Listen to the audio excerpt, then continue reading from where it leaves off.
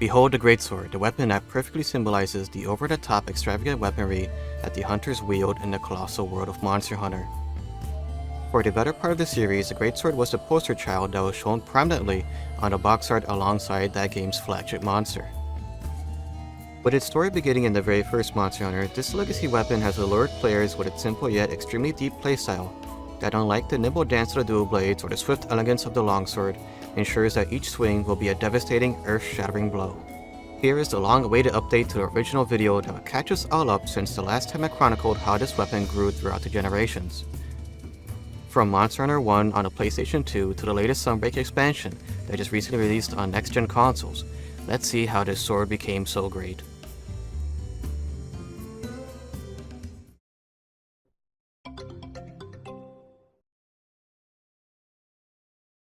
In the first generation, the Greatsword only had 4 attacks. These moves were mapped to the second analog stick. This vertical slash is the Greatsword's strongest move in the game, at the cost of being really slow. Moving the analog stick upwards will have the hunter bring the sword up high and slash in front of them. This move provides good reach for tail cutting. Going from the strongest move to the weakest one with the horizontal slash. This move will slash in front of the hunter in an arc. Pretty useful for taking care of any smaller monsters trying to gang up on you. Both of these moves mentioned will move the hunter forward slightly. Swinging the sword in a skyward arc, the upswing is the final part to the Greatsword's main combo. During this move, you can move slightly to the left or right to reposition the next vertical slice. Note that the upswing can fling other hunters into the air if you are not careful. While not exclusive to the Greatsword, the kick is a move that the hunters can perform with the weapon out or when sheathed. While not intended for damage, the kick is a quick method of saving fellow hunters from sleep or being stunned. Pressing and holding R1 will hold out the Greatsword in a defensive stance. This is not a great shield, but the Greatsword can block roars and weak attacks with ease, at the cost of sharpness and stamina. Stronger attacks will result in recoil that will shove the hunter back and take a bit of chip damage. In emergencies, the hunter can unsheath directly into a block. Rolling is a very important factor that applies to all 14 weapons, but the Greatsword's much more sluggish nature requires the hunter to roll out to get out of the weapon's ending animations, in order to reposition or avoid getting hit. Those with a keen eye have most likely noticed that some of the designs of the Greatsword in the first generation look very similar. These katana-like weapons are indeed very similar in style to a new weapon class that was introduced in 2DOS, the Longsword.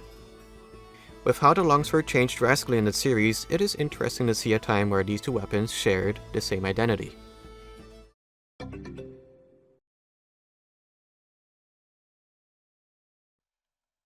The second generation introduced a trademark ability for the Greatsword, the charge attack.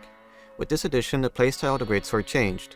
Instead of waving the weapon around, the ability to charge granted more experienced hunters to position themselves and predict the movements of their target to deliver crushing single blows. Pressing and holding triangle will now charge the Greatsword. As the weapon charges, the hunter will glow slightly to indicate the current charging level. Holding the button for too long, however, will overcharge the attack, which will decrease the damage by a whole level.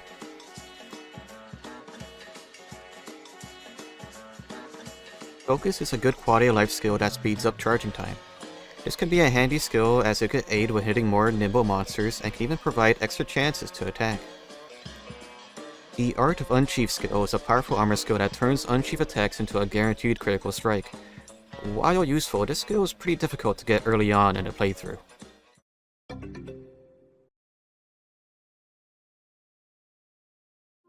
Monster Hunter Tri was originally going to be for the PS3, but when developing for the console proved to be too complicated and costly, Capcom shifted their plans towards the Nintendo Wii. This also granted the ability to provide a motion-based control style for the weapons. As an added bonus for those first-generation veterans, there was an extra playstyle that retrofits all the new moves to the right analog stick.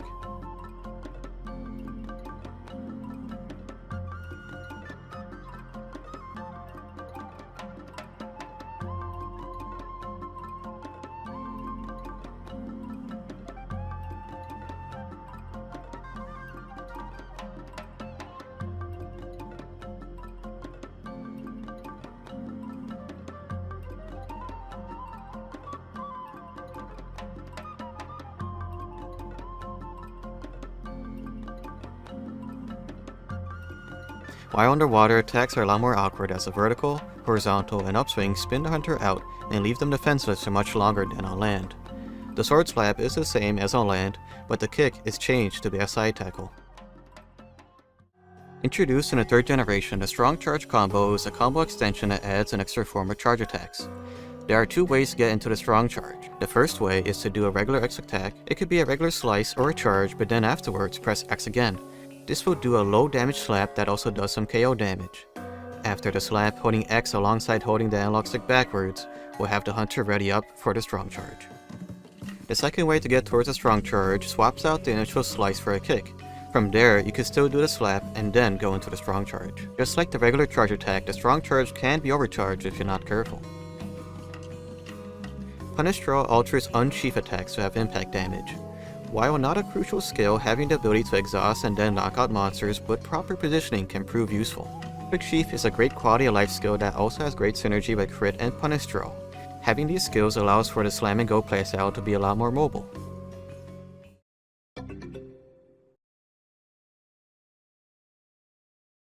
The 4th generation of Monster Hunter introduced everyone's favorite mechanic, ledges and mounting monsters. Aside from getting mounting strikes, the Greatsword did not receive too much else. When in midair, pressing the X button would do a mounting strike, and once on the ground, pressing A would do a level 2 strong swipe. If these 2 attacks connect, that is about as strong as a level 3 strong charge, just without the need to actually go through the combo. The strong charge receives a combo finisher. Just simply press A after the strong charge to do a powerful swipe. The damage is dependent on the strong charge's level, but just be careful as the downtime after the attack is pretty high. The armor skill critical draw got changed to not always give the 100% critical chance for all weapons. If the weapon has negative affinity, it gets subtracted from the 100.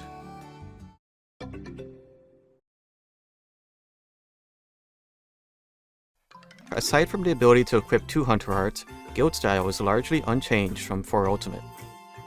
Striker style is more similar to how things were in Freedom Unite. There is no strong charge, and by extension, no strong charge finisher. This style benefits by not having the drawbacks of overcharging. Aerial style removes the ability to charge a Greatsword while on the ground. The unsheath attack is changed to a quick jumping slash that does a mounting strike. When vaulting on a monster, the hunter can charge a Greatsword mid-air and finish the attack on the ground with a slash. Because the charge is executed so quickly, the damage of these slashes are much lower than any other style. But this also opens the door for status-afflicting weapons due to the spammy nature of the style. Adept style provides the Adept evade with a successful dodge. The hunter can run while holding the X button to charge an attack. This dash cannot be overcharged and can actually move the hunter a decent distance from the original attack. Attacking after the dash goes into the strong charge, which otherwise is locked away from normal combos. Valor style removes the ability to charge any attacks outside of Valor mode. Tapping Y and then pressing X will have the hunter charge a Greatsword. Landing this attack fills up the Valor gauge a decent bit, with a level 3 charge essentially almost filling it up halfway. While in Valor mode, an unsheath attack will ready a strong charge. This attack has inbuilt focus, but this can be stacked with the armor skill. This attack is also immune to overcharging. When unsheathed, the normal X attack is now a strong charge. While charging, pressing A will send the hunter forward in the analog stick's direction for a crushing blow. This style also benefits by having a very quick dash that gets you out of the ending animation much faster. Alchemy style, like Striker, removes the ability to do a strong charge. It also restricts the upswing out of combos, but after a swing forward, pressing A twice will combo into the uncharged strong swing. The hunter scrapes a Greatsword on the ground before rushing forward and unleashing a big shockwave. Getting both the initial swing and the shockwave to hit your target will dish out massive damage. Just be mindful of fellow hunters in front of you while using this. With a bloodthirsty swing forward, the hunter powers up their next attack. The next unsheath attack won't be held back, so prepare to lay destruction on your turn. The hunter readies their blade, building up power with great fury. When ready, they release a ground-splitting slash in the direction you choose. If you get attacked while using this art, you will absorb the hit, and your attack will be increased by 50% at all levels. With a quick hop, the hunter swings their sword forward with all their strength. This is an excellent method for hitting airborne enemies, even if it is a bit awkward to line up sometimes. Sheath Sharpen is a pretty handy sounding skill, as it does give a 35% chance to recover an amount of sharpness when sheathing a weapon. However, the amount of sharpness recovered is dependent on the weapon type. The Gunlance and Charge Blade both recover about 16 units of sharpness, while the Greatsword recovers about 4 when the skill activates.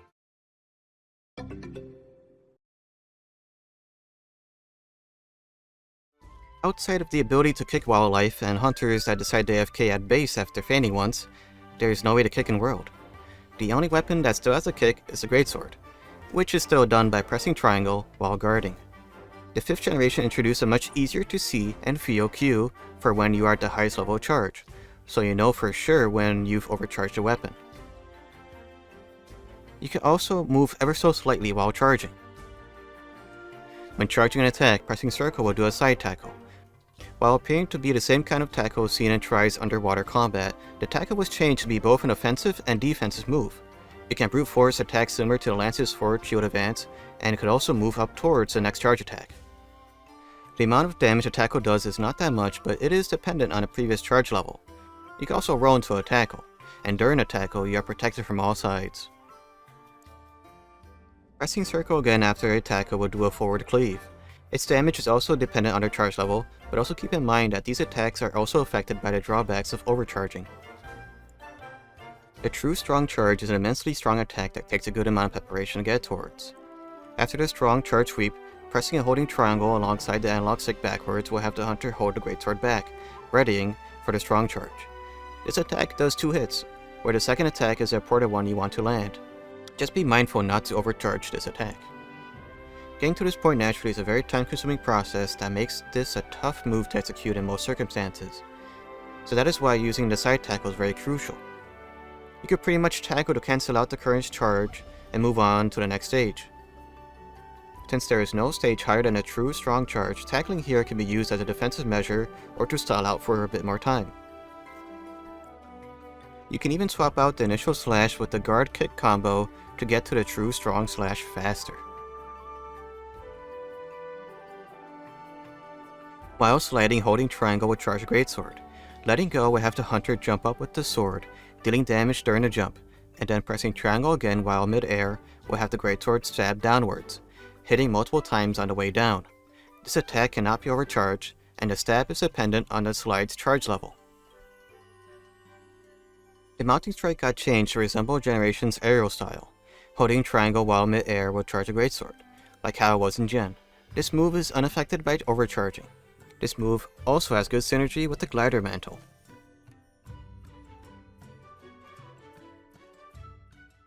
With the very favorite addition of the Clutch Claw, the Greatsword now has the ability to do a tenderizing slice when attached to a monster.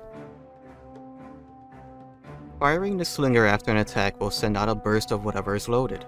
This shot has a high chance of staggering a monster. Pressing triangle after this blast will move straight into the true strong charge.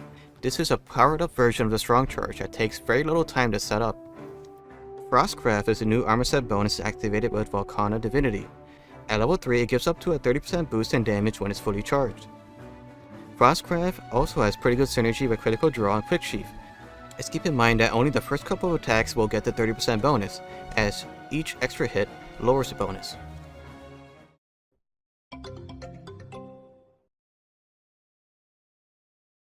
In the previous Monster Hunter titles, one key factor of the Greatsword was positioning. Not only with lining up the move to predict where the monster was going to sway to land a crippling blow to a weak spot, but where exactly that hit was going to match with the blade. Hitting a body part with the tip of the Greatsword was generally going to do less damage compared to landing a blow with the core of the blade. Monster Hunter Rise tosses all of that out of the window, so while timing is still a key factor to the Greatsword, positioning has become a lot more forgiving. The use of wire bugs greatly elevates the otherwise clumsy weapon. Using this in conjunction with wall running, the Greatsword now has a lot more options when it comes to dropping in with a devastating charge attack. Swapping out the tackle for a guard tackle changes the tackle to include the Greatsword's guard into the mix. While much slower and cumbersome, this move provides the added benefit of a stronger guard that leads into the strongest charge equipped. The only drawbacks of this swap is that the guard only guards what is in front of the hunter. Exchanging the true charge slash for the rage slash is effectively giving up a good chunk of damage for the benefit of flexibility. During the rage slash charge, a hunter is given super armor, and if they are hit during the rage slash, they are given a damage boost. The super armor only applies when the hunter is charging up the slash, not while executing it. During the charge-up animation, the hunter can reorientate the attack to whatever direction the analog stick is facing. By pressing Z, R, and X, the hunter gets flung into the air. If the hunter manages to hit a monster during that launch, they will kick off the target and can either press and hold X to charge an aerial attack, or they could press ZR again to plunge their sword downward into the monster. By landing the kick, the aerial attack gets buffed, so this is marginally stronger than just doing a wire bug into the air and doing a charge attack. Doing the plunge attack allows you to continue attacking on the ground with the usual set of combos.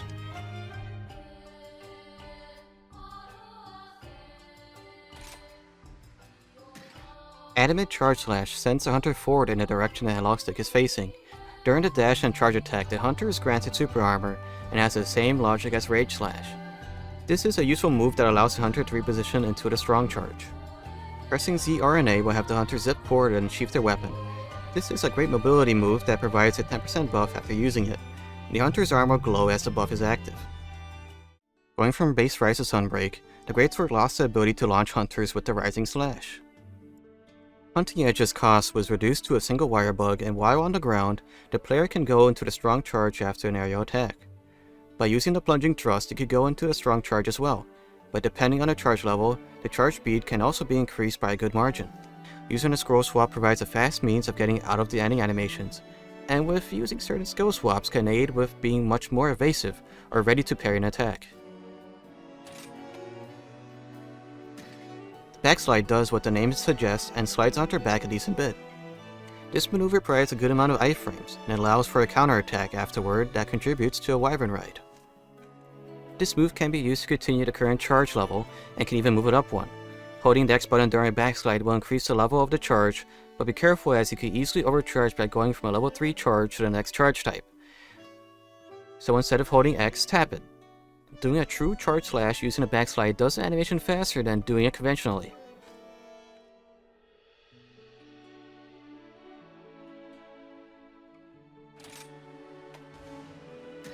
The Surge Slash effectively turns the Greatsword into a combo-based weapon, like how it was in the first generation. The triangle input does a falling slash attack. Circle does a vortex slash, and triangle plus circle does the rising slash.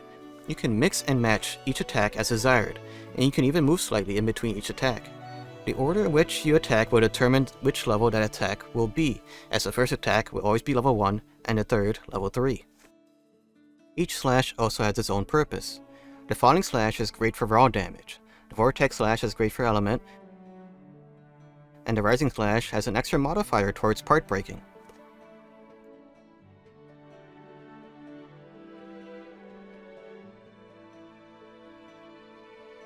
Falling Slash's first attack also does a small leap forward that locks you out of a tackle.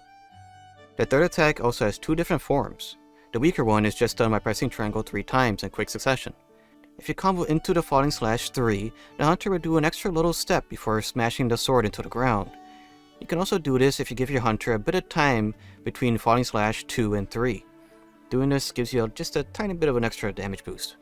Vortex Slash 2 does a little bit of KO damage, and Vortex Slash 3 provides hyper armor. Chaining any 3 attacks will lead into the special Strong Charge Slash, that charges about 50% faster than a conventional one.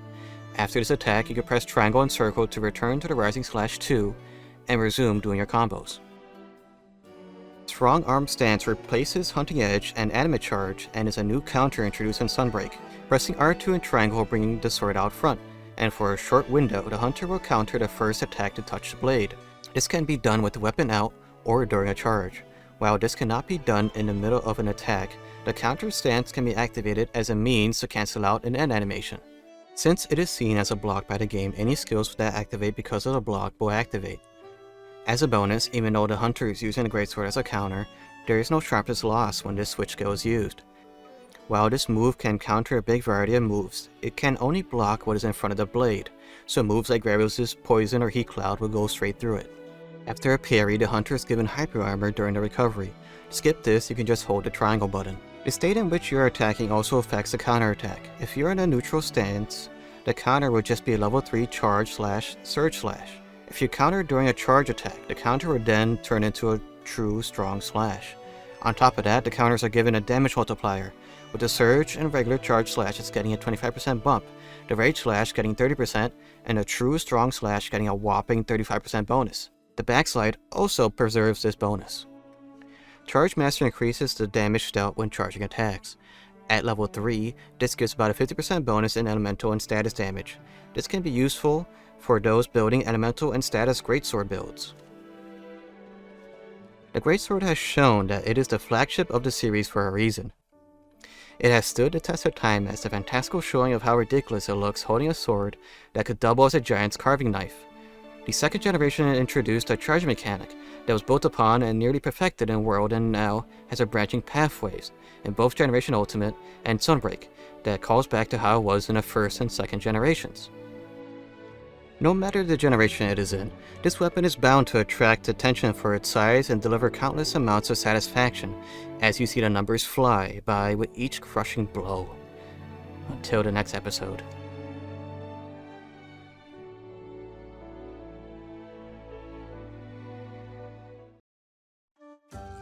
Born from the same branch as the Greatsword, the Longsword was introduced in Monster Hunter 2 Dose as a much more lightweight weapon, giving up the ability to deal massive damage in a single move and preferring to rack up damage with its flashy combos. The Longsword has stolen the hearts of many hunters, new and old to the series alike. This episode is going to be focusing on how the Longsword changed over the many generations of the Monster Hunter series, starting with its origin in Monster Hunter 2 Dose to the latest expansion, Monster Hunter Rise Sunbreak.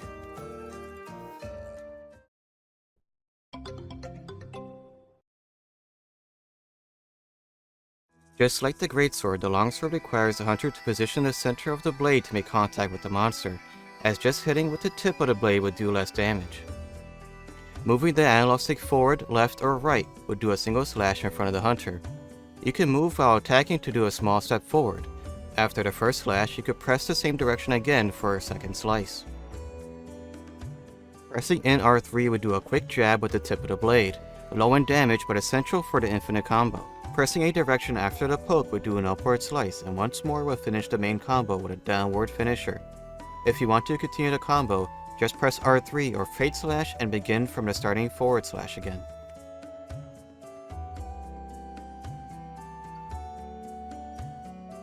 Moving the right analog stick backwards will do a Fate Slash that moves the hunter backwards. This move does not have any iframes, but this move can be used to avoid an attack quickly and reposition. When attacking, the hunter's spirit gauge will fill up. This special gauge allows the hunter to perform spirit slashes using R1. With the gauge empty, pressing R1 would just do a wide sweep in front of them. If you have a good majority of the gauge filled, you can press R1 3 times for the full spirit combo. These slashes have inbuilt Mind's Eye, and a filled glowing gauge will add an extra attack buff to the Longsword. While a very powerful move, the third spirit slash animation locks you for a lengthy amount of time. It is also possible to extend a combo by incorporating some analog inputs in between some slashes. Pretty handy if you want to deal some extra damage, or if you want that Spirit 3 attack but do not have enough spirit gauge.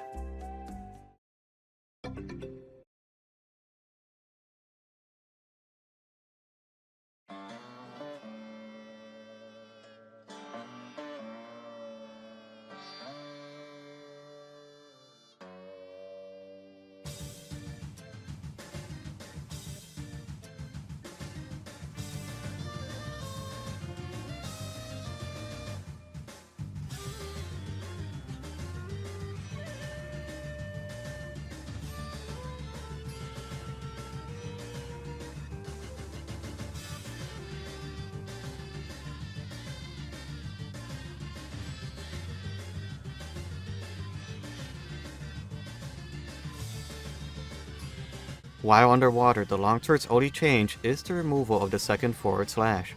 Otherwise, the usual bit of clumsiness is the only drawback to underwater combat. When holding the left analog stick left or right during a Fate Slash, the hunter would slice while moving in that particular direction. If you want to just Fate Slash backwards, just simply press X plus A without touching the analog stick. At the end of the spirit combo, there is now the roundhouse finisher. This slash moves the hunter forward and ends with the hunter sheathing their weapon.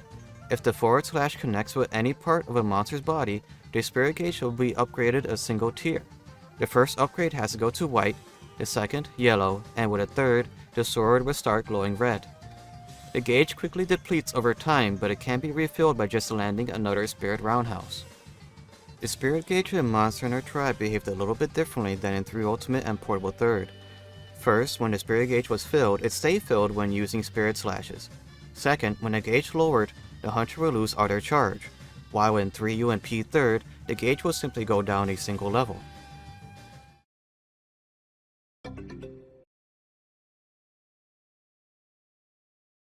In 4 Ultimate, the Longsword gained 2 different aerial attacks.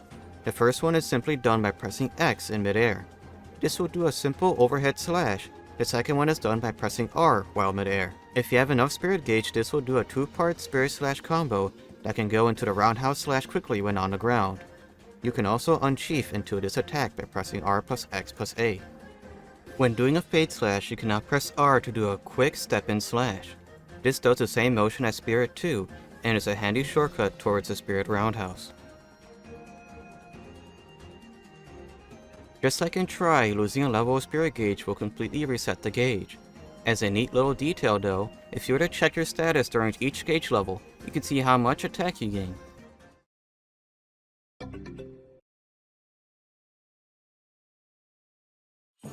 While guild style remains largely unchanged, their Spirit Gauge behaves like it does in 3 Ultimate, so the gauge just simply goes back a single level instead of just resetting the Spirit Gauge. Striker style loses the left-right Fade Slash and the Spirit Step-In attack, which can make upgrading the Spirit Gauge a little bit harder for some monsters. Other than that, the Longsword is unchanged. It's pretty much like how it was in Freedom Unite, with the ability to upgrade the Spirit Gauge. Aerial style allows the hunter to hop forward while rolling, and only allows Spirit Slashes while midair. So to upgrade the Spirit Gauge, the Spirit combos need to be started while airborne, and will be finished if the combo is continued while on the ground. Once the hunter gets at least white gauge, the start of the Spirit combos begins with Spirit 3, so it becomes much easier to upkeep the Spirit Gauge. Plus, with at least white gauge, the extended Spirit combos can be done. The hunter also cannot do the Spirit Step-In Slash, but left and right Fade Slashes are possible. Adept style has Fade Slashes default to the left. It is possible to still Fade Slash to the right, but the hunter cannot Fade Slash backwards. The Spirit Roundhouse is also taken out of the normal combos. But with a successful Adept dodge, the hunter can do a quick slice retaliation with X and finish the attack with R. Connecting this attack will upgrade the Spirit Gauge. The second hit is very powerful and it arcs over the hunter. Gen U's Adept counter is a little longer than it was in Gen, which is a very small change, but it can be noticeable in the much faster G-rank hunts. Valor style takes away the Spirit Slashes and Fade Slashing while not in Valor mode. Pressing Y and then X will have the hunter slash across and then upwards. Pressing X plus A would do a Fade Slash, and pressing R would do a Spirit Slash.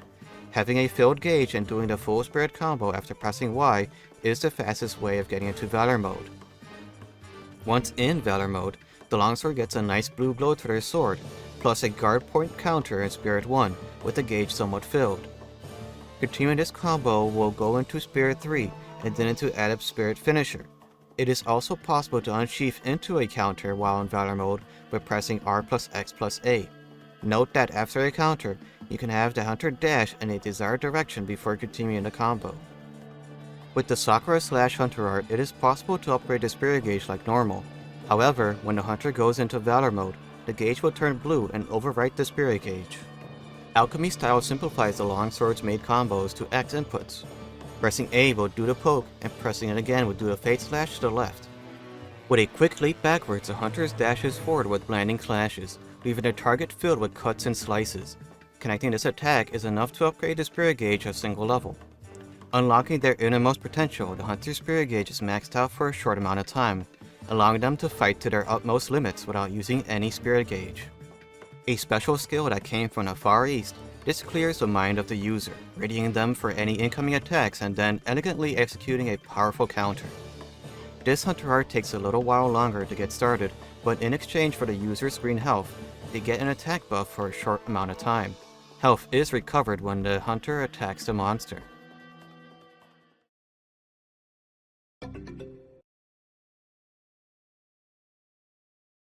When sliding down a slope, the hunter can press triangle to slice upwards into the air. Pressing triangle again would do an overhead swing towards the ground.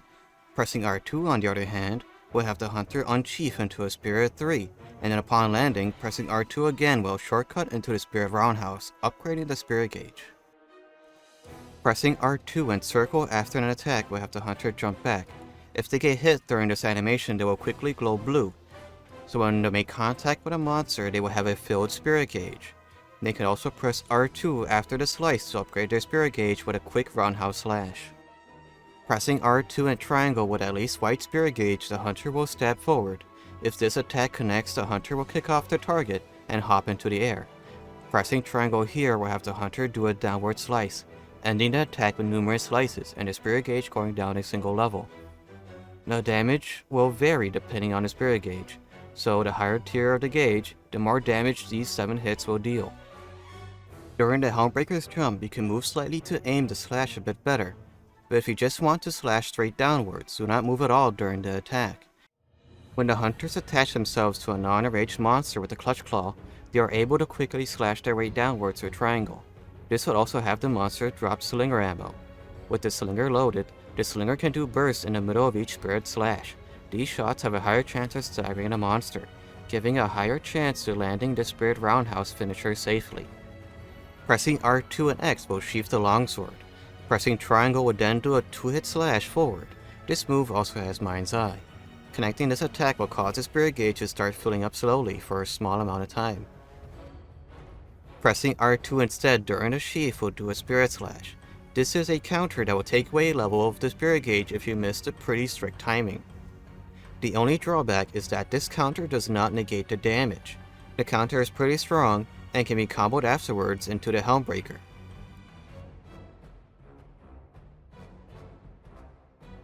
Holding onto the sheath for too long will just sheath away the weapon.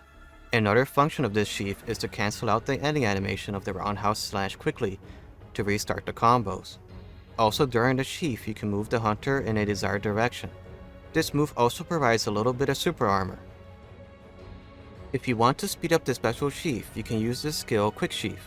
And since this move sheaths a weapon temporarily, both Critical Draw and Punishing Draw can be useful skills to have on an armor set.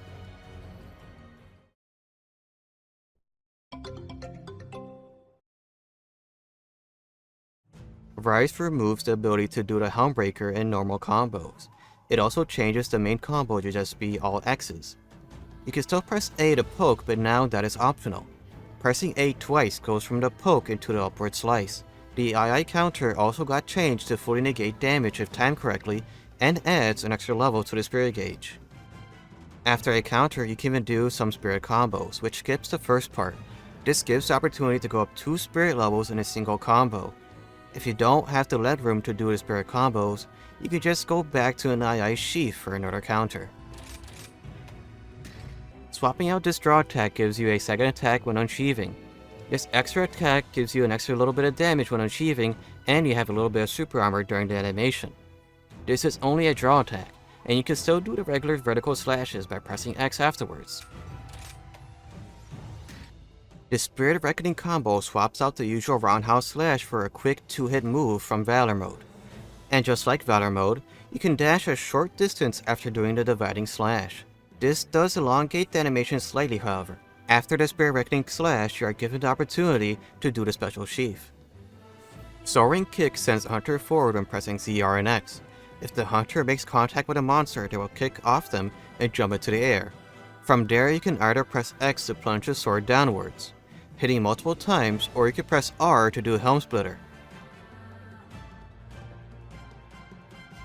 If you miss a kick but manage to land, the hunter still does a quick slash. The Sakura slash, on the other hand, acts the same as the hunter art of the same name. You can even do the special sheath afterwards. Both of these switch skills do a considerable amount of damage and contributes towards the monster ride.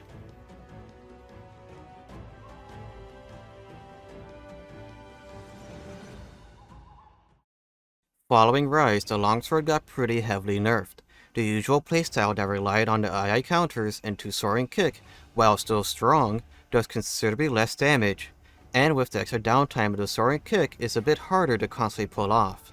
Comparing Rise to Sunbreak, the II counter lost about 50% of its motion value, Helmbreaker lost about 25%, and its cooldown being increased by 35%. Mirroring this, the Sakura slash got buffed by the same amounts that the II slash and Soaring Kick lost. Switching out the regular special sheath for the sacred sheath combo, the hunter does a longer sheath animation that will auto counter if they are hit during the sheathing animation. This takes a level from the spirit gauge. If you time the counter instead with R1/2, you don't lose a level of gauge, and instead are given a chance to go into the spirit combos. Going through with the sheath will have the longsword start taking multiple levels of spirit gauge quickly. The more levels you allow to deplete, the stronger the next attacks will be. Each level gives an extra attack, so your goal would be to let it take all 3 levels from a red gauge. Letting go will have you do an extra strong Greatsword level attack. During this attack, you have hyper armor, so you do not only ignore knockback, you take less damage during this move. If you have gauge after putting in 1 or 2 levels, you can go straight into Spirit 3. If you put all 3 levels of Spirit Gauge into it, you skip straight through into the Spirit Roundhouse or Reckoning combo. While in the Sacred Sheath, you cannot leave this as long as you are holding down R2. So using the roll button, you can dash around to better position the attack. This dash can be enhanced with armor skills like Evade Extend and Bubbly Dance. Dashing backwards also noticeably goes further than any other direction. Giving up Soaring Kick and Sakura Slash, Tempered Spirit Blade grants the ability to do the Valor counter from Gen U. The timing of this counter is pretty strict, but a successful counter will upgrade the Spirit Gauge and fill it up by about half. Swapping out Serene Pose for Harvest Moon allows the hunter to make a ring around them for the price of 2 wire bugs. While in this circle, their Spirit Gauge does not deplete, and counters will have extra hits.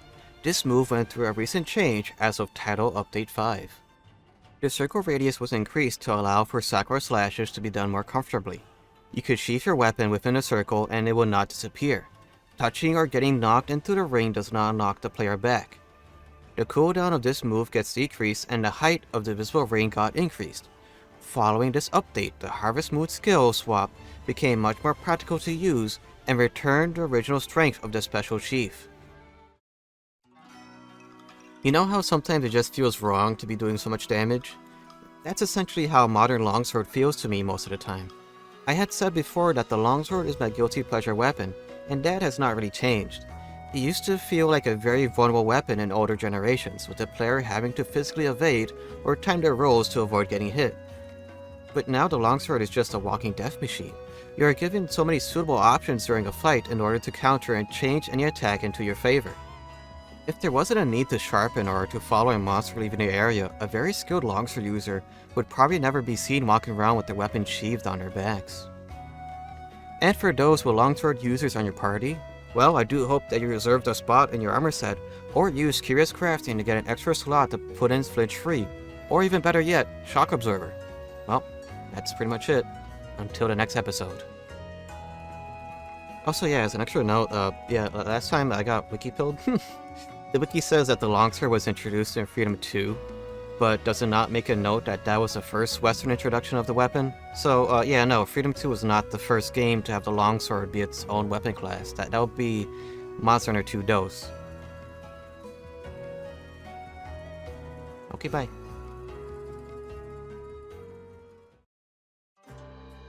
Equipped from the very start of every hunter's journey, except for Rise, the Sword and Shield is an extremely versatile weapon that, up till recently, has felt like an underdog to the series. Just like the dual blades, the Sword and Shield sports low damage with high attack speed, but with the added benefit of having the ability to block and use items with the weapon drawn. Get those sword oils ready for this one. We're going to need them as we cut, roll, and block our way through this episode of Weapons through the Generations, going through the series starting from Monster Hunter 1 up to the most recent expansion, Monster Hunter Rise Sunbreak.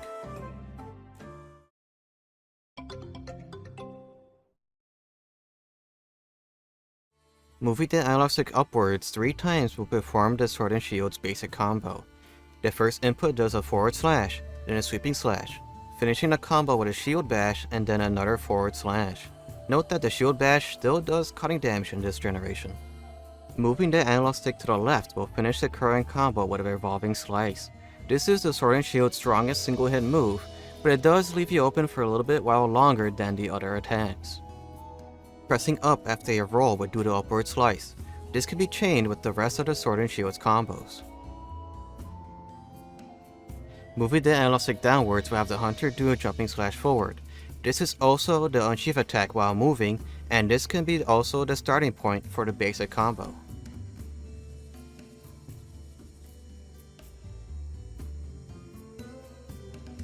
R will bring up the Hunter's shield. You cannot move while this is up, but any attacks that connect will take away stamina and maybe a little bit of health alongside some knockback. You can also attack while behind the shield by moving the analog stick upwards while holding R1.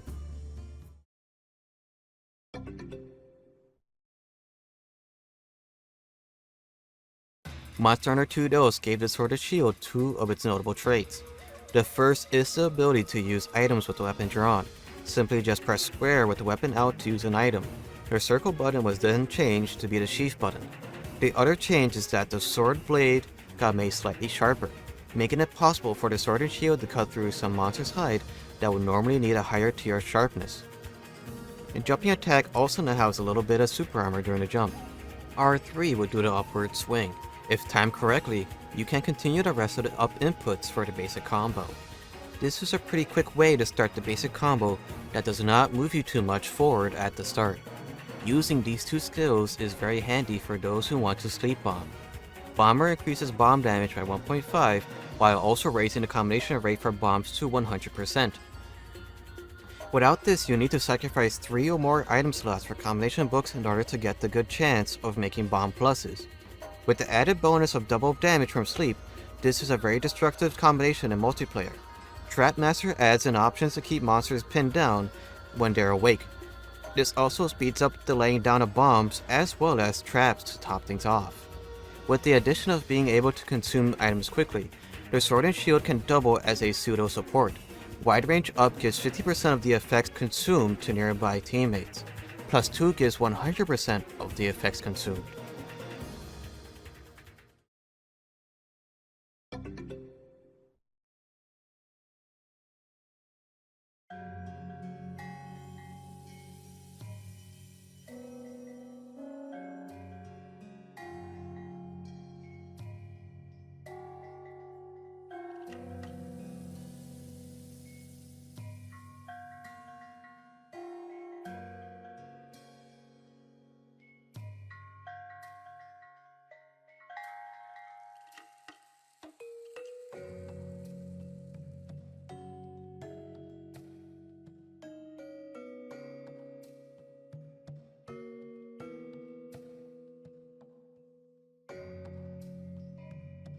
With the introduction of a monster exhaustion in the 3rd generation, the Sword and Shield gained the ability to do impact damage.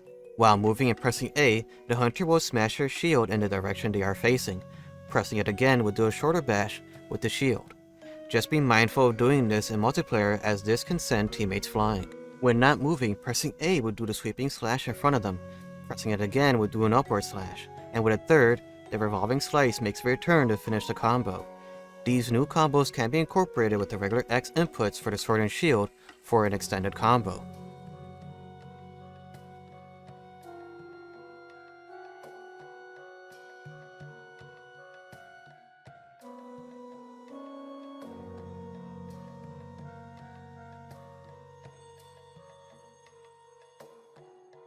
While underwater, the X combos become 3 hits from 4, with the final X input having the hunter do a forward spin.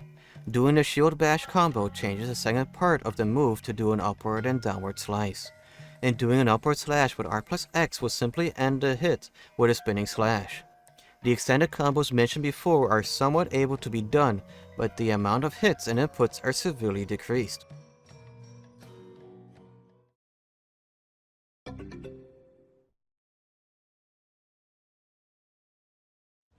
The leaping slash's animation got changed to be a dash forward instead of a jump. While still covering the same distance, this was most likely done to not have players think that the leaping slash would have been.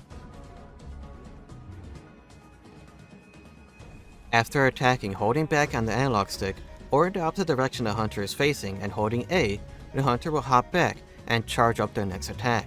Letting go will have the hunter leap back forward with a heavy cleave. This hop back even has a couple of iframes during the jump. The Sword and Shield has 3 different ways of pulling off mounting strikes. The simplest way is to press X while midair. This will do a single strike downwards towards the ground. Pressing X plus A off the ledge will do a forward chop that can combine with the slash downwards. And finally, the third way is by pressing X plus A or rolling into a ledge and pressing X. This will do a rising slash and then with another press of X, a downwards one. This interesting skill allows the consumption of mushrooms and gives benefits depending on the type.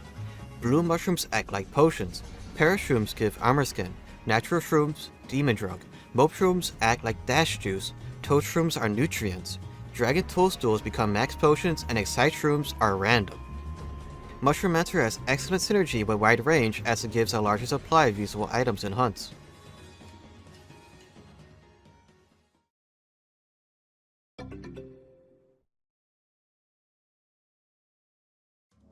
The Sword and Shield is an absolute powerhouse in Gen/Gen U. Generations introduced the Sword Oils mechanic, allowing 4 different types of oils to choose from. Affinity Oil gives 30% affinity, Stamina Oil grants the ability to deal 8 KO and 10 exhaust per hit, Mind's Eye Oil gives, well, Mind's Eye, and Destroyer Oil increases the damage to monster parts done by 20%. This does not deal extra damage towards the monster's health, however.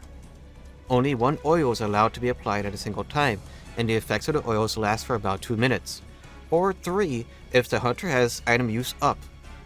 Although these oils seem a bit daunting to a beginner, it's really not much different from just sharpening your weapon.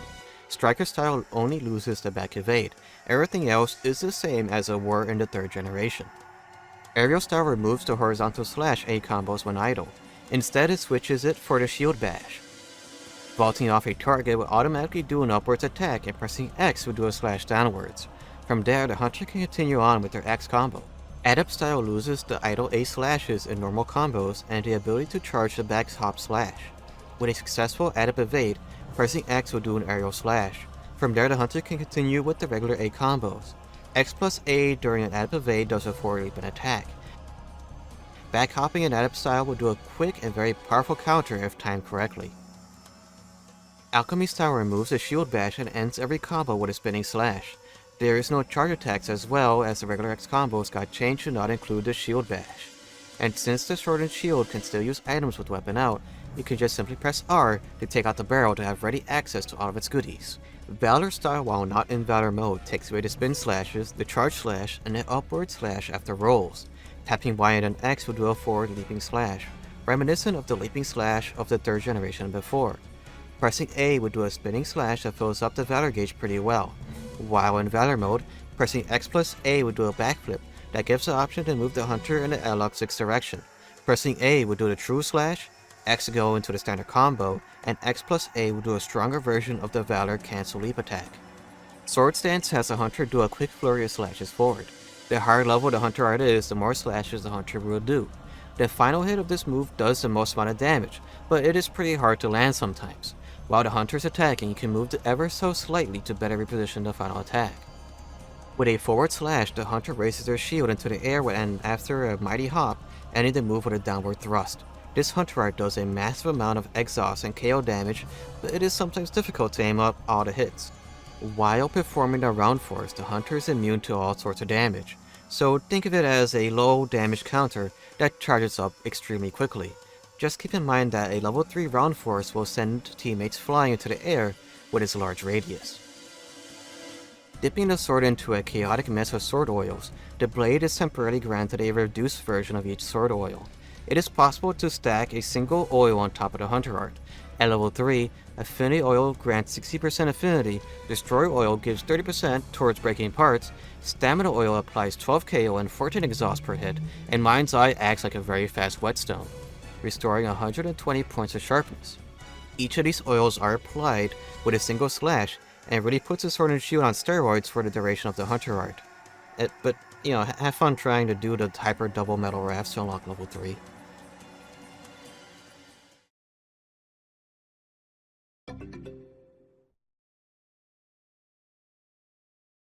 The sword and shield actually gain a fair amount in world, starting off with the shield bash finisher with the circle combos. Pressing circle once while moving will do the regular shield bash. Pressing it again will do another hit, but with a third input, the hunter will forcefully bash their shield forward once more. This is a very strong 3-hit combo that does a lot of KO damage. These shield bashes are special as they do not use up any sharpness. A jumping slash combo was added to the charge slash. After the charge slash, the hunter will automatically jump off the target. Here the hunter is given two choices. Pressing triangle will do an aerial slash. Pressing circle on the other hand will do a shield thrust towards the ground. Other notable changes is the ability to move while guarding. It is also possible to keep spamming triangle and the L analog stick to keep moving and doing the turning slash and sword thrust. Pressing triangle and circle on a slope will have the hunter start sliding. You can raise the shield by pressing R2 during the slide. Pressing circle while sliding will have the hunter jump up, giving the option to do an aerial slash with triangle. Or, while sliding, you can press triangle to do a rising slash. Pressing triangle and circle on a climbable wall will have the hunter run up and kick off the wall and stab downward under descent. This does a good amount of mounting damage. Latching onto a non-enraged monster and pressing triangle will do a flurry of slashes that will drop slinger ammo from the monster. With the slinger out, pressing R3 will switch the slinger shot into a slinger burst that will shoot in a cone of whatever is loaded into the slinger at the moment. After an evade, pressing L2 will do the claw uppercut that will latch onto the monster. After shooting a burst, pressing triangle will do a lengthy combo slashes called the Perfect Rush. This can also be done during a charge slash. During the Perfect Rush, the hunter will glow red. These are the timings for pressing triangle. Timing these attacks correctly will empower each hit, making for a quick and effective way to dish out a lot of status and elemental damage.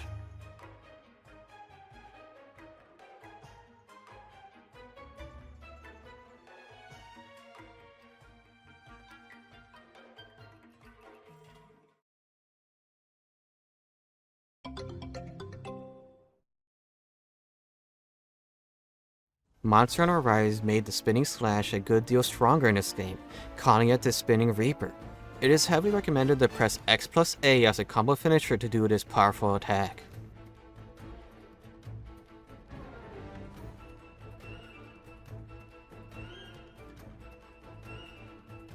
Pressing ZL plus X will do a hop in front of the monster. If you connect with a monster, the hunter will kick off of them and you could do your usual aerial moves. X for the vertical slash, A for the shield bash, and X plus A for the plunging thrust. The connecting hop does have iframes, so this move can be used evasively as well as offensively. One neat trick you can do with this wirebug move is being able to chain skating slashes with the falling shadow. So during many attacks, you're able to use the falling shadow's iframes to maneuver around any potential dangers and stay airborne for a little bit longer. Swapping out the third and powerful hit from the shield bash, the drill slash does multiple hits with the sword. Useful when you don't want to focus too much on dealing KO damage and you would rather do a bit more raw, elemental, or status damage with your A combos. Sliding slash changes the draw attack into a slide. If you make contact with a monster during the slide, the hunter will jump up and you're given the option to do a regular slash downward or the shield bash. You can also press A during the slide to do the same slash that would occur when dashing off a ledge. Pressing CL and A will do the windmill wirebug move. During this attack, the hunter will avoid all incoming damage and will do an okay amount of damage. Mh6U I, on the other hand, does an uppercut into the air just like the hunter art. When airborne, the hunter can either do a shield bash or a plunging stab. This move is pretty special, as it is actually a counter if timed correctly. At the very start of the jump, if the hunter's shield makes contact with a move, they will do an empowered jump that does loads of KO damage, and from there, you can either do the shield bash or plunging thrust downward. You can also time this move in conjunction with a barrel bomb to get buffs from countering an attack. Since the introduction of the A combos in the 3rd generation, people have been recommending to skip the latter half of the X combos by substituting the A inputs because of how lengthy and awkward the dual cutting and KO attack is. Sunbreak gives the option to swap that whole part out of the combo with the twin blade combo. This has the hunter do a spinning slice into a forward stab that does a good deal of damage. This also has good synergy with the drill thrust. Swapping out the windmill and the uppercut, Destroyer Oil acts like it did in Generations. With a quick application of the oil, the hunter does a quick stab that does some damage. The application also restores about 20 units of sharpness, and the oil also increases the chances of flinching a monster. Shield Bash flings the hunter forward with their shield, and if it connects with a monster, they get bashed with the shield. During the fling, the hunter is protected from most attacks, and they can follow up with their regular combos afterwards. The Sword and Shield is a deceptively simple weapon at first glance, by it being the very first weapon given to your hunter in many of the Monster Hunter games. It could be very easily assumed that this small blade and teeny shield is just a stepping stone towards much more interesting looking weapons like the Greatsword or the dual blades. However, as you get better at the game and find your playstyle, you can quickly find out that the Sword and Shield can easily mold itself into anything you want to be. You want to deal lots of raw or elemental damage? How about status? Would you rather be a support that can ensure that your party survives a tough fight? If none of those seem interesting to you, there's always being a bomb expert and just lighting up the hunting ground with barrel bombs. And let's not forget, the shield is also essentially a fast attacking hammer, so this weapon can be a Swiss army knife that can literally do almost anything. There are even people out there crazy enough to attach guard skills to their builds, and the sky is literally the limit for this lunatic weapon. Well, I guess that's it. Until the next episode. The fast-attacking, stamina-draining dual blades are a very lightweight and spam-friendly weapon that has been an excellent tool for inflicting status ailments and doing loads of elemental damage. This weapon actually has an interesting origin, as this weapon was first introduced in the West with the original Monster Hunter. It was not until the G-Rank expansion that the rest of the Japanese player base were introduced to these weapons. Get those dash juices ready. We're going to need to dash our way through the generations, starting with Monster Hunter 1 all the way to the Sunbreak expansion, as we figure out how this whetstone-eating demon came to be.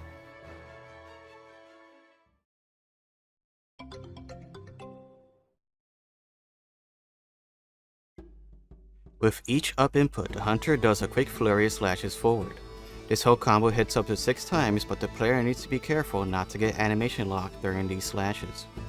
Tilting the analog to the left will have the hunter do a spinning slice with their swords while moving slightly to the left. Tilting it to the right will have the hunter do a spinning slice to the right. Either of these slices will hit up to 3 times in quick succession. With a down input, the hunter would charge slightly forward while doing a cross slash with their blades. This is also the draw attack and is a good way of closing the gap towards the monster.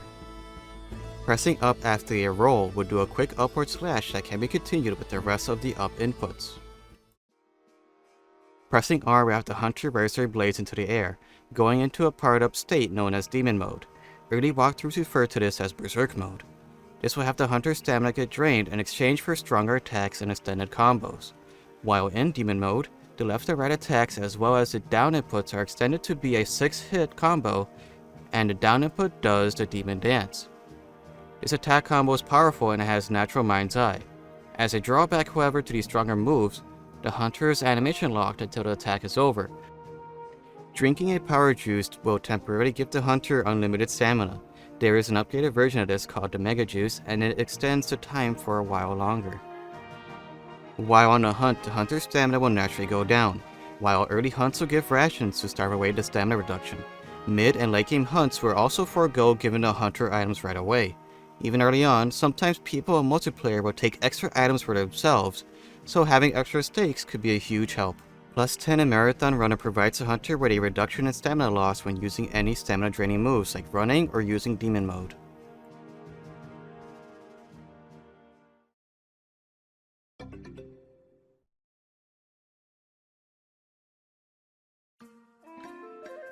Since the switch to traditional button-based combat, the dual blades lost its unique input for choosing a left or right spinning attack.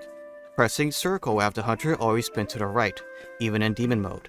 It is possible to spin to the left by pressing left on the stick and pressing circle when in a combo. There's also a shortcut to the Demon Dance by pressing circle twice while in Demon Mode. Besides those changes, and the much needed buffs to the dual blades, the weapon is unchanged from Monster Hunter 1. This game introduced a new concept to the dual blades weapon tree, dual element / status. While Freemium Knight does not have that many dual element blades, this interesting concept granted the developers to mix and match sometimes 2 differing elements into a single weapon. Outside of it sounding pretty cool, in practice the execution can be a rather mixed bag. Not all the dual blades combos have both blades hitting at the same time. If anything, the hunter appears to have a bias on their right side. So in a fight, One of the blade's effects will be more prominent than the other.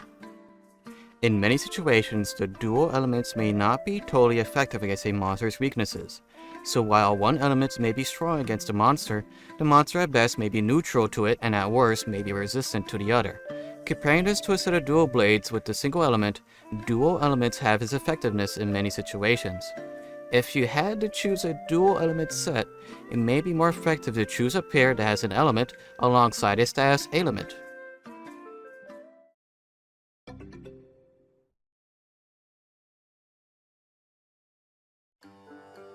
The dual blades did not make an appearance in Monster Hunter Tri. People theorize this is because of Capcom having a tough time implementing motion controls for the dual blades.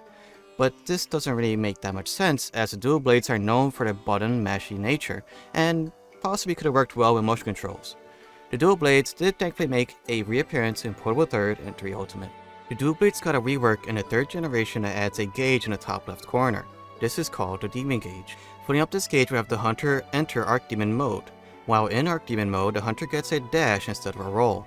This can also be done in regular demon mode, but you have to be mindful of the extra stamina loss.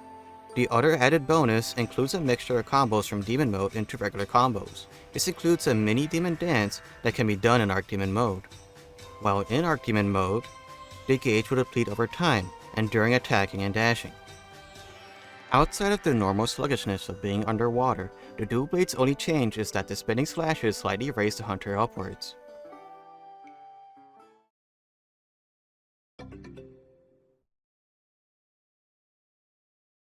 While in Archdemon or regular demon mode, pressing X plus A while moving would do a very satisfying spin forward.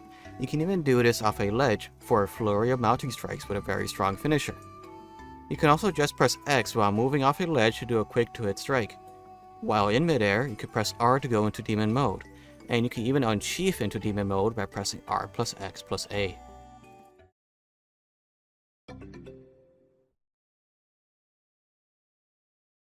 Striker style takes away the Demon Gauge, so it is effectively back to how it was in 2nd gen, but with the 3rd gen moveset. Not having Archdemon mode forces the player to use demon mode more often. But thankfully in Striker style, the evade window for the end of Demon Dance is shorter than in Guild style. Aerial style removes the Demon Dance from combos, replacing the X plus A combo while in Demon mode to be the forward Demon Spin. Jumping without Arc or Demon mode, the hunter will simply do the regular 2 mounting slashes. When in Arc and Demon mode, the slashes get empowered, and will do an upward and downward flurry of slashes. If timed correctly, this jump can be a pseudo counter if done in Demon or Arc mode. Adept style removes the spin slashes after dashing off a ledge. Aside from that, everything else is pretty much unchanged. With a successful adept dodge, the hunter avoids taking damage, and from there can go into their regular combos. While in Arc or Demon mode, this adept dodge turns into a counterattack, and upon landing, the hunter gets the option of doing 2 dashes. This counterattack fills up the Demon Gauge if the hunter is in Demon mode. In Generations, doing a counter in Archdemon mode would refill the Demon Gauge a little bit, but in Gen U, this is not the case anymore. Alchemy style removes the Demon Spin in Arc and Demon mode. It also changes the Archdemon's main combo to end with a mini Demon Dance. Alchemy style benefits from having the Demon Gauge lower a bit slower. Valor style while not in Valor mode takes away the ability to go into Demon mode, and by extension, Archdemon mode. Pressing R will have the hunter run forward at full speed, allowing them to combo after the dash. This dash will rapidly deplete stamina. Tapping Y and then pressing X will have the hunter do a forward slash. Pressing X plus A would do a mini Demon's Dance. This is a great move for filling up the Valor gauge quickly. While in Valor mode, the spinning Demon Slashes return, and the hunter is in Archdemon mode for the duration of Valor mode. Pressing X plus A while in Valor mode would do an empowered version of the Demon's Dance that has a longer starting animation. With a R press, the dash now begins with a guard point counter.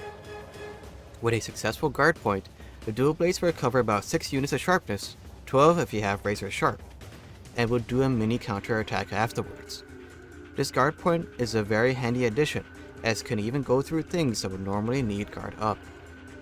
Bloodwind has the hunter spin around rapidly. The amount of spins starts at 3 at level 1 and goes up to 5 at level 3. In the middle of each spin, the hunter can change direction and can even fill up their Demon Gauge if they are in Demon mode before the hunter arc begins. While moving off a ledge, the hunter rushes off to attack in the air. If done correctly, a strong finisher is performed. In Gen U, there's more control over the hunter during this vault upwards. This technique has the hunter succumb to the raw energy of the beast within, having the hunter go into a bloodthirsty rage. In short, this doubles the amount of hits of every attack. This also kind of feels like an inbuilt dung bomb, as a monster always leaves when this hunter art is active. If this attack connects with a monster's weak area, the hunter will latch on and spin to their heart's desire, doing a massive amount of merciless cuts to your target. Just be mindful that the hunter will simply dash through any body part that is not a weak zone. Just gotta line up that shot just right.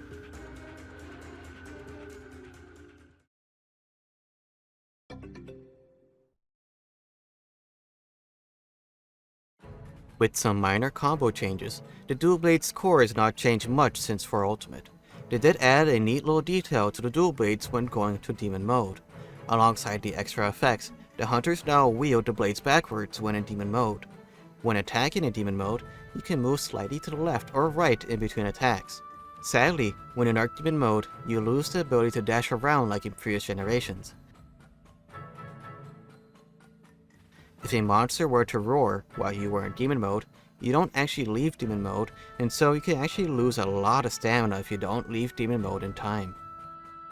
In the previous generations, dash juices granted the hunter infinite stamina for a set amount of time. Starting in the world, dash juices only reduce stamina consumption. When sliding, the hunter can press triangle to leap into the air. Pressing it again will have the hunter do a spiraling dash downwards, akin to aerial-style downward spiral attack. Pressing circle while on a slope will have the hunter instantly go into the sliding animation, neat to use when you don't have enough space to slide. Annoying when you're trying to spin into monsters on a slope. When demonized, the hunter can dash off a ledge, and if it connects with a monster, they'll gracefully spin downwards the victim's back, ending with a rotating slice. Using the slinger, the hunter can fire it during the triangle combos to dash left, right, or even backwards. Being in demon mode will extend this dash. Clutch clawing onto a monster and pressing triangle will have the hunter spin towards the ground, dropping slinger ammo in the process. While in demon mode, you can press circle twice and then press L2 to latch onto the monster with the clutch claw.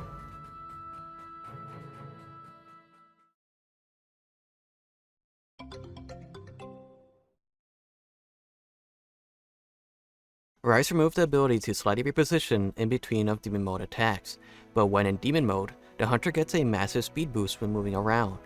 Demon Flurry got a combo extension to that combo, so while in Archdemon mode and doing the Demon Flurry, keep pressing X or X plus A to add some additional attacks.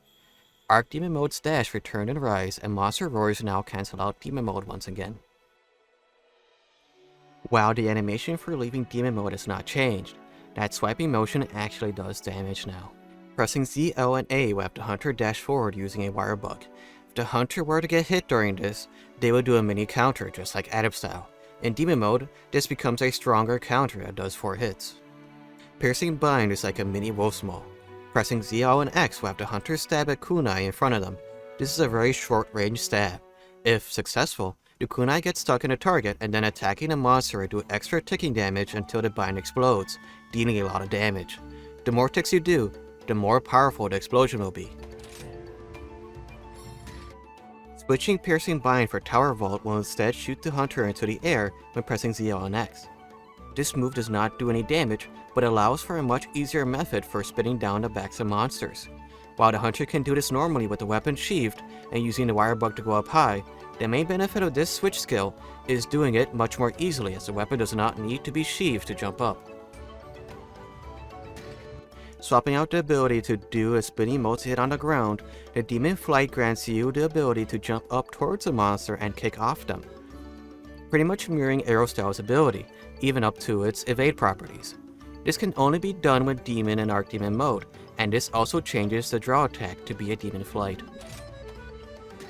Giving up Demon mode's speed boost, Feral Demon mode provides the hunter an attack buff when it's activated alongside a much longer activation animation that does some damage and has the hunter step forward. While in Feral Demon mode, the hunter also does some extra damage when dodging and when leaving Feral Demon mode. Sunbreak made a lot of weapons that relied on elemental damage a lot more powerful, with having a lot of elemental weapons in the mid to late game nearing or reaching the elemental limits of the game. This, in conjunction with just making elemental damage in general stronger with more armor skills directly benefiting elements, the dual blades and the other similar element-relying weapons got a massive damage bump in the Sunbreak expansion. Demon mode got changed to give a massive elemental buff when it's activated, so now it has a place in elemental-based sets, with Feral Demon mode for more raw and status-focused builds. Iron Shine Silk restores weapon sharpness every time the hunter successfully evades an attack. This move has good synergy with Shrouded Vault, and this effect will last for 45 seconds. It is highly recommended to use the skill swap feature to upkeep weapon sharpness. Sharpness can also be restored using Demon Flight if timed correctly. This can be made easier with evade window extending skills. Just like its Jinyu counterpart, Spiral Slash flings the hunter forward and has them do a drilling attack into a monster's weak zone. This can even be done in mid-air. Although awkward at times, this move can do a lot of damage in a short period of time. Using a skill swap ability, this move can deal even more damage using a Piercing Bind. Replacing the round slash combo with the side slash combos allows a hunter to attack while evading. This is great if you need to reposition quickly, while also dealing a little bit of extra damage. The dash itself is pretty long, and if there is no directional input during the dash, the hunter would just default by going to the left. Heaven Sent decreases damage once and reduces stamina consumption while active. Doing a switch skill swap recovers a little bit of sharpness, and at level 3, nullifies stamina and sharpness consumption. Berserk changes all vitality to red gauge upon switching to the blue scroll, so as long as you have red health, the hunter cannot faint, but the hunter can still cart if the red health depletes fully. This has great synergy with Strife, which at level 3 not only massively increases attack, but gives the hunter temporary infinite stamina. This set is pretty difficult to use, but can provide tons of damage. The dual blades have always been a great introductory weapon to use for beginners. Being a much more forgiving weapon than most because of its button mashing nature, this weapon allows you to be a bit more of a risk taker as you go around seeing what parts of the monster allow for good damage and security. As the games went along, the dual blades gained a lot of evasion options with adept and aerial styles inspiring the skill swaps in Sunbreak. Alongside this, the dual blades just has a fun, fantastical side to the weapon. Whether it's the aerial acrobatics or just the slew of effects the dual blades gives you when going in and out of demon mode, the dual blades are a death by 1,000 cuts weapon of choice for the Monster Hunter series. Until the next episode. Introduced in the very first Monster Hunter, the hammer is a short-range weapon that is focused on knocking out monsters while dealing tons of damage. Unlike many weapons which appear deceptively simple, but have complex mechanics, the hammer is as simple as it gets for the franchise. Make sure those hammers are nice and sharp this time as we spin, smash, and knock out the crowd as we crack open the history of the hammer, starting from Monster Hunter 1 up to the newest Sunbreak expansion.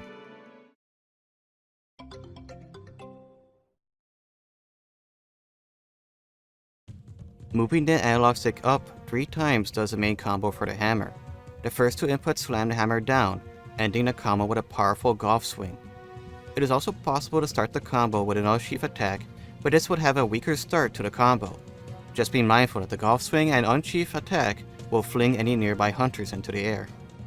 With a down input, the hunter will do a side swing with the hammer. It's a weak but quick attack that gives a handy shortcut into the slam and the golf swing. Pressing and holding R1 will charge the hammer while slowly draining stamina. Holding it for a short amount of time and letting go will do a forward swing. While moving, the hunter will do an uppercut, and then afterwards you can press up again for a second attack. Holding R1 for a while will fully charge up the hammer. Moving while fully charged and letting go of R1 will have the hunter spin around in circles. Doing nothing will just have the hunter spin out, leaving them open to attacks. Timing the right analog stick up during the third rotation will do a golf swing. Having the hammer fully charged and letting go without moving, however, will do the super pound. This move has 2 hits, with the second slam doing the good chunk of damage. This could also send teammates flying.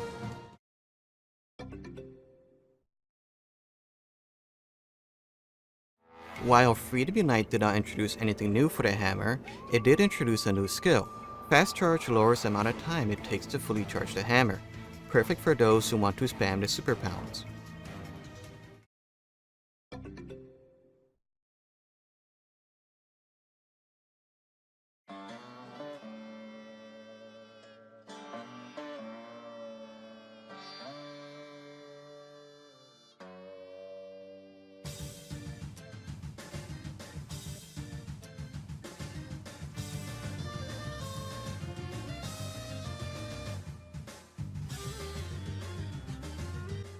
With the introduction of exhaust in the 3rd generation, the hammer's main combo got heavily nerfed. The spinning golf swing got buffed in considerable amount, and the super pound was unaffected by the nerfs. After a golf swing, the hunter can easily go into the charging animation, and the uppercut was changed into a medium charge attack that does not require the hunter to move for the attack. Underwater, the hammer's combos remain unchanged.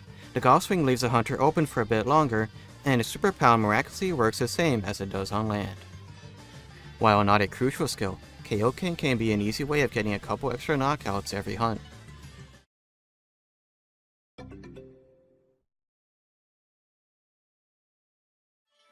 While jumping off a ledge, pressing X will do a slam on the way down.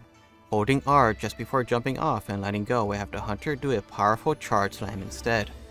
These aerial slams are powerful and can be a good start for a combo.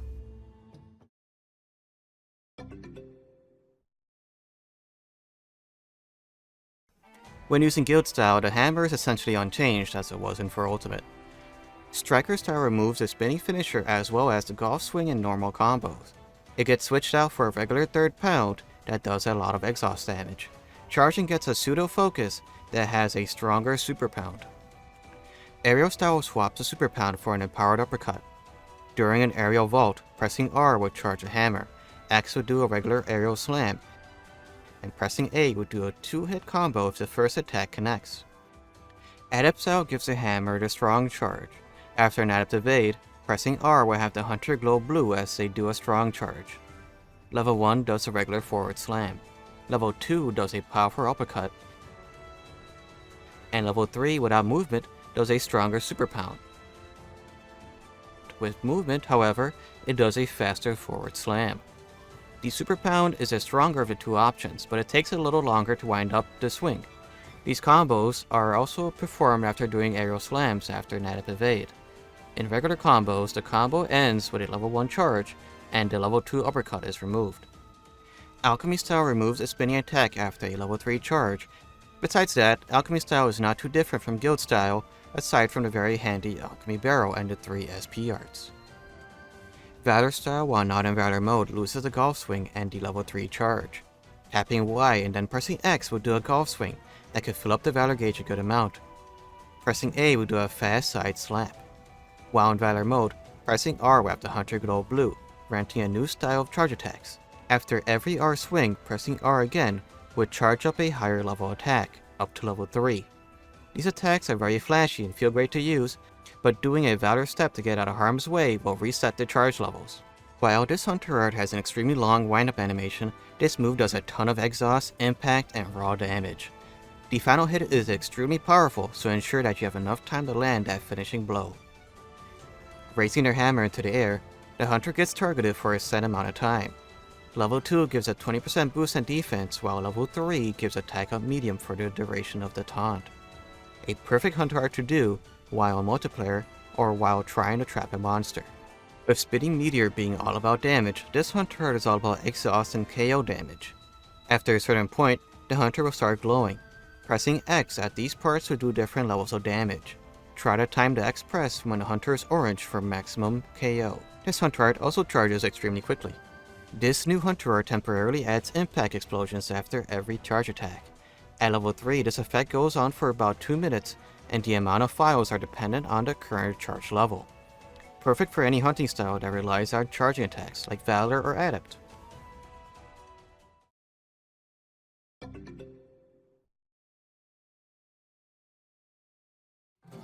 The 5th generation finally gives the hammer some new additions. The side swing got changed to be a triangle plus analog movement attack. Pressing circle now does a 5-input combo called the Big Bang.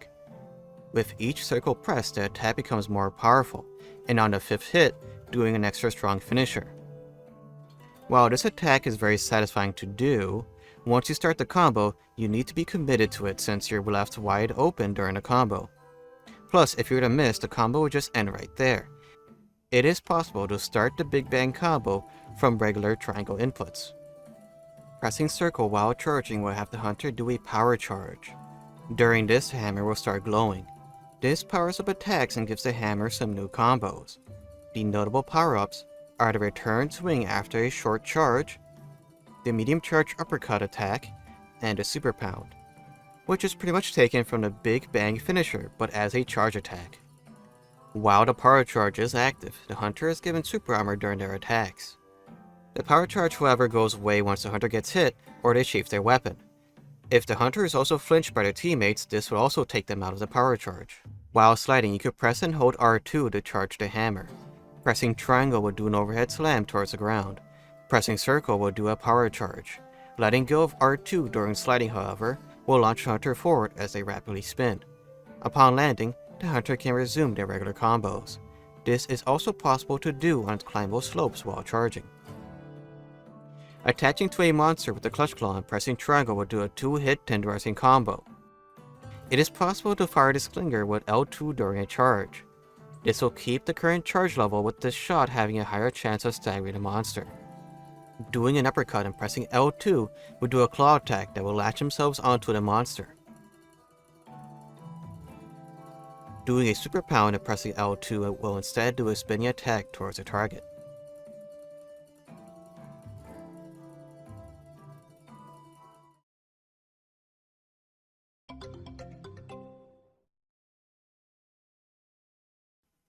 With World introducing a charge buff for the hammer, Rise introduced some variations on this charge buff. From the start of the game, you have Strength Mode Charge Mode, which is done by just pressing A while holding R. Rise also changed it so you can freely change charge modes by just holding R and pressing A again. You also do not lose the power up by getting flinched or sheathing away the weapon. Changing charge modes from blue to yellow while charging will auto-upgrade the current charge to the maximum after a dash. This dash has a lot of iframes, so it is handy for safely avoiding an attack while getting into a full charge. Later on in Rise, you unlock the ability to swap out the charge mode Strength for Courage. This changes our attacks to act like they did in Gen U's Valor mode.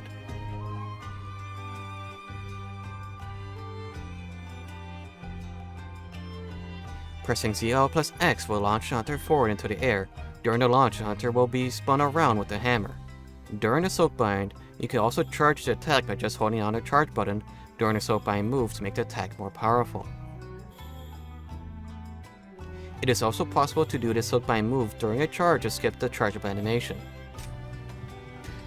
Dash Breaker, on the other hand, flings hunter forward on the ground.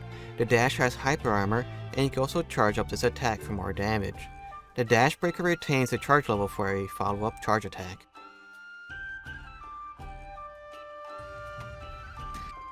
Swapping out the Side Smash for the Water Strike allows the hunter to do a guard point that allows for a golf swing follow-up. The Water Strike can counter pretty much anything as long as you time it properly. Impact Creator sends the hunter up high, and with the hunter coming crashing down with a powerful smash. This move can be made stronger if the hammer is charged. Having a level 2 charge adds extra hit, with level 3 making the attack much more powerful. This Wirebug skill uses up 2 Wirebugs and has a pretty long cooldown. The charge variant of Spinning Bludgeon changes the spinning attack to allow the hammer to store the current charge into the next attack. During the spin, pressing A will do a charge switch. This move gives a decent amount of iframes and keeps the current charge level. Just be mindful to fully charge before going from yellow to blue, as it is only from blue to yellow that you get the full charge from swapping modes. Pressing CR and A will have the hunter place down the hammer for a quick whirl. This will then temporarily give the hammer impact burst with every charge attack. This buff lasts for about 55 seconds and has great synergy with the Courage charge and the Spinning Bludgeon charge. Switching Silkbind Spinning Bludgeon for keeping sway gives the hammer a quick evasive maneuver that maintains the current charge level during the quick dash. This one Wirebug move charges up quickly and even restores a little bit of stamina during the dash. Charge Master increases the damage dealt when charging attacks. At level 3, this gives about a 25% boost in elemental and status damage. This can be useful for those with elemental and status hammer builds. Introduced as a bonus skill in Iceborne, Frostcraft made a reappearance as an armor skill in Sunbreak in the TU4 update alongside Valkana. Whenever you have your weapon sheathed, it buffs the next couple of unsheath attacks up to 30% with Frostcraft level 3. Since sheathing your weapon in Rise does not take away a charge mode, Frostcraft is much more useful to hammer users here than it was in Iceborne. Being the most simple weapon in the entire Monster Hunter series, the hammer has proven that sometimes you do not need that much depth to a weapon to make it a fun one. With a ton of power behind every swing, the hammer has always been a great weapon for doing tons of raw damage, with the occasional knockout for allowing even more punishment. That is not to say that the hammer does not reward hunters for being skillful. The art of magnetizing to a monster's head can sometimes be tough at times, so seeing a hardened hammer main has always been an icon of inspiration for me. Similar to the Greatsword, having the knowledge of how monsters move can provide a predictive playstyle that rewards positioning with big numbers. Well, until the next episode. The hunting horn has been famously the least used weapon in the entire history of the Monster Hunter series. This misunderstood support-like weapon has always been thought to be the weapon of choice for those lazy hunters who pretend to be helping a party by sitting in the corner and playing their songs on repeat. It doesn't really help that the idea of memorizing what each note does is an extremely terrifying prospect for those newbie hunters. Introduced in Monster Hunter 2 DOS, the hunting horn has gone on a long journey to where it stands today in the newest expansion. So let's make sure our horns are nice and ready to keep everyone buffed as we go through the generations, starting with 2 DOS up to the newest Sunbreak expansion, as we overview the sleeping giant that is the hunting horn.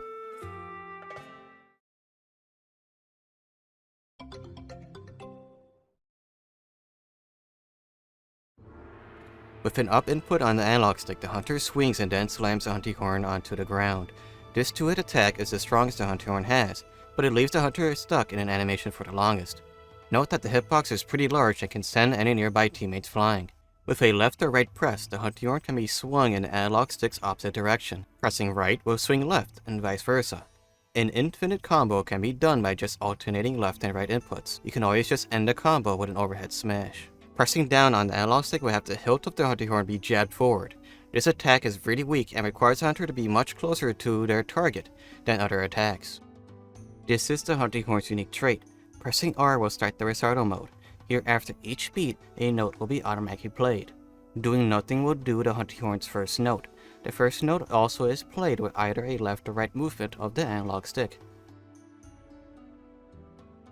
Moving the stick forward will do the second note, and back will do the third. Once a song is recognized, it'll automatically buff the hunter and anyone within the same room as the player. If the song needs to be played again for added effects, then the song needs to be recorded again.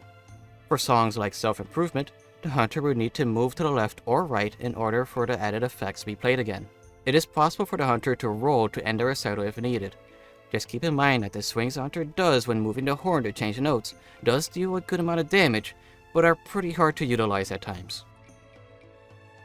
Going into the bookshelf and selecting hunting horn sheet music, it displays all possible songs a hunting horn is able to do, granted they have the correct notes. So for newbies or people that have never played a second gen game before, get that pen and paper ready and get ready to memorize. Just keep in mind that the notes for each song may change, but the songs themselves should carry on in each subsequent game. This is a song that every hunting horn has. Playing it once will have the hunter's walking speed improve.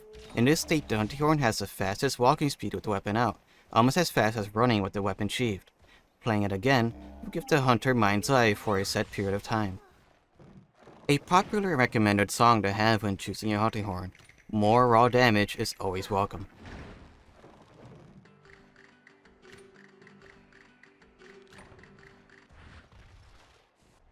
While defense will get you only so far after a certain point, for those that are having trouble taking some unavoidable damage, playing this song will at least aid in taking another hit or two before fainting.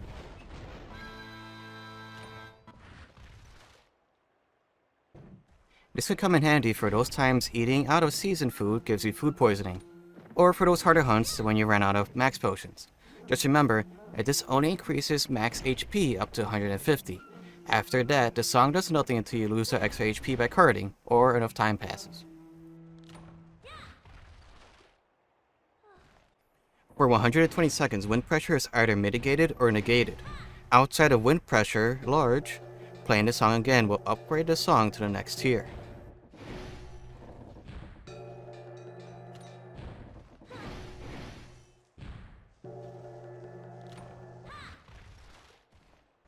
A dual blades and bow user's favorite song, For 60 to 120 seconds, stamina is infinite for anyone within the same area of the song being played.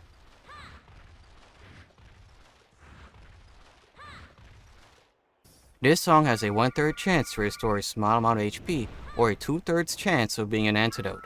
Playing this song again does not grant a higher chance of either effect. These songs are meant to aid hunters with low amounts of elemental resistances, or to double down on the elemental strengths of an armor set. These buffs will last for 60 seconds, and playing it again will upgrade the resistance to another level. If the horn can do a higher tier song, the first will play a tier lower first, and then it will play the tier shown when played again. If the song does a small effect, playing it again will do a medium one.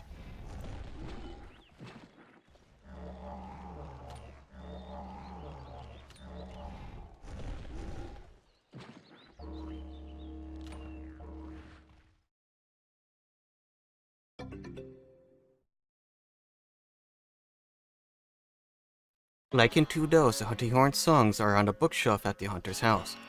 Select the book on melee weapons and then select Hunting Horn sheet music to look through the notes and songs that are in this game. The randomness of the recovery song was removed in Freedom Unite.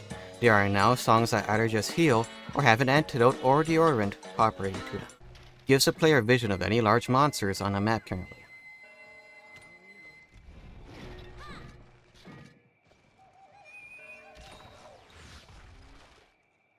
Upon finishing the song, the Hunting Horn will vibrate, acting as a sonic bomb being thrown.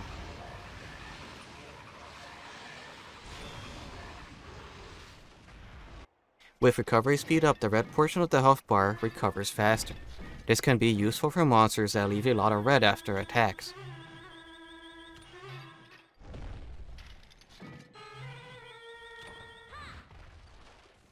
Heavenly Protection gives a 50% chance to take 30% less damage. Compared to its armor skill counterpart of 25% chance to take 30% less damage, this can be a useful song to have on a back burner.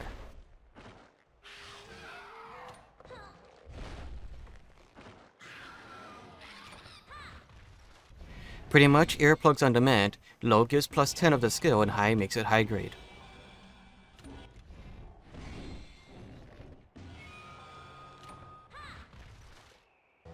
This line of songs are to negate bad element songs. They are very scenario and mod specific, but are useful when in their element. Not a must-have skill, but depending on the Hunting Horn, not having to replay a song can prolong the helpful but lengthy songs while on hunts.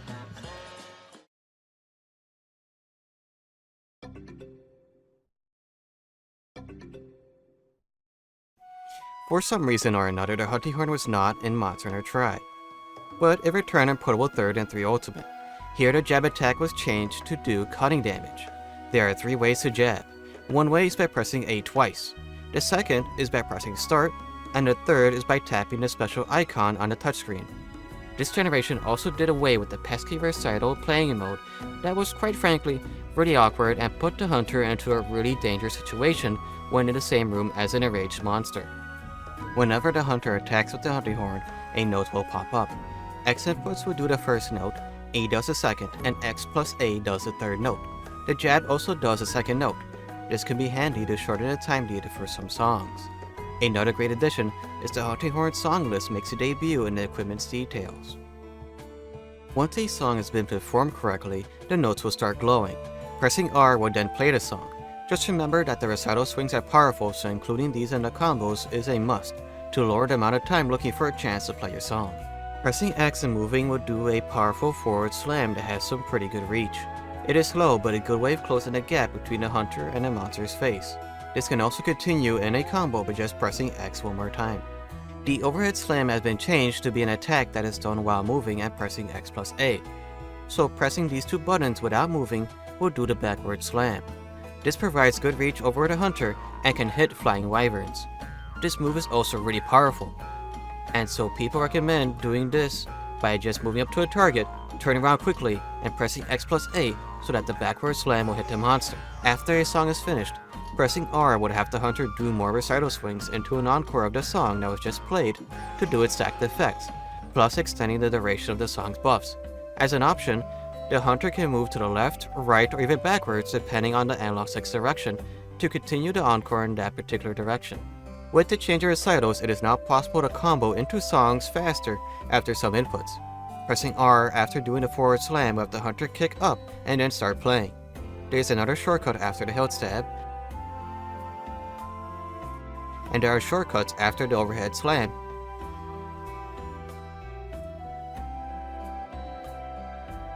And a backwards attack.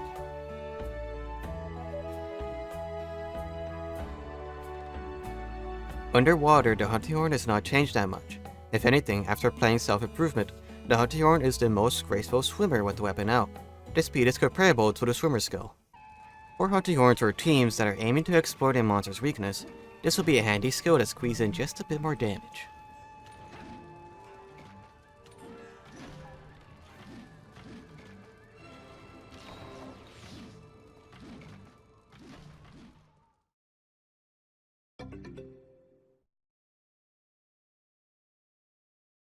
In the 4th generation, the hunting horn gained a handy mounting strike. When jumping off a ledge or pressing X, the hunter would do a forward slam. This aerial attack has two uses. The first is the mounting strike to mount a monster, and the second is to play any desired note. While in the air, pressing X, A, or X plus A will do the respective notes, but with the same animation, so it can make doing longer songs just a bit easier.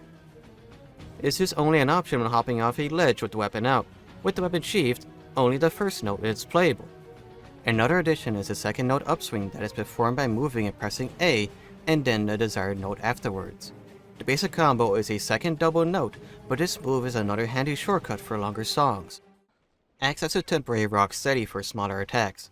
The duration is about 45 seconds, extended to 60 with Horn Maestro. Adds an extra 30 seconds, 40 with Maestro to the buffs applied.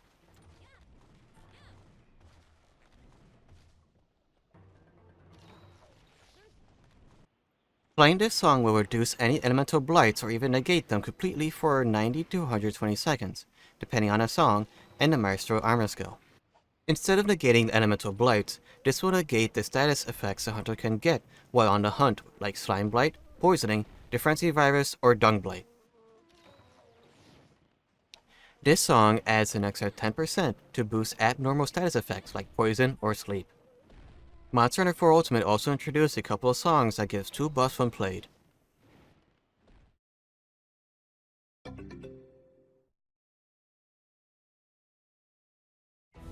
Guild Style and the other subsequent styles gain a special double note when the hunting horn makes contact during an attack. If these double notes are used in a song, then the hunter will not only get the buff, but it's encore in a single recital. Plus, if the hunter has played a song prior to the double note recital, it would then replay the previous songs. This feature is a great tool to get new hunting horn users to be a bit more aggressive in order to be super efficient with the songs. One of the key additions in Gen U is the option to see what songs are active or running out by opening the menu and pressing R. Aerial Style reverts the main combos to how it was in 3 Ultimate, taking away the second note upswing from the main A combos. While in a vault, the hunter is given the option to do 2 attacks and 2 notes respectively. Adaptive Style is not too different from 3U Horn once again. After a successful adaptive evade, the hunter will do a 3-hit combo that can be rolled out of any point. Like Aerial Style, the player can input their desired notes during this 3-hit combo. In Gen U, pressing R after the adaptive evade will do a quick recital that is similar to a certain hunter art. Striker Style removes the forward X slam and changes the X inputs to be an infinite swing combo. Pressing A will do the hilt stab, and that can be comboed up to 3 times just like in previous titles. The backwards X plus A slam was also removed. This style is great for songs that are focused on the first 2 notes, but for any songs that have the 3rd note, will kind of feel like a drag in comparison. Alchemy Style removes the second note upswing, and the backward slam needs to be comboed into after an overhead slam. Not really a hunting style to recommend to newbies, or for people that are not too great at macro management, since the hunter will not only have to balance songs, but also the alchemy barrel. Ballard Style, while not in Valor mode, changes the forward slam to be an unsheath attack and an X combo attack. The backward slam is similar to how it was with Alchemy Style, and a fast poke can be performed after doing a forward slam. The hunting horn actually gets 4 options for Valor cancel moves. Each of them are great for filling up the Valor gauge. Pressing A will do the 2-note upswing. Pressing X will do the forward slam. X plus A will do a sped up version of the backward slam, and pressing R will start the recital.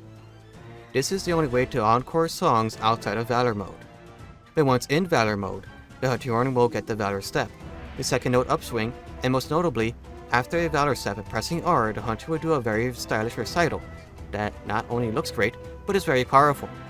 This can also be done after a Valor cancel while in Valor mode. While this hunter art has no motion, it does play all the hunting horn songs in one go. These are the base songs and do not affect party members, but this could be a pretty handy option. This hunter art does a series of swings with the hunting horn, ending a combo with a sonic boom. Truthfully, this hunter art is pretty hard to pull off in most instances, but it becomes decently strong in G rank since it does true damage. Just be mindful of your fellow hunters while performing this hunter art. For a limited amount of time, all notes become double notes, even if they don't connect with a monster. This hunter art changes the recital's animation and gives iframes at the start of them. This can make the hunter super evasive while throwing out buffs and attacks. This hunter art also charges up pretty quickly. An additional note, for the hunting horn, a Reason Phoenix could be a very helpful hunter art to bring on hunts. Since the hunting horn does get buffs, this hunter art quickly becomes an easy half to full heal in a pinch. Just be mindful that the hunter will need to rebuff themselves after using this hunter art, but that shouldn't be too much trouble since they are double notes. This handy skill could be a big use in tandem with attack up horns to dramatically buff up the team. Adding an affinity in a set, or even crit boost, can further the likelihood to really give it to the monster where it hurts. Having immunity to getting webbed, bubbled, or snowman can be a real lifesaver sometimes.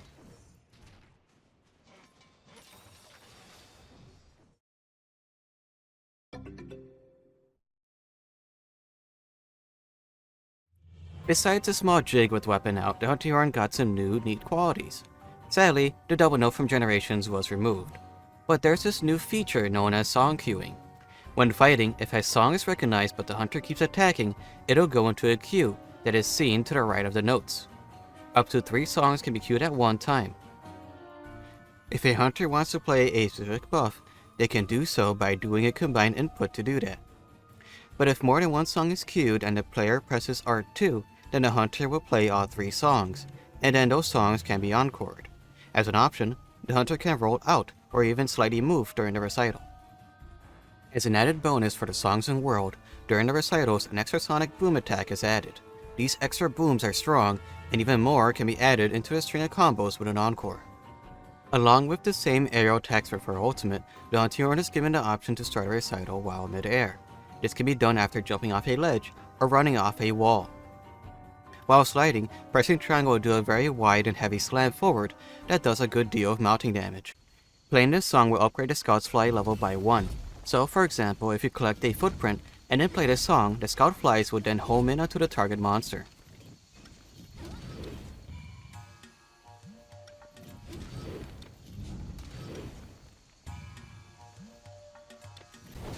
For a limited amount of time, damage caused by heated areas will not hurt the hunter.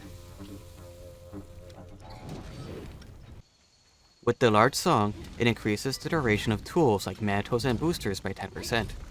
It is a single-use song, so the hunter can't just keep spamming a song to keep their mantles going for an entire hunt. Muck Res prevents getting stuck in mud globs from monsters like Judatoris.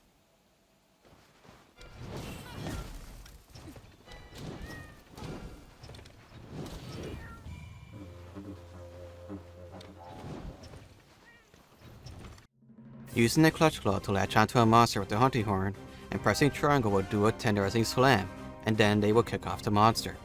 Pressing R2 after an attack would do a special note that is called the Echo Wave.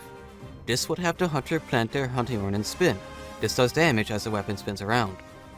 These special echo notes will do a destructive echo sonic wave after playing a song. Any songs that include the Echo Wave that are buffs like health or stamina will drop an essence onto the ground that will affect any hunters that walk into it. This deals a burst of damage that does a good deal of KO damage. Echo Wave Dragon does a good amount of Elder Seal Dragon damage. Elemental Effectiveness Up enhances a weapon's elemental damage. Speed Boost plus Evade Window Up enhances speed and increases the invincibility frames while evading. Max Stamina Up plus Recovery increases the stamina cap to the maximum of 200 and enhances recovery. Extended Health Recovery restores the players in the Echo Bubble over time.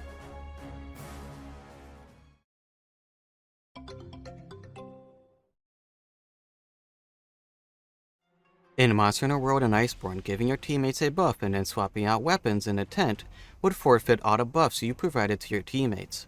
However, in Rise of Sunbreak, this only applies to the Hunting Horn user, and not the rest of the party. Rise removed the unsheath attack to not be an actual attack. Moving and pressing X will just simply unsheath the weapon to have it ready for attacking. This also applies for aerial attacks. Rise removed the ability for the Hunting Horn to do the flourish and the hilt stab. There's also no way to cue any songs outside of leaving them on a note sheet. The first note is always blue, the second is red, and the third is always green.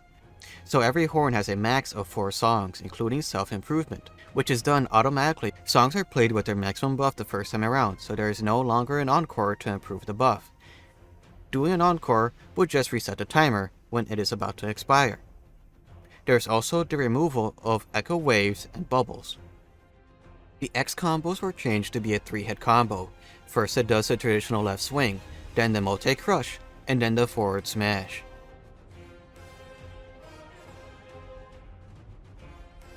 Pressing A twice will go from the right swing into the crush. Moving and pressing X or A will go directly into the final smash or crush. Pressing X plus A twice will go from the backward strike into the new double swing attack. Using the overhead smash, you can make an infinite combo with the double swing. The double swing's direction can be changed by just moving the analog stick. Since the double swing gives the option to turn around after the X plus A input, you can do the usual technique of attacking into a monster backwards, and then using the double swing to turn the hunter around to continue attacking. Utilizing these moves can get towards a new move called the Magnificent Trio. When all 3 notes have been played in any order, the hunter can perform the Magnificent Trio with ZR plus X. This special melody plays all the songs that the Hunting Horn has in a single go. In the top left corner next to the notes is a special meter. This meter will fill up when attacking, and when maxed out, allows you to do a special finisher to the Magnificent Trio. This has the hunter spin the Hunting Horn around on the ground and does the Infernal Melody. This song temporarily grants a pretty big attack buff, about 20%. Pressing ZL plus X will have the hunter slide forward, playing a recital at the end of the move. This makes a lot of progress towards the Infernal Melody. If you're using Performance mode, the horn will autoplay Self-Improvement. If you're using Echo mode, Slide Beat will autoplay any songs that were queued up. While the Melodic Slap is a bit slower and does less damage than the overhead smash, this attack does a good deal of damage towards knocking out the monster, while also acting as a sonic bomb.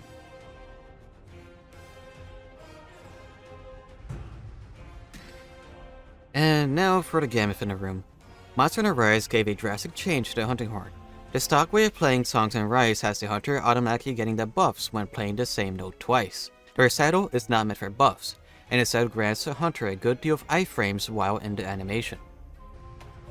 Echo mode is more akin to how Hunting Horn melodies worked in previous games. After playing a note once, you can press R to play the song that is currently in queue. If you have Horn Maestro, this recital is a bit faster than in Performance mode. Comparing the 2 modes, Performance mode allows for a more aggressive playstyle, while Echo is great for supporting. Earth Shaker is done by pressing ZR plus A. Using 2 wire bugs, the hunter stabs the Hunting Horn forward, leaving a kunai in the monster. After a short while, the kunai explodes. This move is incredibly powerful, but sometimes it's a bit awkward and slow to use. Beat of Resonance puts a cocoon on the ground. This cocoon mirrors any song that the hunter plays and does a small sonic boom when it does. The main special benefit of putting the Beat of Resonance down is that any Hunting Horn gets attack up whenever this is active. This is more useful as a support skill for healing songs and the like. This grants a barrier that negates getting flinched or knocked back from attacks, roars, wind pressure, and tremor only once. This barrier does not deal any damage when it is applied. With a quick backflip, the Hunting Horn gains a mini shockwave when attacking for a short while. This is similar to the hammer skill, however, the shockwaves deal a good chunk of extra elemental, stun, and exhaust and part break damage. Like Beat of Resonance, a small cocoon is placed on the ground. When attacking, the vibrations are sent to the cocoon until it explodes, dealing a lot of KO and exhaust damage. If you play the Magnificent Trio, the cocoon will automatically explode at the end of the combo.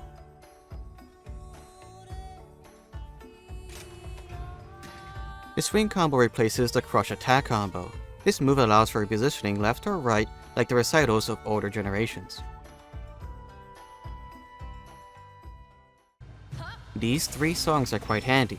Sharpness Loss Reduce acts like Razor Sharp level 3, giving a 50% chance not to consume sharpness when attacking. Sharpness Regen restores about 2 units of sharpness about every 5 seconds.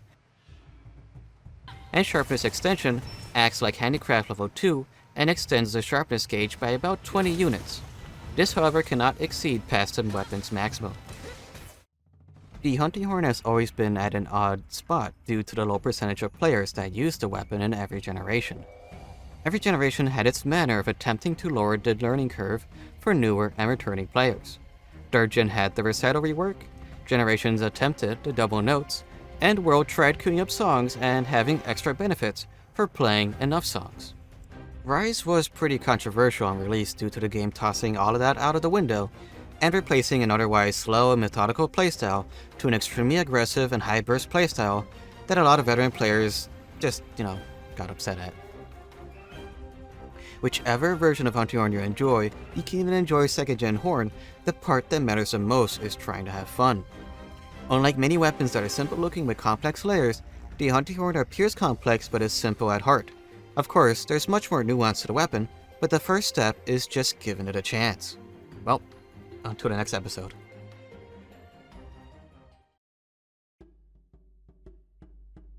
The Lance and his close brother, the Gunlance, are Monster Hunter's closest thing to a tank class in the series.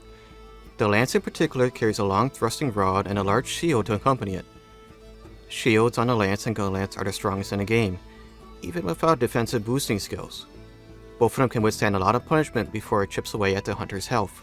Granted, of course, the hunter has enough stamina to block the attacks. While good at dealing elemental status and raw damage, the Lance can be quite awkward for new hunters because of the role being replaced with a back hop.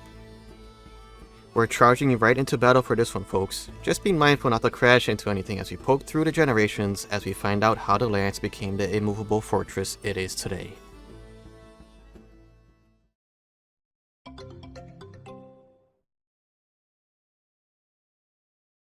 The Lance, while primarily doing cutting damage, can also mimic impact damage.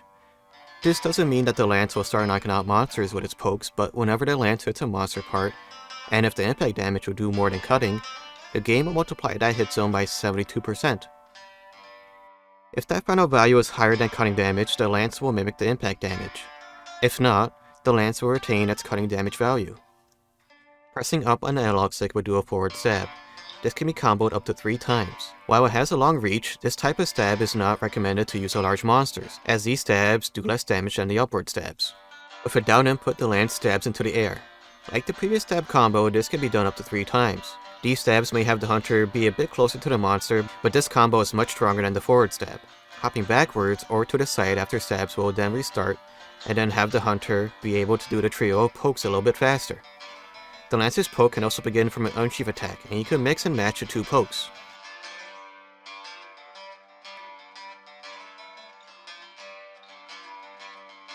Pressing R3 will ready the Lance for a forward charge. With enough stamina and sharpness, the hunter can pierce through anything that stands in their way, even fellow hunters. If the hunter gets stuck on any monster part, they will continue stabbing that target until their stamina runs out, the monster moves, or the weapon sharpness gets too low. Pressing forward at any point will do a powerful finishing poke. Pressing and holding R1 will raise the shield. This can easily shrug off any attacks that may come in contact with it. Granted, the attack isn't above them, and the move is actually blockable. Standing still with the shield out will just pause the hunter's stamina gauge. When they move, this will recover it. So for monsters that attack relentlessly, the hunter will need to keep moving in critical moments to ensure that they have enough stamina to block. Attacking while behind the safety of the shield will do a quick forward poke. It's weak all things considered, but it is fast enough that the hunter will be easily protected after the poke. Pressing circle with weapon out will have the hunter hop backwards a short distance. The hunter can also do a fast side hop to the left or right after an attack. If you hold back on the analog stick and press circle after attacking, the hunter will do an extended hop backwards. The G-Rank expansion to the original Monster Hunter added some handy skills for the Lance. Auto Guard does as the skill says.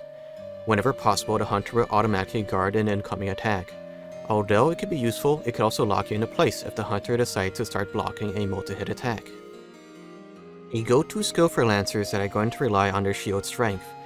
It is recommended to go for guard +2 to make sure that the lancer will stand their ground for most attacks. Late game attacks from monsters will still knock the hunter back a bit.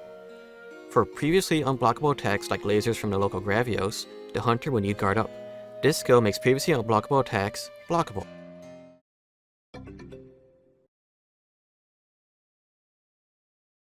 In Freedom Unite, you can chain multiple hops. You can do a backwards hop up to 3 times.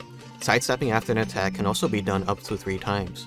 Combining these together gave rise to a new playstyle known as Evade Lancing. Monster Hunter Freedom 2 added evasion skills that can improve back and side hops iframes. Freedom Unite introduced the Evade Distance skill, which extends the distance that a hunter can move while rolling or hopping.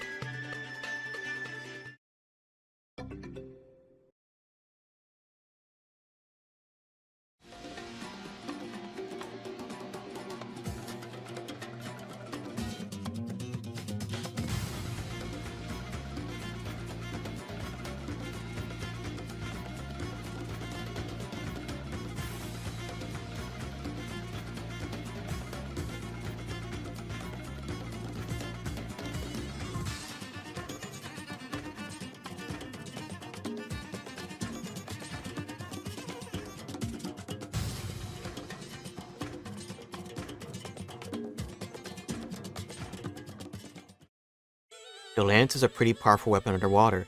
With a strong shield and long reach, it can aid in a lot of tricky battles in the early game. Pressing X plus A or tilting the Wiimote to the right when pressing A, the hunter will swing the lance in a half circle in front of them.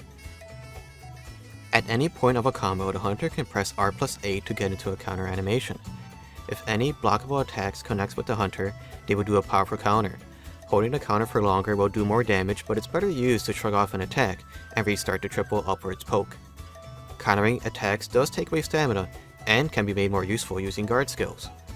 However, some attacks are just too heavy to counter properly. Pressing X and moving while shielding will do a shield advance. This will block any incoming attacks while moving forward. Pressing X afterwards will do a shield bash. This does KO damage, and the regular triple poke combos can be done afterwards. This advance is great for safely closing the gap, and guard skills also make this move able to advance through stronger attacks. If the attack is too strong, however, the hunter will be stopped in the middle of the advance. Portable 3rd and 3 Ultimate gave the lance its first nerf. Aside from some motion values being lowered, the lance can no longer counter after the 3rd poke. While a minor change, this had it so that committing to a 3rd poke was a bit more dangerous if there was an incoming attack that could not be evaded.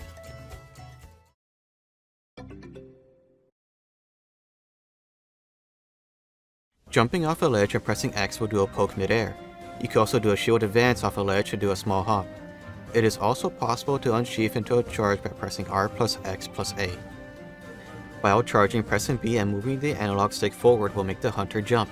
This won't end the charging attack, and it still does damage while mid-air. Pressing X while jumping will end the charge with a mounting strike. Holding back on the analog stick and pressing X will do a powerful backward sweep.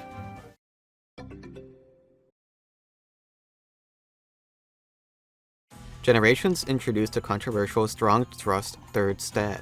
While more powerful than the regular 3rd poke, this new thrust really breaks the usual flow for those lancers that came from other titles. In Gen U, Guild Style receives Tride's gift of countering after the 3rd poke. Aerial Style takes away the shield advance, and a backwards hop is changed to be a forward one. When hopping off a target, the lancer can press X midair in order to do 3 quick mounting strikes. Striker Style reverts the strong thrust back to the regular 3rd poke. The rest of the moves are reverted to how they were in 3 Ultimate. No sweeps, aerial charge, or back sweeps. The charging finisher, however, is incredibly powerful, being up to a 70 motion attack. In Gen U, the counter has a guard point at the very start of the animation. It's signaled by the quick flash in front of the hunter. Adept Style removes the counter in favor of the Adept guard. When pressing R, the hunter will shake their shield in front of them. If an attack hits the shield during this, the hunter can do a powerful counter sweep with X. The attack can also be delayed for a short while to reposition the counter attack. After the Adept Guard animation is over, however, the shield's guarding capabilities are downgraded a single level. It is also possible to unsheath into an Adept counter. The lance loses a counter, the sweep, and a turnaround finisher for the charge. Also note that the shield advance combo is changed to R plus A.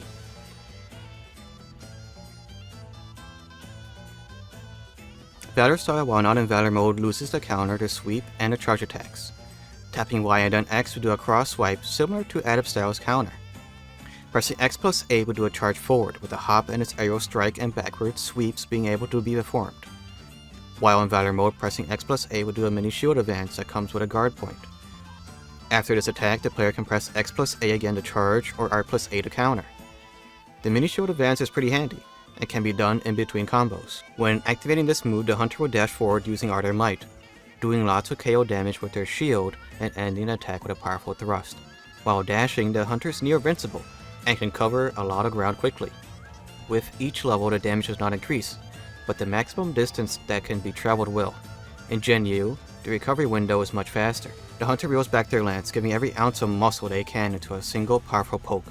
They are vulnerable during the charge, but once the attack is ready, a huge cone of destruction is sent forward. Just be mindful of any fellow hunters that are in their area, as they will be sent flying if they dare get too close to the cone. The hunter raises their shield, readying to absorb the next attack. The color of the lance will change depending on the strength that was transferred from the attack. Red gives a 10% boost, orange 20, and yellow gives 30.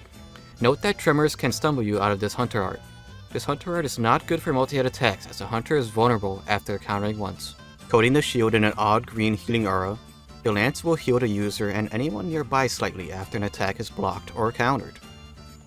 With every level, the healing range is increased along with the art's duration, and the recovery is slightly stronger at level 3. This is good for the late game, as this deals with the chip damage that the hunters will suffer even with good guarding skills.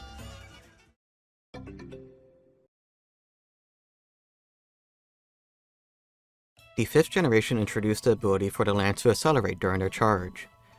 This charge has 2 stages.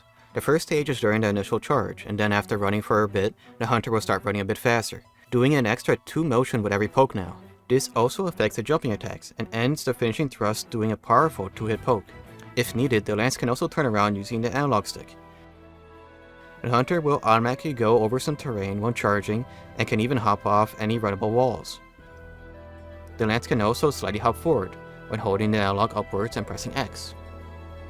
When countering, pressing X will have the hunter step down, reinforcing the shield. This is the power guard. During this, the stamina gauge will rapidly deplete, but any attacks that connect will pause the stamina gauge. The power guard is stronger than the regular shield, but some attacks will still hurt a bit if the hunter does not have any guarding skills. Pressing triangle will do a leaping poke that hits 3 times. This is a good gap closer that can continue into the regular 3 pokes. Pressing circle, on the other hand, will do a powerful counter thrust. Keep in mind that the power guard can protect the hunter, even from behind, so it could be a very handy tool in desperate situations. The guarded advance cannot be done to the left, right, or even behind.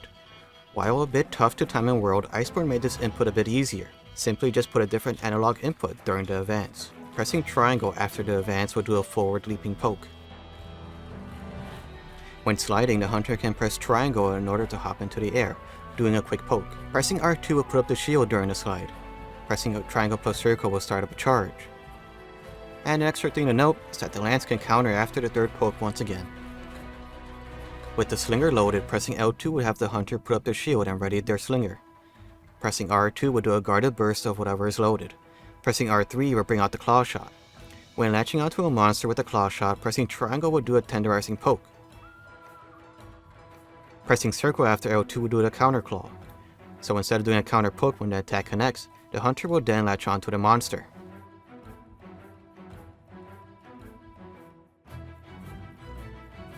Offensive Guard grants the hunter an attack boost when guarding just before an attack makes contact with the shield. This executes pretty easily with the lance counters. At level 3, that gives an extra 15% attack boost for about 12 seconds.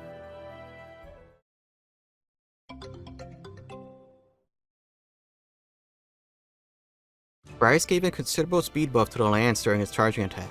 This is fast enough to sometimes catch up with a monster as they are trying to flee from an area. In comparison to World, the charge attack can also double as it moves to traverse the map. Just note that it's difficult to turn while running quickly.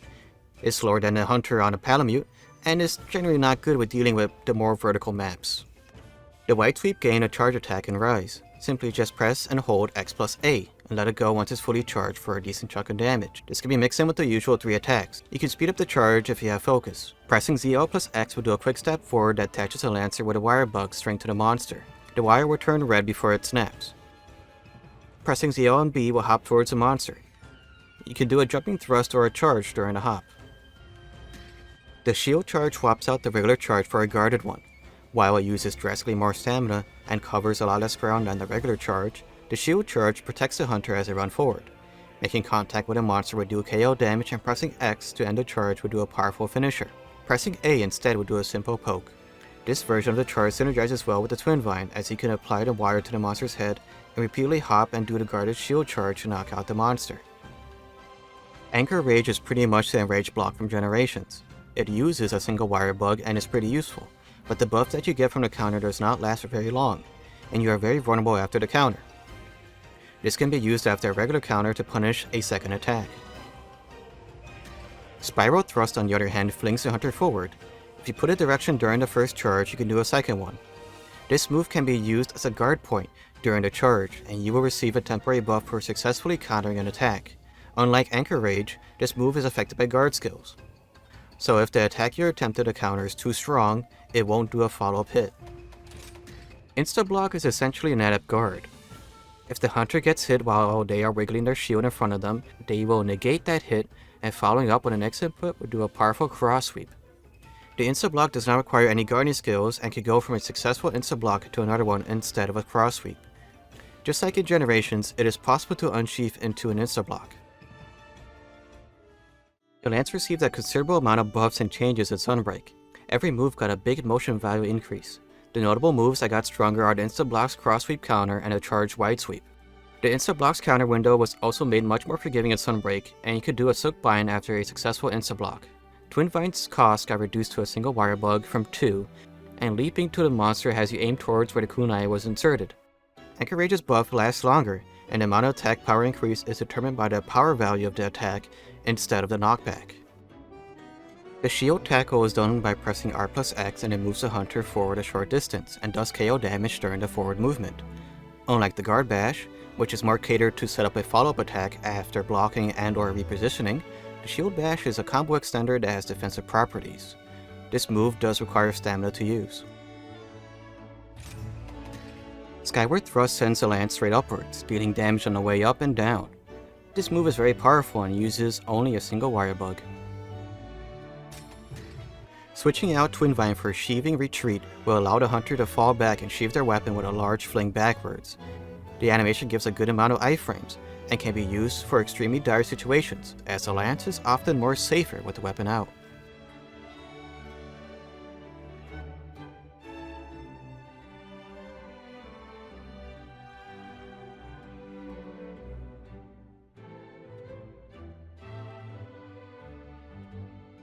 Title Update 5 for Sunbreak introduced a new rampage decoration called Guard Bash.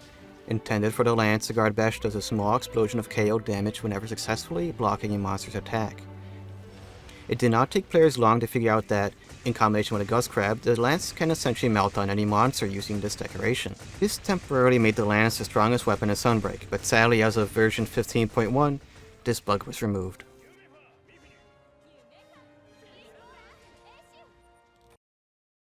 The lance is the go-to weapon for those who want to be in an immovable fortress, or, depending on your playstyle, a very evasive and deadly accurate weapon that could pierce straight through a monster's heart.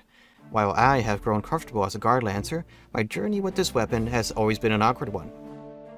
It wasn't until I had a playthrough of Monster Hunter Tri that I found out how much fun this weapon can be. The only flaw the lance has is its guarding capabilities are always undercut when it comes to late and endgame. I always feel like you're either forced to become an evade lancer, or be a lot more picky with what you counter in tougher fights. Aside from the heavier chip damage, there's always a move or two that would just straight up go through the guard that is honestly a bit infuriating at times. That being said, the lance is in a pretty good spot right now in Sunbreak. Even then, Striker Lance back in the day was a force to be reckoned with, and even before that, the lance was the strongest weapon in Monster Hunter 1. Well, until the next episode. The Gunlance is pretty much the Lance's younger, but much more action-packed brother. Both weapons carry a large shield and a lengthy pokey rod. However, as the name implies, the Gunlance is outfitted with a gun that could fire shells. It doesn't really shoot bullets like bowguns, rather it fires a very short-range blast. It's a slow attacking weapon compared to the Lance, but it carries the strongest shield in the game, being able to withstand anything its older brother can. Ensure that barrel's loaded and that thrusting rod is nice and hot, as we gotta be able to wyvern fire our way through the generations, starting with Monster Hunter 2 Dose all the way up to the Sunbreak expansion, to find out how this explosive boomstick rose through the ranks to become a fitting rival for the lance.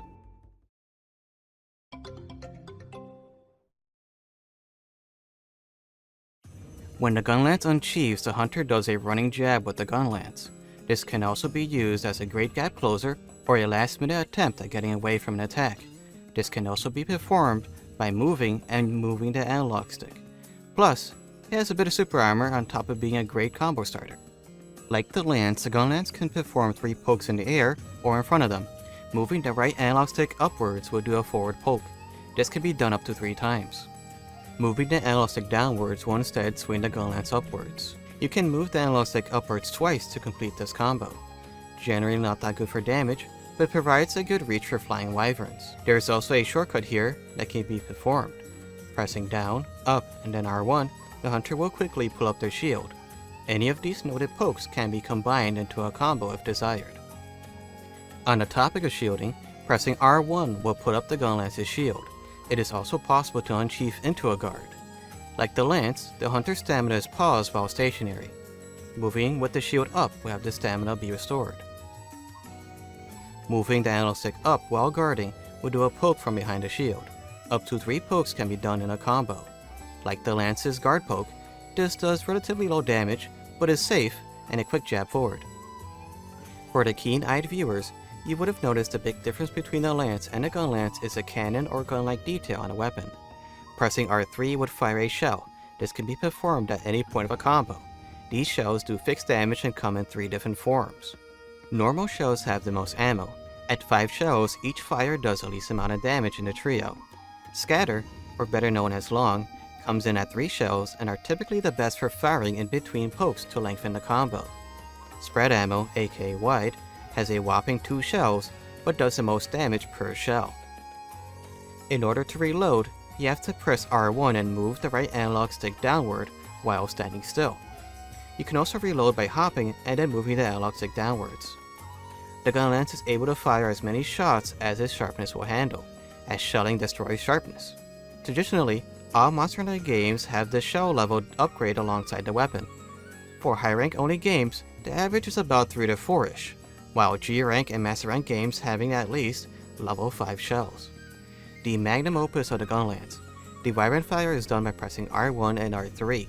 It takes some time to execute, but the end result will have a sizable explosion erupt from the tip of the lance. After that, the wyvern fire goes on cooldown for about 2 minutes. You'll know when the Gunlance can be fired once more when the tip stops smoking, or sometimes a small detail on the Gunlance reverts back to normal. If needed, the hunter can move slightly to the left or right during the charge up. The shell's level will impact the damage as an added bonus for later game Gunlances. This attack technically does 4 powerful hits in a single attack, so it's not really that great of a wake-up attack, but it's quite flashy nonetheless. Both the wyvern fire and shells ignore the strength of the monster's hide, but they will stop working if the sharpness drops to red. Just like the lance, the rolls are swapped out for the ability to hop backwards or do side hops. Pressing X multiple times will have you hop backwards in quick succession. After an attack, pressing X and holding back on the analog stick will have the back hop go a bit further. Auto guard will do as the skill says. Whenever possible, the hunter will automatically guard an incoming attack. Although it could be useful, it can also lock you into place if the hunter decides to start blocking a multi-hit attack. A go-to skill for Gunlancers that are going to rely on their shield strength. It is recommended to go for +2 to make sure that the Gunlancer will stand their ground to most attacks. Late game attacks from monsters may still knock the hunter back a little bit. For previously unblockable attacks like lasers from the local Gravios, the hunter would need guard up. This skill makes previously unblockable attacks blockable. Load up adds in an extra shell to the Gunlance. It's okay in 2nd gen, making shell spamming a lot more of a common thing, but this skill becomes more useful in 3rd gen and later. Poking, shelling, and wyvern firing just deletes the Gunlance's sharpness gauge. Sharpness +1 and razor sharp are a must-have for the Gunlance. They are just as important as guard skills.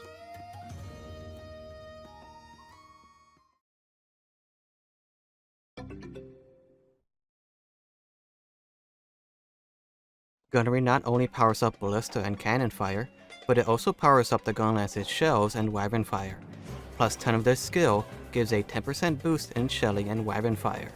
Plus 15 gives a 20% boost, while also lowering the cooldown for the wyvern fire to 90 seconds.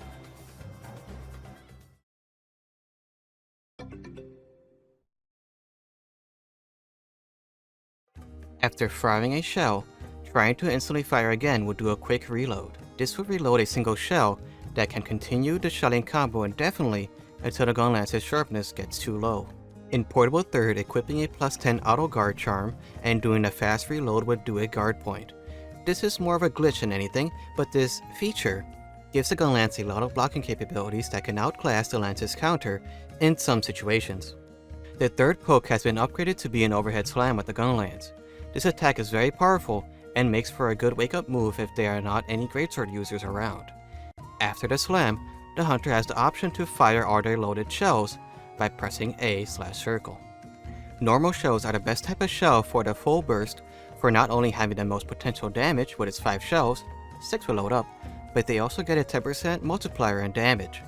Long does not get a bonus, with Spread getting the short end of the lance as they get a 10% damage loss when full bursting. Fast reloading and then pressing X/triangle is a handy shortcut for the slam, so you don't always need to poke twice before the attack.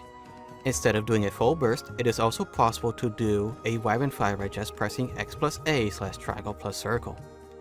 Like before, mixing pokes can be a handy option, so if you don't want the slam, you can then press X+A after the first 2 X inputs. This is actually pretty useful as it's pretty fast. When firing a shell and pressing R+A at the same time would charge a shell that would do 20% extra damage. Spread shells are the go-to for charge shots, as they get a hefty 45% boost in damage. Note that the wider explosion can be very annoying for any teammates next to the blast. The charge shells can be chained by timing out the presses or by charging a shell, fast reloading, and then charging the next shot. With normal shots being the best for full burst, Spread for charge shelling, where does that leave long shells? Well, for wyvern fire. Long shells are in the middle when it comes to charge and full burst damage. It's mainly for a balanced playstyle of shelling and stabbing, but it does get a 20% boost in damage for wyvern fire, and makes the effective range just a bit longer. Portable Third introduced a new food skill, Feline Bombardier, which boosts the damage done of cannon, ballista, crack shot, and most importantly, wyvern fire. While being slightly more awkward underwater, the Gunlance is still a very useful weapon because of its very strong shield.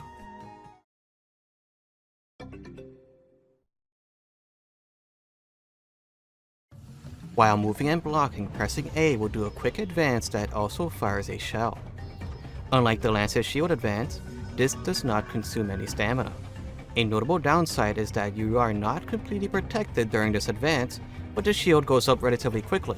With careful timing, you can also do a charge shot instead of a regular shell when advancing. Shell advancing off a ledge will do a small hop and will fire a single shell. Pressing X afterwards will do a heavy aerial slam. This can also be performed from an unsheath by pressing R+X+A while midair. Pressing X would just simply do an aerial poke. Or Ultimate added an extra tier to artillery.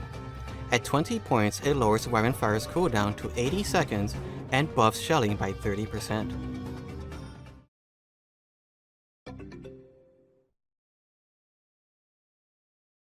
Another parallel to the Lance, the Gunlance got an odd addition in Gen/Gen U.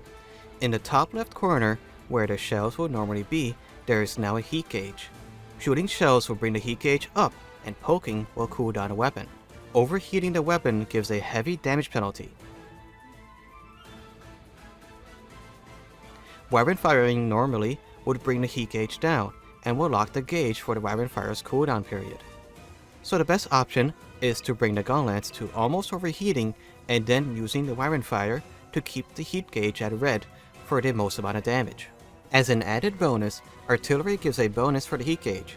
Plus 10 will have the heat gauge lower at half the rate, with 15 reducing it by 2/3. This also goes for the wyvern fire kickbacks. In stock generations, the heat gauge at stock level gave the Gunlance a negative 15% attack modifier. Bringing the gauge up to orange will negate the negative modifier and bring it up to red gives you the tremendous attack upgrade of 5%. Thankfully, Mh6U was a lot nicer to the Gunlance and had yellow be full damage. Heating up to orange gives a 15% boost in damage, and in red, 20. Striker style removes the heavy slam and by extension, the full burst.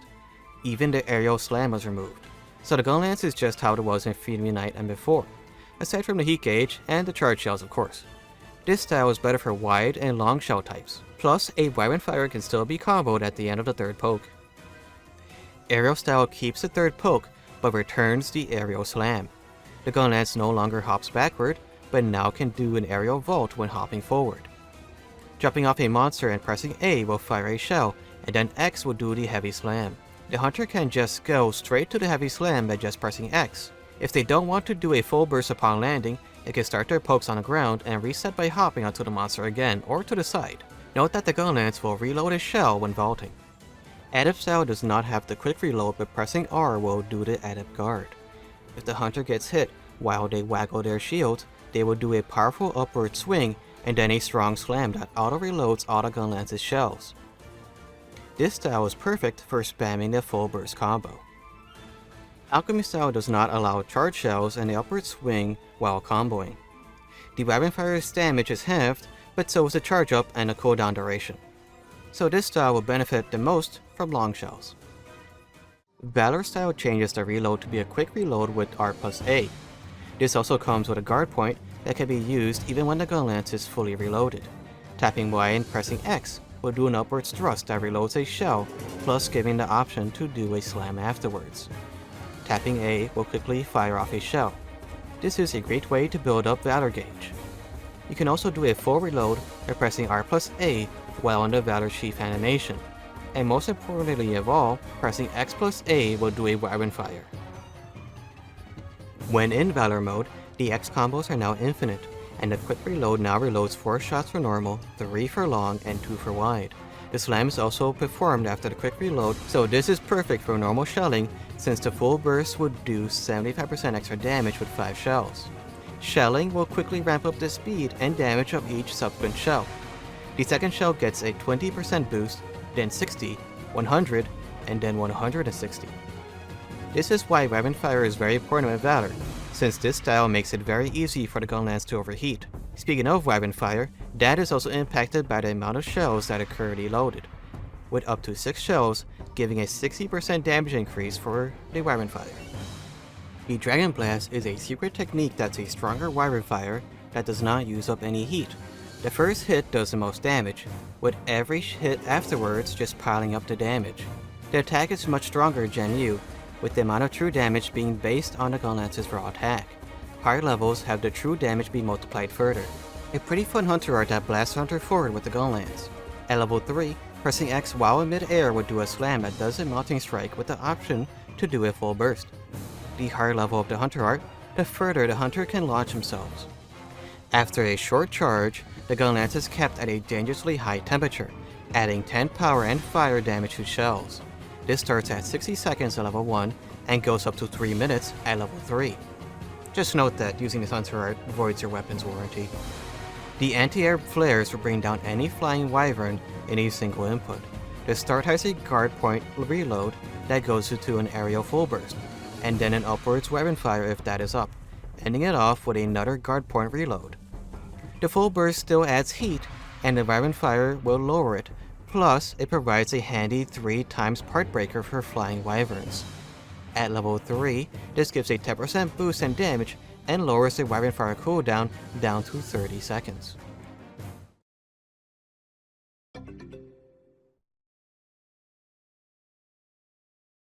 Monster Hunter World changed some things up for the Gunlance. The first notable change is the ability to do 2 hops in any direction now, even forward. This also applies for the side steps.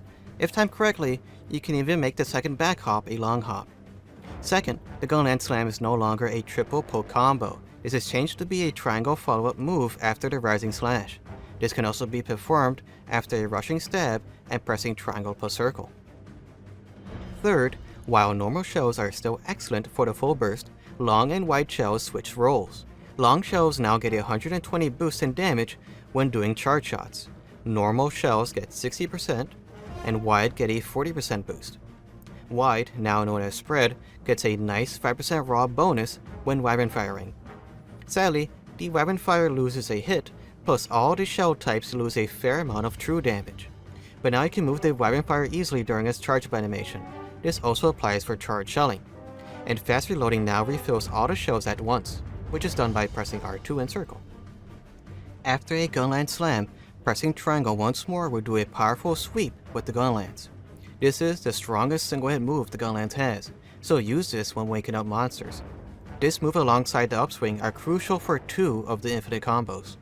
Pressing circle twice will fire 2 shells, and with a third, the hunter will do a Wormstake cannon shot.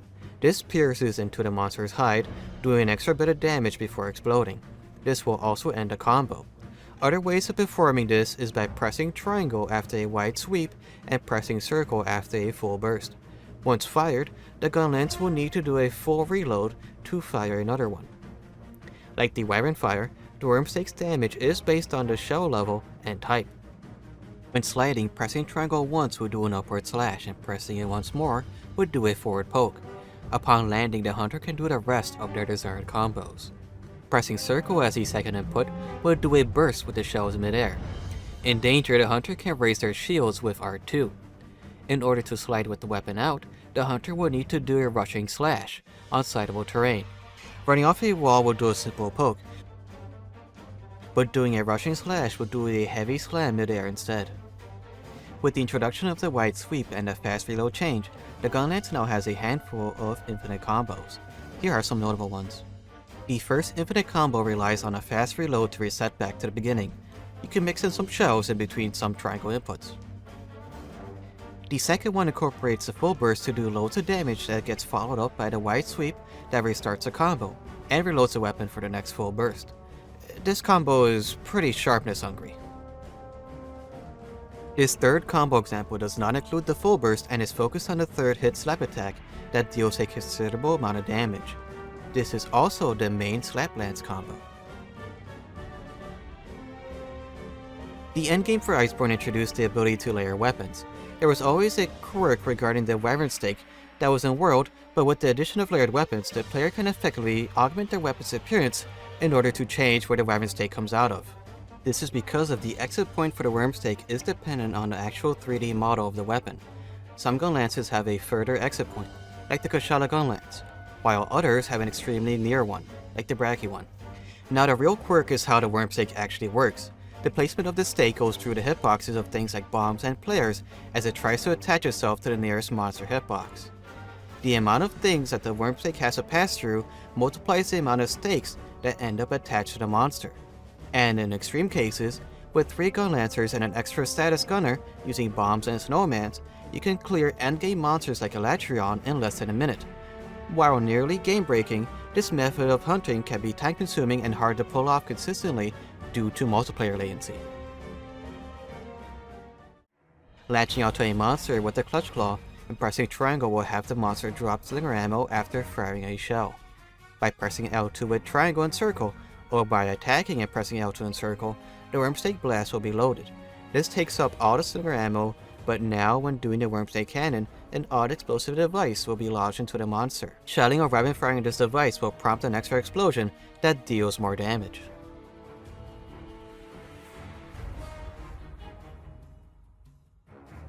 The loading animation is a guard point, and you can also go from the loading animation straight into the forward stab with triangle plus circle to unload the Wormstake blast. Offensive guard grants the hunter an attack boost when guarding just before the attack makes contact with the shield.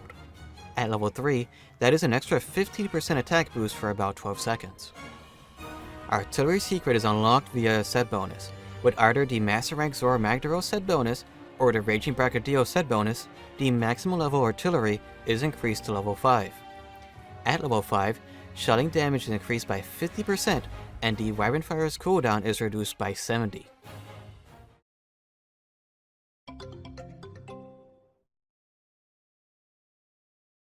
Rice added a neat little meter in the top left corner that shows a cooldown duration for the Wyvern Fire. The aerial moves were changed slightly to allow for shelling while mid-air just like in Generations. Pressing the button once will just fire a single shell. This can be used to better line up a heavy slam.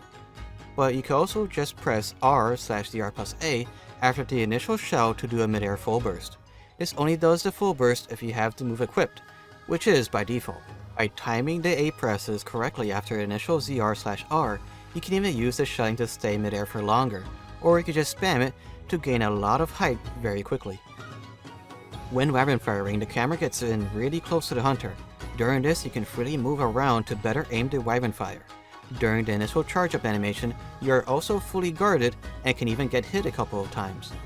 However, if the attack is too strong, it will take you out of the weapon fire animation. Normal shelling is widely unchanged, but Wide's Wormstake Cannon has KO damage during the stab. Long shells have an extra hit with weapon fire, 3 going up to 4, and has a couple extra hits with the Wormstake. Pressing Z, L, and A will do a quick Silkbind counter. If the hunter gets hit during the counter, the Gunlance will get its sharpness restored. Pressing X afterwards will do the heavy slam, and A will do the Wormstake. Note that you can orient the slam or the Wormstake after the counter in whatever direction using the analog stick.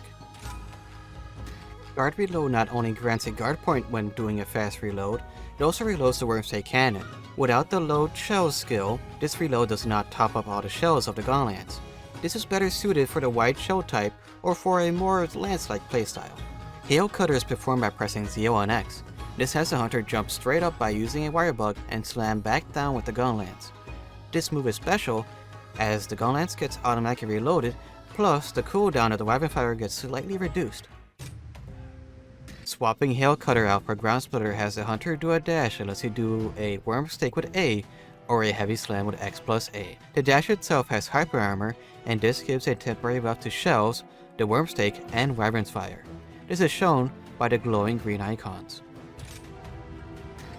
Blast Dash makes a return from Generations and it replaces charged shelling. Whenever you hold down A, the hunter will swing the Gunlance behind him and fire a blast that sends him flying forward. This can be continued by simply holding A. You can even change direction with the analog stick. If you want to stall a bit while mid-air, simply just fire a shell. Blast Dash can be chained for a total of 3 times, and the 4th attempt to Blast Dash will just automatically do a heavy slam towards the ground. You can also just do a heavy slam whenever by pressing X.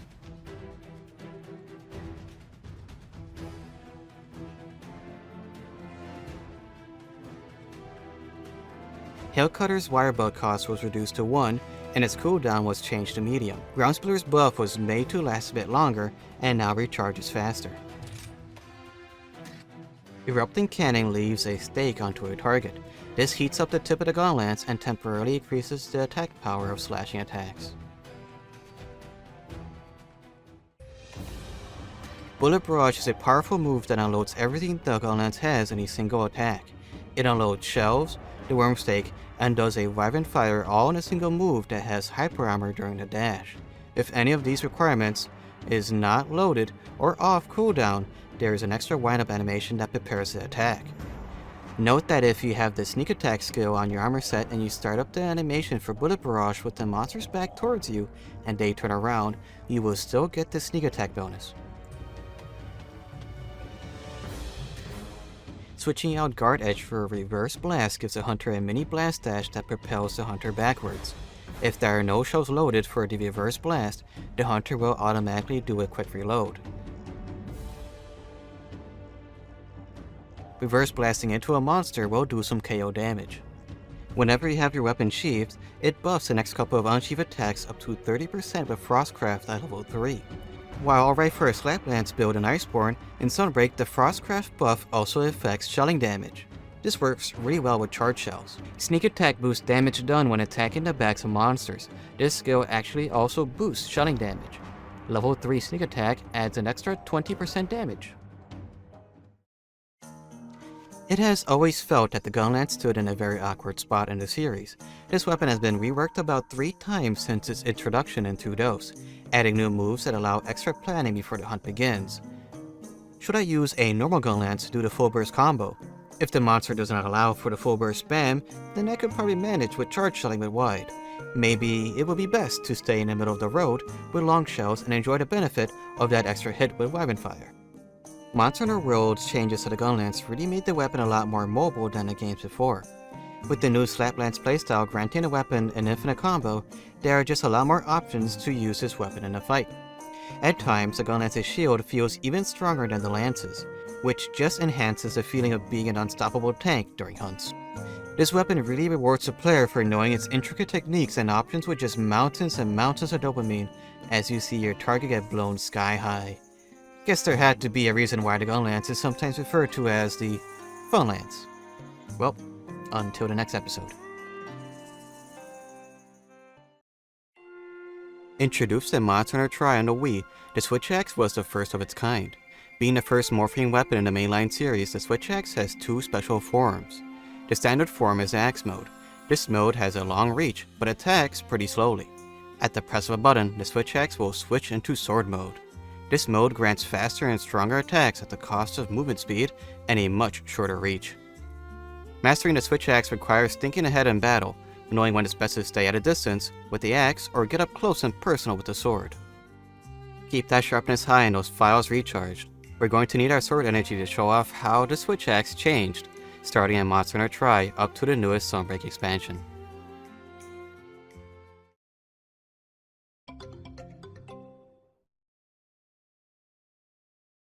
After completing the Village 2 Urgent in Monster Hunter Tri, the Switch Axe is unlocked. Every game after Tri starts off with the Switch Axe already unlocked. Taking some elements from the Gunlance, the Switch Axe can come in different variations when it comes to Sword mode, and these variations come in file type. Files are pretty important to the weapon, but they only affect Sword mode attacks. The most popular and common type, Power Files give a 25% attack boost to sword attacks, 20% in Portable Third and 3 Ultimate. Element Files also grant a 25% boost for elemental damage. Paralysis Files are a bit uncommon, but they give a paralysis attribute when in Sword mode. Dragon Files, unsurprisingly, add the dragon element to sword slashes. With the next input, the hunter will bring the axe over their head and do a forward chop. This is the Switch Axe's strongest single hit move, so this is excellent for waking up monsters. It also has excellent reach upwards for hitting wyverns out of the air.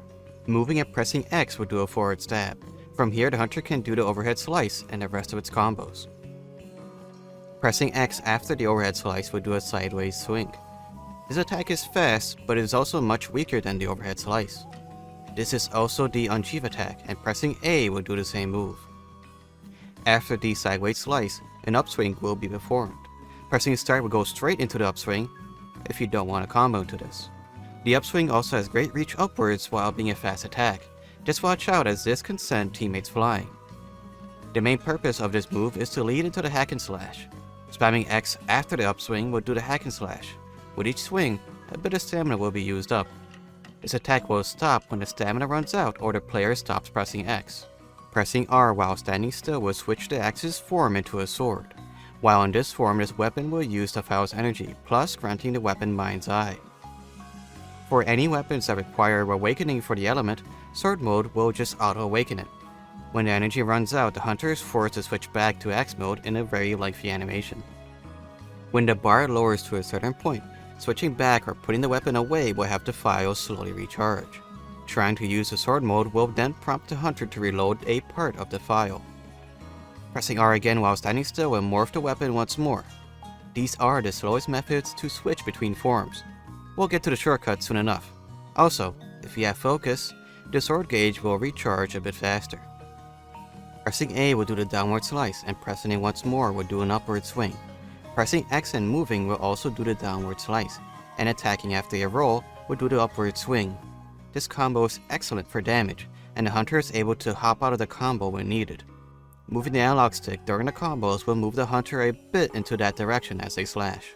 Standing still while pressing X will do the sideways slice. This can also be performed by pressing X after the downward slice. Pressing X again will continue the combo. This is weaker than the A infinite combo, but is great for a shortcut. Pressing start while in sword mode will have the hunter thrust the sword in front of them. This can also send teammates flying. Pressing X or start repeatedly will combo into the elemental burst with enough presses. This does a good deal of damage, but also takes up a lot of the file gauge. Failing to spam the button long enough will just end the combo. Holding back on the analog stick while mashing the X button will prematurely end the combo and go straight into the elemental burst. This takes up less file gauge than going through the entire combo, but this also does less damage than charging it up fully. After the burst, the switch axe will revert back into axe mode. Note that the burst does cutting damage, but a cancelled burst will not cut off a tail. After the forward thrust, pressing R will do a morphing attack into sword mode. This is best used to close a gap while getting ready to do the sword's combos. Pressing R after the sideways chop in sword mode will switch back into axe mode with another sideways chop. This is also a great way to get into the hack and slash. Pressing R, X, and A with the weapon sheathed will unsheath directly into the sword mode. You may have noticed that a lot of the switch axes move have pretty long recovery times. Like the Greatsword, the hunter needs to roll or hop to cancel out the recovery animation. Later games make this window to get out of attacks much easier, but this is a crucial skill when using either mode.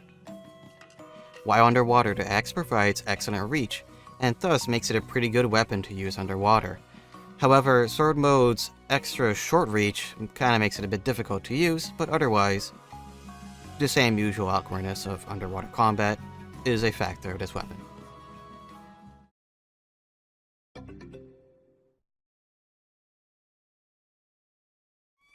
In Portable 3rd and 3 Ultimate, the sword's mode standard combo is changed to be a continuous X combo.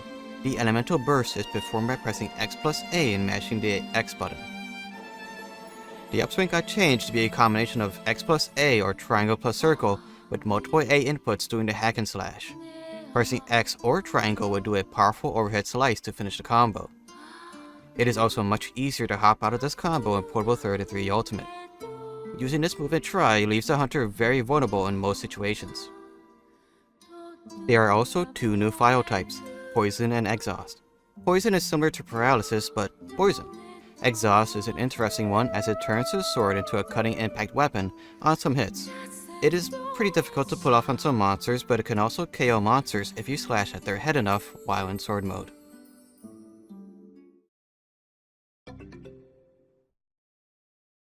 Pressing X while in mid-air will do the overhead chop in axe mode and a downward swing in sword mode.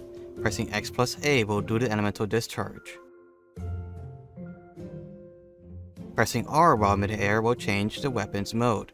If you need to reload, that is also possible while in mid-air.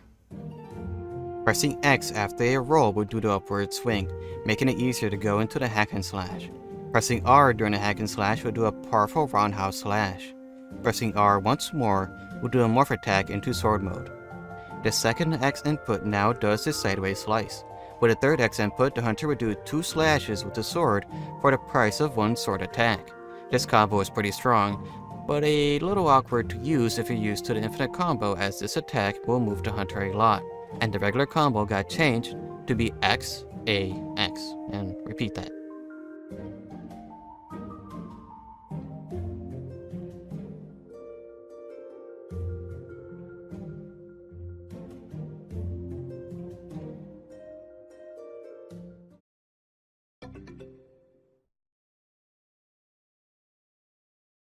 Generations changed the sword's infinite combo back to X inputs.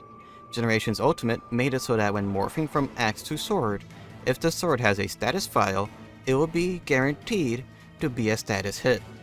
Striker's style loses the hack and slash finisher and sword mode's double sword slash. Besides that, the switch axe is unchanged. Aerial style takes away the forward thrust in axe mode and the elemental discharge while on the ground. Another morph shortcut was added. Pressing R after an upward swing will morph the axe into sword mode. Vaulting off a target in axe mode allows a downward chop. Sword mode auto attacks when doing the vault, with the option of doing a downwards attack with X. You can also slightly reposition while mid-air.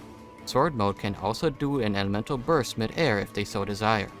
This does a bit more damage than the regular grounded elemental discharge. Adept style is similar to Striker in the fact that the hack and slash roundhouse finisher is removed, but it also has the upswing morph shortcut in Gen U. Sword mode loses the upward slice, so it is pretty difficult to stay in place while doing sword combos. Doing an adept evade will do the roundhouse finisher in axe mode, and the double upward slice in sword mode. Alchemy style is a very interesting way to play the switch axe. X inputs do axe combos while A does sword moves.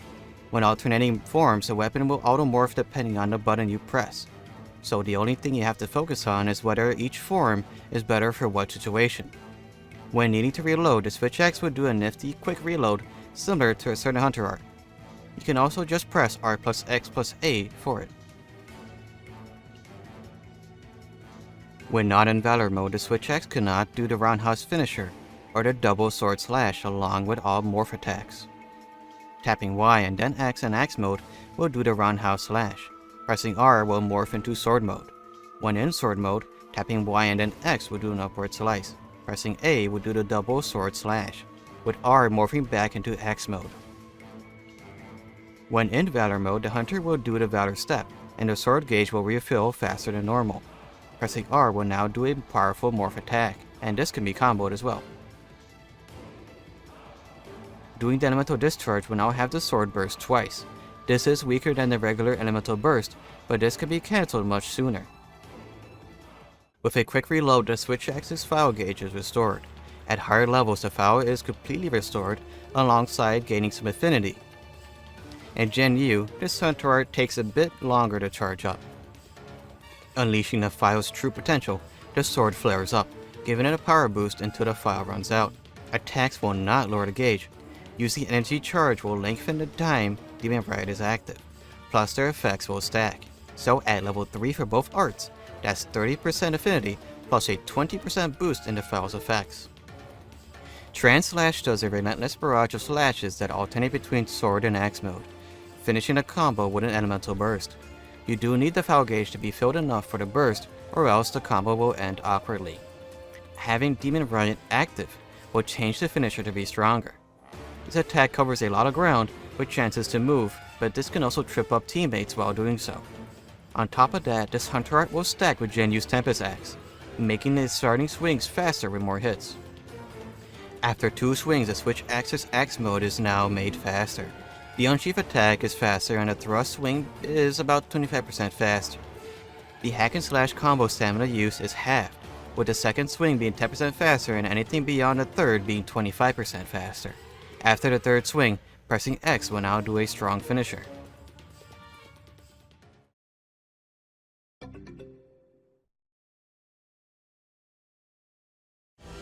Monster in the World simplified the switch axe with morphing attacks being able to be done after most attacks.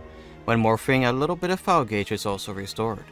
The hunter can even morph after rolling and pressing R2. There is now a gauge that fills up when attacking in sword mode. Once the outline is filled up, this is the amp state. File attacks will now hit twice, with the elemental burst now latching onto the monster to finish off the elemental burst. This is the zero-sum discharge. The amp state only lasts for a short while, but having power prolonger will lengthen the power up for just a bit longer, up to 90 seconds longer. The hack and slash was changed to not require the upswing and is begun by pressing circle. The bread and butter sword combo is now triangle 3 times that loops back around with the triangle inputs. Pressing circle in between the triple triangle inputs is a better option for damage while in sword mode. There are 2 forms of fade slashes that are great for evasion. After attacking in axe mode, holding back on the analog stick and pressing circle will do a backwards fade slash. This can be looped by fade slashing, pressing triangle, and fade slashing again. After attacking in sword mode and pressing R2, along with holding back on the analog stick, a morphing fade slash will be performed. So this can be used to be evasive as well as restoring a bit of the file gauge. Pressing circle will do the double sword slash, but pressing it once more will do the Heaven Sword Flurry. While it does not deal that much damage, it boosts the amp gauge a fair bit with each swing. If the hunter wants to, they can even do an elemental discharge after the Heaven Sword Flurry attack. When sliding, pressing triangle would do a rising slash with the axe. Pressing R2 would do a rising swing with the sword instead.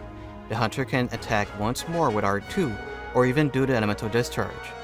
They don't really get anything flashy for running off walls, just a regular axe swing with triangle, and a sword swing with R2. Using the clutch claw attack in axe mode would do a 2-hit tenderizing stab. Having the sword out would do the same attack. When doing the elemental discharge, the hunter can press L2 to fire the clutch claw and latch onto the monster. When attacking in axe mode, if the slinger is loaded, they can fire a slinger burst. It is also possible to morph after a slinger burst. After 3 or so swings of the hack and slash, Pressing triangle will do the heavy axe slam. When this attack connects, a little bit of the amp gauge will glow. This shows that the axe mode can now do more damage towards staggering monsters.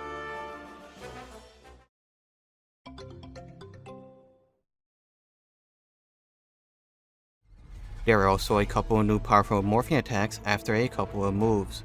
After the heavy slam and morphing, the switch to sword mode will do the powerful triple swing. Morphing after any A attack will do a strong double slash with the axe. The amp state charging speed is dependent on which file type it is. The fastest charge up is Poison/Dragon file. The next one is a tie between Elemental and Exhaust, then Paralysis, and the slowest is Power file. Pressing ZL plus A will do a quick sword recharge after a dash. This move has a little bit of iframes and behaves like a mini Demon Riot, making any sword moves not decrease the gauge for about 7 seconds.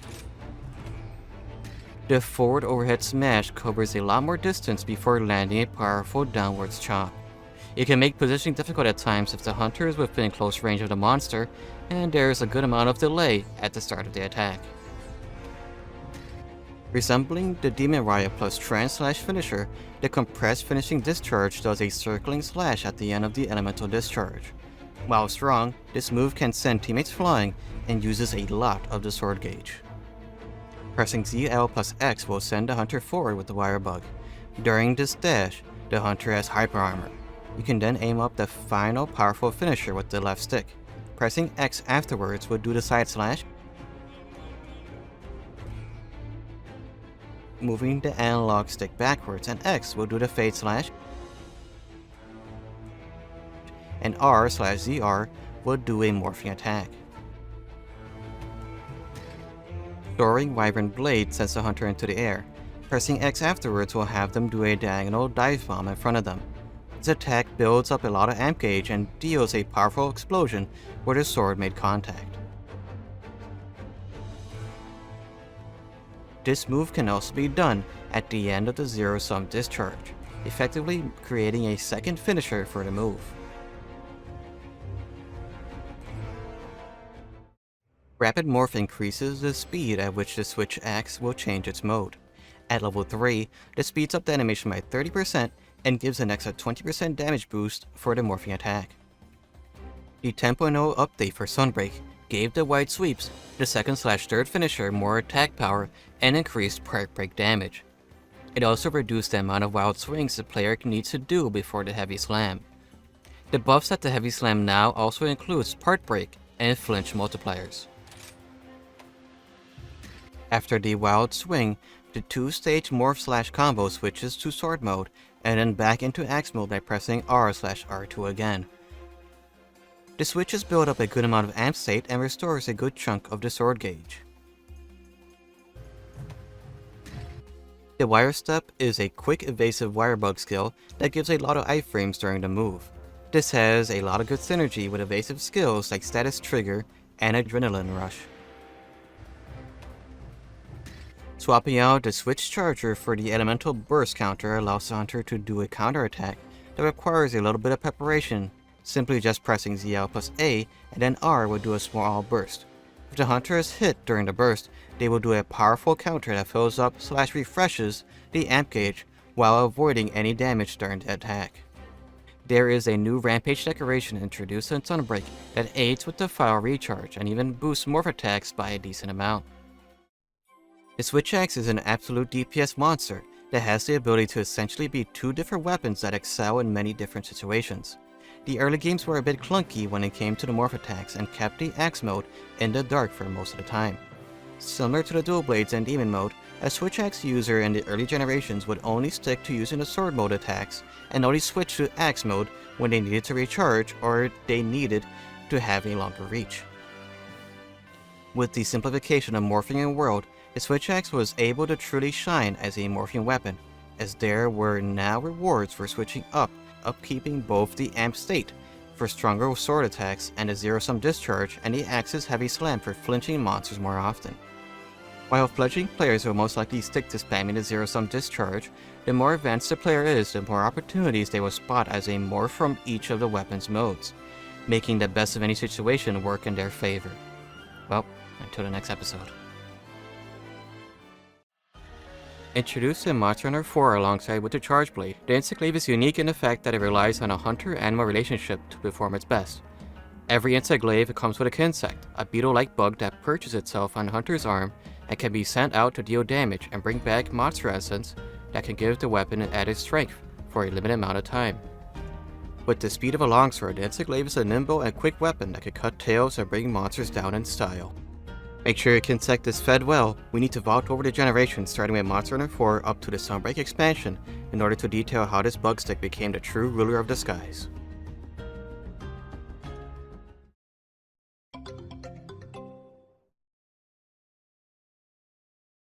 Unsheathing a weapon will do a heavy forward slam with the Glaive. This can also be performed by moving and pressing A. Pressing A after the slam will follow up the attack with another powerful heavy slam. Pressing A while idle will do a sweep that starts at the hunter's left side. This could be used as a replacement attack in order to get into the second slam attack. Pressing X once will do a fancy throw with the Glaive. Pressing it again will do a downward strike, and with the third, doing a double slash. Attacking without essence isn't something that is recommended, but this will be its main combo. On top of that, pressing A after any X input would do a forward slam. Moving and pressing X will do a quick thrust with the Glaive. This could be a fast alternative to get into the regular X combos. Pressing A and holding back on the analog stick after the stab will do a backflip. This move does not have any iframes, but is a good looking move that can evade an attack while doing damage. While the Insect Glaive can interchange most inputs to form a combo, the main combo is pressing X, X, and then A, and repeat that for an infinite. This combo can be ended at any point by rolling or hitting A twice to do the slam attack. While moving, pressing R plus B will do a pole vault in that direction. This move takes up stamina, but will raise the hunter into the air. Pressing X will do a mounting strike. The mounting strike can be done after hopping off a ledge as well. If needed, the hunter can press back on the analog with R and B after an attack to do a backwards vault. This way the pole vault can be chained. With the weapon out, pressing R plus X will send the Kinsect out. If the Kinsect connects with a large or small monster, it will extract an essence. Pressing R plus X while the Kinsect is flying about will change the Kinsect's course depending on where the hunter is facing. This will also do a little bit of damage. It'll either be cutting or impact depending on the Kinsect. Pressing R plus A will recall the Kinsect. If it has an essence, it'll be then given to the hunter upon returning. Sheathing the weapon will also auto-recall the Kinsect. When sheathed, pressing R plus X plus A will send the Kinsect out. Holding R plus X will charge an attack. Once the end of the Glaive is glowing brightly, sending the Kinsect out will do a powerful dive forward. A charge attack can also be done by changing the Kinsect's direction thrice, but this will most likely exhaust the Kinsect. Pressing and holding R while idle will bring up a crosshair. Letting go will launch pheromones that will help the Kinsect hone in on a part of a monster that got marked. Pressing R after an attack will also do a smack with the blunt edge of the Glaive. This will do a little bit of impact damage while also marking whatever was hit. Pressing R after a vault will also fire pheromones forward. These moves are generally used for getting hard to reach essence locations. When the Kinsect brings back red essence, the hunter will get a small attack buff, and this will also unlock some new powerful moves and combos. This will last for 60 seconds on its own. You know when the extract is about to run out when it starts blinking. That means there is about 10 seconds left. The time for any essence can be extended by recollecting that same essence. Red essence is most commonly found on the heads of monsters or body parts that are used commonly in attacks. Getting white essence will increase the hunter's pole vaulting height and movement speed. This will last about 90 seconds. White essence has a very important role when it comes to having multiple essences that we'll get to in just a little bit. White essence is usually found on a monster's wings or sometimes in the forward or back legs or feet. Typically the hardest essence to get in most monsters, orange essence slightly increases defense and gives the hunter slight knockback prevention for about 45 seconds. Orange essence is usually found on tails or a monster's underbelly and back. The Insect Glaive really gets a power spike from combining essences. Combining red and white will provide a 20% boost in overall damage. Both essences will last for the same duration as if they are collected separately. The best way to stay in tip-top shape in hunts is by collecting 2 essences before actually attacking. In the words of a famous grumpy man, red and white before the fight. Orange and white gives about a 6% boost in defense. On top of that, the hunter is given low-grade earplugs. Collecting all 3 essences will increase attack by 25% and defense by 8. Gives the hunter earplugs while also stacking the individual essence buffs for about 60 seconds. As an added note, having 2 essences, this is referred to as doubling up, Gives the hunter a chance to rebuff in order to continue the effects as long as they keep collecting both colors. When tripling up, at least in 4 and 4 Ultimate, the effects will expire no matter what the case after 60 seconds. Power Prolonger does increase this time slightly. So the best way to extend the triple up time is by collecting red and white, and once the essences starts blinking, collect orange. Keep in mind that you could have the Kinsect hovering over the hunter in order to recall them back when needed. With red essence active, faster and more powerful combos are unlocked. The X combos are now turned into a graceful array of slashes. Every attack gains an extra hit with red essence. The A combo's heavy slam is also given an extra powerful hit. It may be awkward trying to get red essence for new players, but getting used to at least getting red before fighting will greatly increase the damage dealt with each combo. In Monster Hunter 4 and 4 Ultimate, upgrading the Glaive requires the Kinsect to have been upgraded a couple of stages before the Glaive can also become stronger. This is done through giving the Kinsect nectars. These nectars can be collected while exploring the maps. They can also be traded for using points. There are 3 nectars that upgrade the Kinsect's stats specifically. Power increases the Kinsect damage, Stamina gives the Kinsect more time to fly about, Speed, the most useful one to upgrade, increases the Kinsect's flight speed. There are also 5 elemental nectars: Fire, Water, Thunder, Ice, and Dragon. It usually isn't worth it to upgrade the Kinsect's elemental properties, but it could be a little handy bonus amount of damage if the monster is weak to that element. Some nectars can also increase other stats as well as decrease them while being used, so be wary of that. There are also plus or double plus versions of nectars that will increase the stats by a couple points more with the same drawbacks. All Kinsects have a maximum of 180 growth points, with 150 points in a general stat and 90 in elemental. Upgrading the Kinsect requires a minimum amount of stats in order to upgrade, and depending on which stats gets upgraded the most, the family tree will change. Fully upgrading the Kinsects will grant special benefits depending on the evolution path taken. There are 4 evolution paths in total, and once a Kinsect has reached level 3 in a path, it's now stuck in that path. The balanced path is the all status up Kinsect. This has the unique ability to hold 2 extracts at once, making it a really good way to quickly grab red and white to get into the fight. This also has the ability to have green extract heal status conditions, plus giving more heals per green essence. The charge down Kinsect is a speed/stamina type. As its name entails, it can reduce the charge time required from 4 seconds to 1. Green extract also slightly heals more, great for hunters that like to spam the charge attack. Focused on power and speed, the Pierce Up Kinsect has Mind's Eye. This gives the Kinsect the ability to pierce through the hide of all monsters, besides apex ones of course. This Kinsect has speed and attack up large, and green essence will restore a little bit more HP.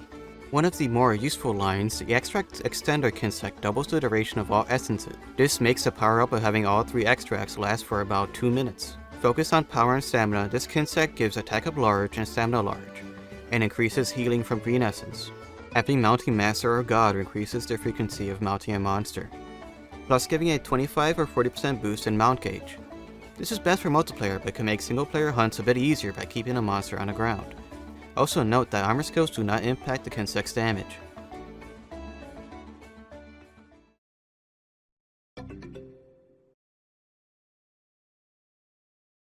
Monster Hunter Gen and Gen-U thankfully updated how the Glaive and Kinsects get upgraded.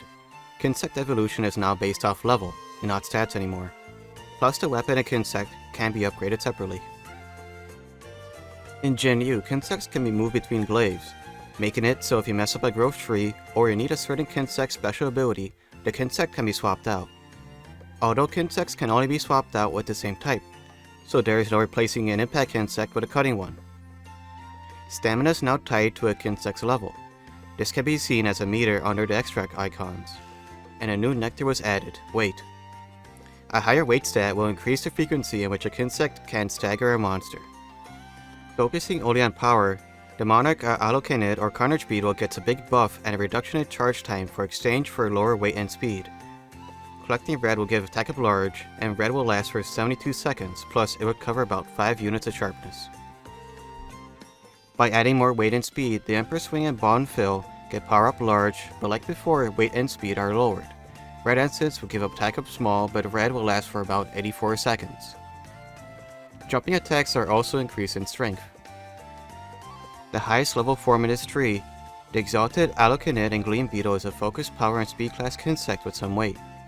The Kinsect gets attack up small, weight down, movement down, but gets a high speed recall. Getting red will provide the hunter with attack up large, white gives stamina recovery, and doubling up adds an extra 20 seconds of duration. The Kankata-man and Lady Pavaz are Kinsects based on all weight. Being one of the slowest but heaviest Kinsects, they are able to stagger and stun monsters easily. Collecting green will recover a bit more health, with orange giving defense up large, high-grade earplugs, and hero shield.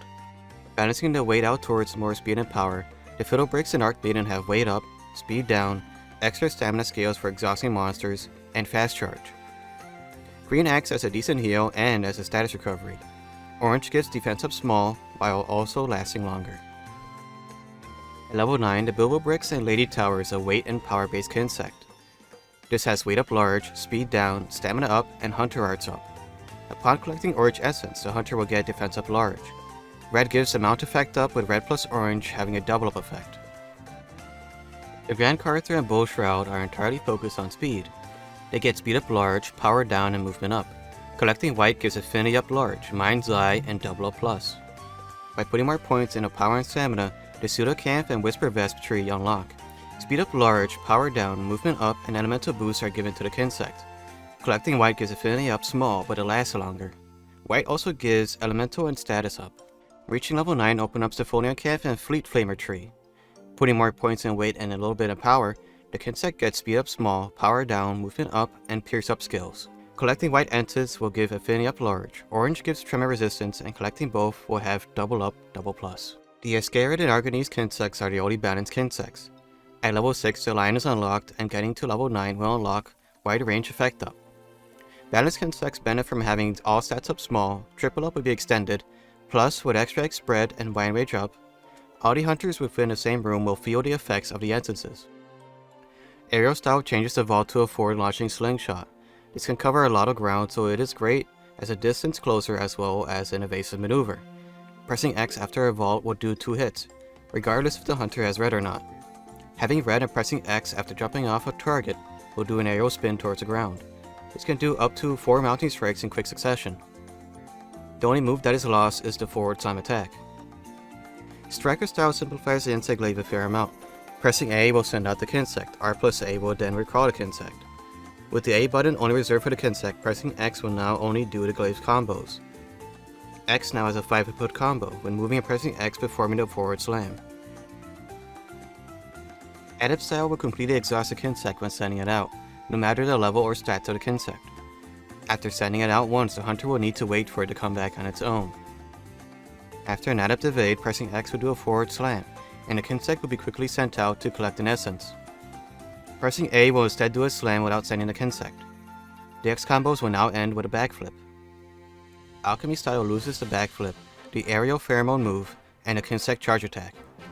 Pressing X after the twirl will do a double spin finisher attack. So there's no infinite combo, but the twirl increases the alchemy gauge a fair bit. Valor style, when not in Valor mode, takes away the jump attacks and the impact mark attack. There's also no X button finisher. Tapping Y and then pressing X will do a double spin. Pressing A will do a backflip, and R plus B will do a vault. When in Valor mode, the insect glaive gets the Valor step, plus the Kinsect will get sent out automatically after some attacks. Some attacks include the backflip, the forward slam, the aerial vault, and the pheromone mark. Doing the heavy slam will instead have the Kinsect do a charge attack forward. Pressing A after an evade or while idle will recall the Kinsect. After some windup, the hunter launches their Kinsect forward. This will fully exhaust the Kinsect's stamina, but if it connects with a monster, the Kinsect will collect all 3 essences at once. The Kinsect's attack is decently powerful, but this hunter will take some time to recharge. At level 3, the triple up will last for about 90 seconds.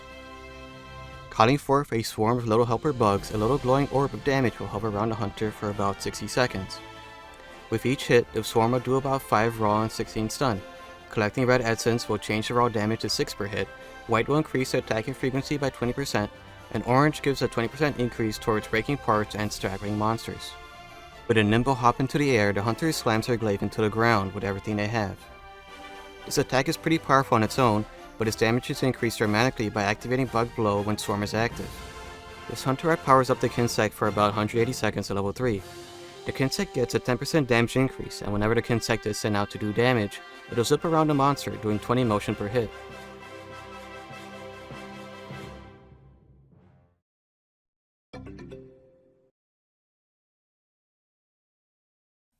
The Glaive got a handful of new abilities. The first thing is the auto attack the Glaive will do when moving on a mounted monster. This can be handy for cutting a tail while jumping around. The second thing is being able to aim the Kinsect more accurately when holding down L2. The third thing is the ability to move mid-air. Pressing X after a vault, the hunter will move in the analog stick's direction. This also applies when jumping off a ledge. Pressing circle after a vault will do the jumping advancing slash. If this attack connects, the hunter will jump once more into the air, giving the chance for another attack as long as the hunter's stamina will allow. With red essence, pressing circle now does a strong jumping advancing slash that spins the Glaive around. This will hit the monster a lot, but only the hit that launches the hunter back up will do melting damage. Both of these moves can also be done after jumping off a ledge and pressing their respective inputs. The pheromone shot is now changed to R2 plus L2. When sending out the Kinsect, it'll still go for extracts, but now the Kinsect will simply keep attacking the marked spot until its stamina runs out or the hunter recalls it. Pressing R2 during a combo will also do a blunt damage slap and will send out the Kinsect. Now when the Kinsect attacks a marked area, a little dust cloud will appear. When a hunter attacks the dust, it'll explode, doing a little bit of damage or effects depending on the Kinsect. There are 4 types of dust: poison, paralysis, blast, and heal. When sliding, pressing triangle twice will do the advancing slash. If you vault into the air and press X towards a wall, the hunter will latch onto the climbable surface. Putting back on the analog stick and attacking will do the spinning slash towards the ground. This can also be used to climb vines slowly. Pressing L2 and then R3 will bring out the claw shot. Latching onto a monster and pressing X will do a combo of slashes that will drop slinger ammo. Pressing triangle and circle will give an effect to the Kinsect. With red slinger ammo, the Kinsect will be powered up and sped up if it's attacking a marked area. Regular slinger ammo extends the duration of buffs from essences and increases the Kinsect's stamina. When the Kinsect is powered up, it's also able to collect 2 essences at once. Both of these power-ups will use up a single unit of ammo. When vaulting, pressing L2 will do a mid-air claw attack. Pressing R2 instead would do a powerful poke towards the ground. This will also send out the Kinsect and can lead into the basic land combos. This diving move is great for slower Kinsects that can deal a lot of damage. Kinsects in World and Iceborne have their own upgrade paths that go down 2 distinct evolution trees. The cutting tree begins with the Cauldron. This has 7 possible ending pathways. The blunt tree starts with the Muldrome and also has 7 possible ending points. All the stats lie within a range of 1 through 15 for high rank Kinsects, with master rank ones going all the way up to 20.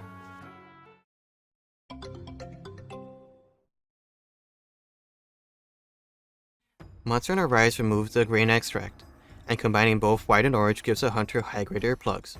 The hunter can now latch onto many different surfaces now, unlike in World, where the hunter can only latch onto climbable surfaces, like vines. The aerial attacks were changed to work as a pseudo-charge mechanic. With each vaulting dance at the end of the aerial A input, the Kinsect goes up a level. This will increase the amount of damage of the next aerial attack up to 3 times. Trying to do it a 4th time will just land the hunter. Pressing ZL plus X will vault the hunter at an angle into the air. This is essentially a second vault that can be done in mid-air to extend the hunter's airtime.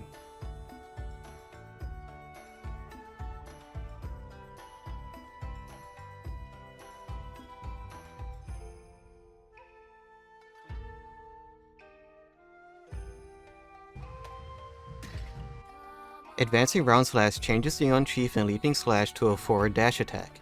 If the hunter makes contact with a monster's attack during the dash, they will effectively counter the attack and jump into the air.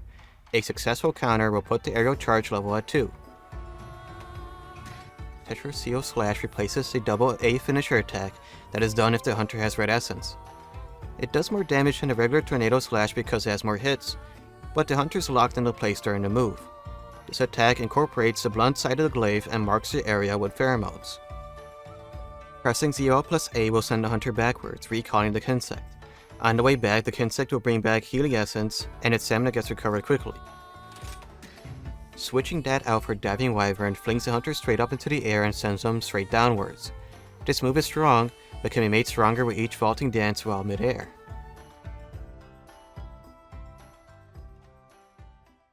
As a whole, Sunbright gave the Glaive a general attack buff. When the hunter has orange extract, they are now impervious to damage while using recall and Kinsect. Kinsect recall and Kinsect harvest extract. Tetra CO/ was made slightly faster, and the recall Kinsect wirebug move reduces stamina depletion for a while after using it. The amount of health recovered was also increased. Kinsect Slash replaces the regular A combos while mid-air.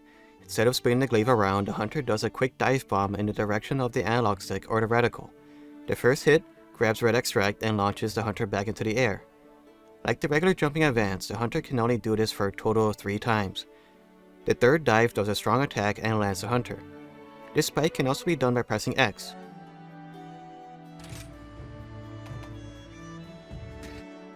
Similar to the extract hunter art, the Kinsect is flung forward at high speed. This move consumes any extract the hunter has, and the more buffs this uses up, the stronger their attack is. After the fling, the hunter also jumps in to follow their Kinsect and receives any of the extract the Kinsect got and marks the target. This move ends with a vaulting dance or a Kinsect Slash. Pressing ZL plus X with Kinsect Glide equipped will send out the Kinsect and have it be followed by a wirebug. If a part of a monster is marked, the Kinsect will head towards that part and the extract absorbed during the jump. Kinsects in Rise and Sunbreak cannot be upgraded. Instead, their levels dependent on the glaive they are attached to. Each Kinsect is noted with an attack type, Kinsect type, and a bonus. There are 4 types of Kinsects: Normal, Powder, Assist, and Speed. Powder types are similar to Kinsects in World, as they will continue hitting the monster after being sent out, leaving dust that will explode when hit. The dust types are even the same as World. Assist type Kinsects are automatically sent out at the end of stronger combos, so moves like Tornado Slash, Tetra CO/, and the Diving Wyvern. Speed type Kinsects automatically charge up while resting on your arm. When they are fully charged, they will glow blue, and when sent out, deal a lot of damage on their first hit. Kinsects with the heal bonus tend to have low stats, but when recalled, they heal the hunter by 30 HP. The dual color bonuses will always collect 2 extracts. Depending on the color type, one of the extracts is always guaranteed. Attack is red, speed is white, and defense is orange. If the Kinsect goes to a spot where the extract would have been duplicated, they will simply get 1 of their type and 1 white extract. This reduces the amount of stamina that powder type Kinsects use up when they are auto-attacking, extending their attack time for 15 to 20 seconds. This bonus has the Kinsect auto-attack a single spot up to 7 times. If using a blunt Kinsect, this is enough to knock out the training dummy. Triple up time extends the bonus from 90 seconds to 108 seconds. This reduces the amount of time needed to recharge a Kinsect stamina from 4 seconds to 3. For speed Kinsects, this will increase the damage dealt when charged. If it is the Bow Shroud or the Grand Carther, they can do a 4-hit follow-up attack. Fast charge reduces the time for a charge attack from 5 seconds to 4. After doing a series of attacks with the Kinsect, a special powder appears. Walking through this powder gives the hunter triple up instantly. This dust can be used twice and can also extend triple up time. Attacking marked targets makes this dust appear faster. Powder Kinsects will leave a dust cloud after hitting a marked target. Leaving enough of them and pressing R2/R+X+A will then draw in all the powders towards the last marked area for a powerful explosion. With Kinsect Charge, the Kinsect will automatically charge up an attack even when not idle on the hunter's arm. With the Kinsect out, they can charge even faster.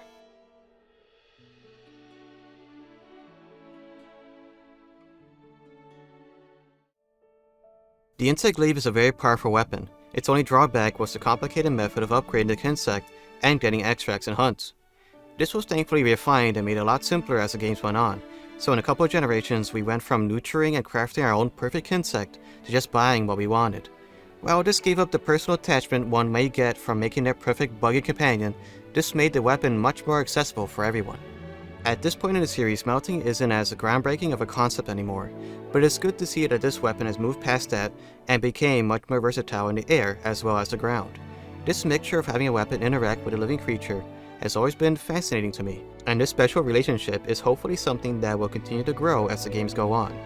Well, until the next episode.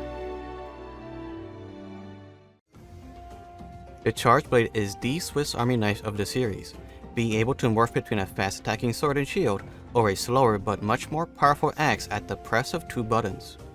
It can knock out monsters, cut off tails, or even just do loads of damage in a single swing, all while shrugging off attacks with guard points. Keep those files charged for this one. We're going to need to make sure we could fully power up our shields for those ultra combos as we guard point our way through the Monster Hunter series, starting with 4 up to the newest Sunbreak expansion, as we find out how this newbie single-handedly stole the KO crown from the hammer.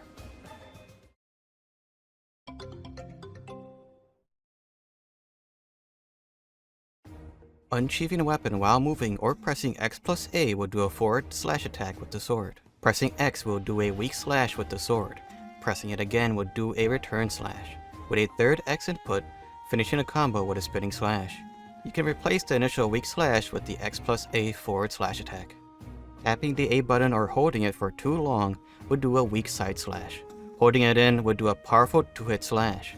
Afterwards, pressing X would do a spinning slash. The charge A attack is the go-to for quickly charging files for those powerful X combos. You can also do the charge A slash after the first or second X input. When the file gauge changes to yellow or red, pressing R+A will transfer the charge into the files. Yellow gauge gives 3 files while red or overcharge will give 5. Pressing X afterwards will do a return slash. If you keep attacking in sword mode when the gauge says overcharged, the sword will just repeatedly bounce until you transfer the charge to the files. When in sword mode, pressing R will pull up the shield. While guarding, the hunter cannot move. Pressing R+X will morph the sword into X mode with a heavy X slam. Once in X mode, pressing R will do a morphing spin that goes into the spinning slash. This can be changed in a combo if desired. Just keep in mind that the morphing swings will move the hunter forward a fair bit. Pressing R+X+A can draw into X mode. Moving and pressing X when in X mode will do a heavy slam. Great for damage and has good reach. Pressing X would do an upward swing when idle. Pressing X again would then do an overhead swing. It's a slow but strong combo that can also launch teammates into the air. Pressing A would do a side swing with the X. This can also be performed by pressing X after a roll or pressing A after a reload. Pressing A once more will swing the X around, hitting twice. If there is a file charged up, these attacks will do an extra little bit of elemental or impact damage. You can move slightly forward when pressing A and moving. Another way of doing the swing around is by morphing to X mode and pressing A, or doing the X slam and pressing A. Pressing A a third time will do the super combo. While it is a strong attack on its own, the attack is much more powerful with some files recharged. Note that getting up to this point in the combo will use 3 files and will revert the charge blade back into sword mode. In order to use one file, pressing X+A while idle in X mode will do the amp discharge. An added bonus of using the file's energy in these attacks, besides the increased damage, is the natural mind's eye. When hopping off a ledge, pressing X will do a downward chop with the sword, or a slam with the axe. Pressing R will do a morphing swing instead.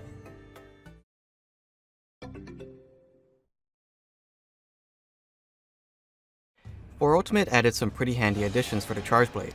The first is being able to do a spinning slash after a hop and pressing X. Pressing X+A off a ledge will do an aerial chop. After attacking, pressing X+A will do a quick shield thrust. This attack has Mind's Eye and is a great way of chaining infinite combos. The standalone attack is pretty weak, but you can move slightly during the animation with the analog stick. During a reload, you can also press X+A for a shield thrust. Pressing R before the super will do a roundhouse slash that will transfer any file energy into the shield. For every file that is transferred, 30 seconds of energy will be put into the shield. So with 5 files, the maximum of 150 seconds is transferred at once. You can actually keep adding more energy for some more time, with a maximum of 300 seconds of charge. You know when the shield is about to run out of charge, when the shield starts turning yellow. This is a signal that there is about 30 seconds left. When charged, the shield is now just as strong as a lance or gunlance shield. Plus blocking and doing the shield thrust will do added bonus damage depending on the file type. With the shield charged and files loaded, the amp discharge is now the super amp discharge. Instead of doing a single file for the attack, all the files and shield energy is used up in a very powerful attack. Holding back on the analog stick will do a super instead of the ultra combo. Because of this move requiring a lot less time to execute, doing a super instead of an ultra is preferred in single player. Doing the ultra is better in multiplayer, as this requires a big window to perform this attack. Just be wary as the blast will send teammates flying. Impact files deal true damage no matter where the monster is hit. These types of files can also knock out monsters if the monster's head is hit with the amped discharges. In fact, they do a lot of KO damage. 30 KO per amped axe swing, with the super doing 90 and the ultra doing 100 KO per file. Shield throws and blocks or guard points will do 15 KO. On top of all that, the KO status damage is increased by a hefty 30% with Red Shield.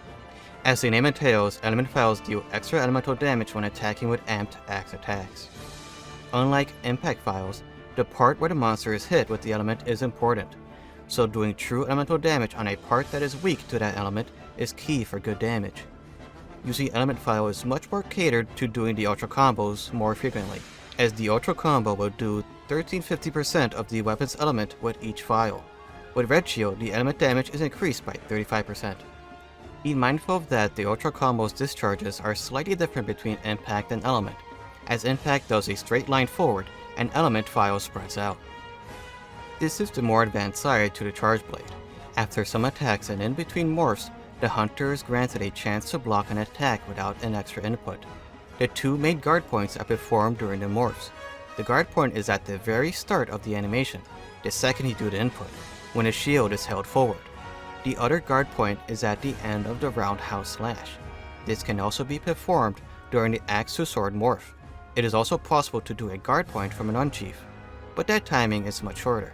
With a Red Shield, guard points are given a natural guard +1, making this block stronger than the lance or the Gunlance's shield. Plus when guard pointing, a small burst will come out of the Red Shield, working as a small counter attack. After a guard point, pressing R will continue into a regular guard. Only the guard point will have the natural guard +1. R+A will do a reload, pressing X will do a quick morph to X mode, pressing B will do a sidestep or a roll, and pressing X+A will do the super or ultra combo. If the attack is too heavy, you will be locked out of these shortcuts. For those using impact files, getting Artillery Novice will increase the file's damage by 30%, with each subsequent stage increasing it by 5%. This can also stack with Feline Bombardier for an extra 15% boost. Element files get a bonus from Element Attack Plus and any other elemental bonus skills. Load Up adds an extra file to make super combos easier to spam. This would also naturally make ultra combos a bit more powerful with the added file. Even with the inbuilt guard +1 with Red Shield's guard points, if the attack is too heavy, the hunter will not be able to perform the amp discharge shortcuts. Guard Up is a very handy skill for those select hunts with unblockable attacks. Feline Bombardier is a handy food skill that boosts the damage dealt by impact file explosions by a small amount.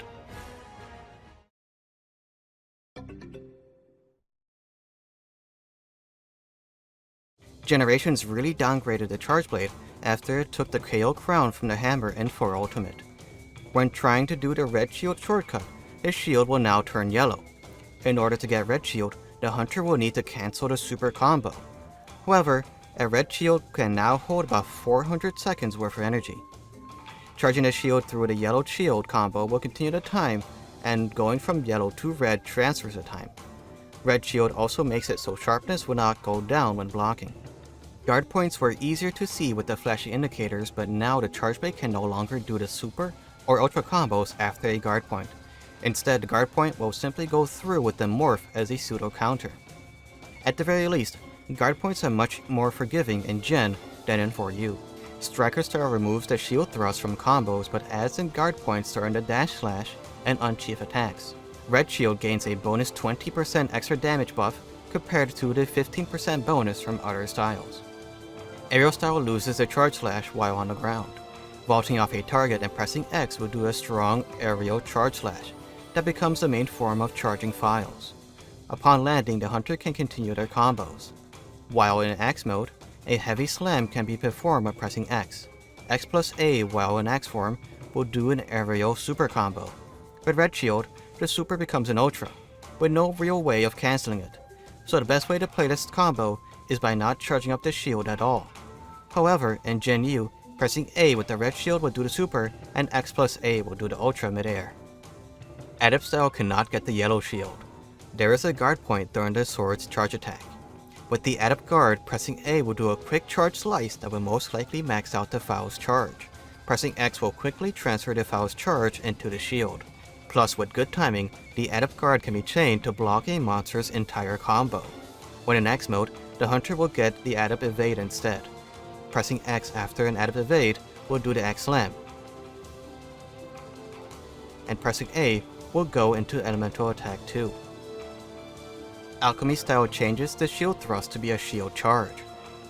The charge blade cannot switch into X mode when reloading, but pressing A will auto-charge the slash. When in X mode, pressing A will skip over the first part of the elemental discharge, and the third attack will be a super, regardless if the hunter has a red shield or not. Valor style takes away the charge slashes and the ability to charge a shield. The round slash also loses the guard point, and the charge blade cannot switch forms as it usually did. Tapping Y and then X in sword mode will do the roundhouse slash, Y and A will do a charge slash, and R will do a morph attack. When in X mode, pressing X will do an upward swing. A will do the swinging slash, X plus A will do a super, and R will morph into sword mode. When in Valor mode, the charge blade gets a Valor step. The shield glows blue and only goes away when the Valor mode is over. Doing the Valor steps in sword mode would do a guard point with each dash. Elemental Discharge 3 now does a different attack with these A combos now being able to be infinitely chained. The hunter can still do the super or ultra combos by standing still and pressing X plus A, or by tapping Y and X plus A. Using all the files that are currently loaded, the charge blade forms a laser beam that is swiped in front of the hunter. The amount of files will increase its range and damage, so this also has good synergy with the Limit Break Hunter art. Just note that the red shield does not increase this hunter art's damage. Limit Break allows the charge blade to carry more files. At level 1, it's 7, with level 3 allowing 10 files for 150 seconds. The animation itself has a guard point when the shield is held forward. When paired with the load up skill, Yellow Charge loads 5 files with red loading 10. Healing File turns any charge file green. When transferring the energy into the shield, the charge blade will heal the user and anyone nearby by the amount of files that were used up. This hunter art is more of a poor man's healing guard. Spinning the axe head around like a chainsaw, the sword's files get charged a considerable amount, with higher levels pretty much giving a free red shield at the end. Once the hunter art is over, pressing R will charge a shield, pressing X will go into the sword combos, and A will go into the elemental axe combos.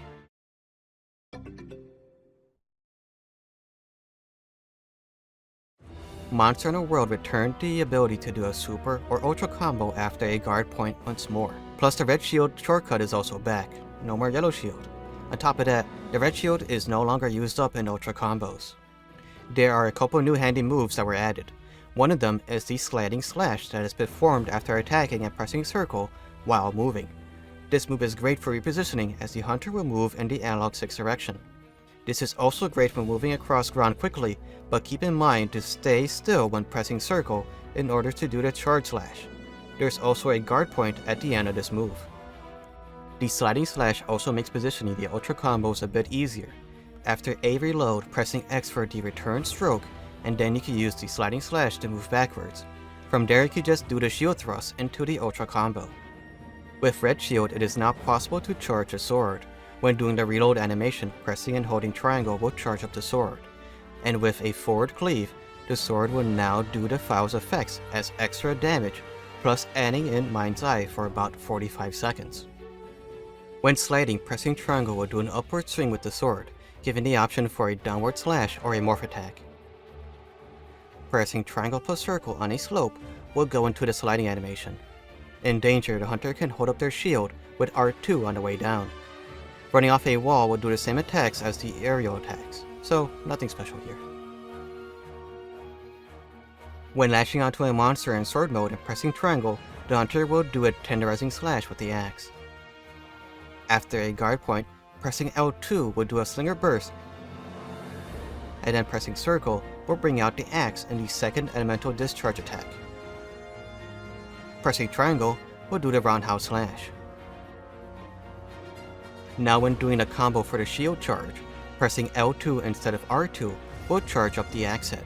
Now functioning as a spinning blade, the axe attacks will deal extra damage as it pierces the monster's hide.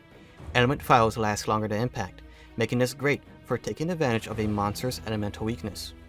Offensive Guard grants the hunter an attack boost, when guarding just before the attack makes contact with the shield. This is pretty easy to activate using guard points. At level 3, that is an extra 15% attack boost for about 12 seconds. Artillery Secret is unlocked via a set bonus. With either the Master Rank Zora Magdaro set bonus or the Raging Brigadier set bonus, the max level of artillery is increased to level 5. This boosts the attack of impact files by a max of 50%.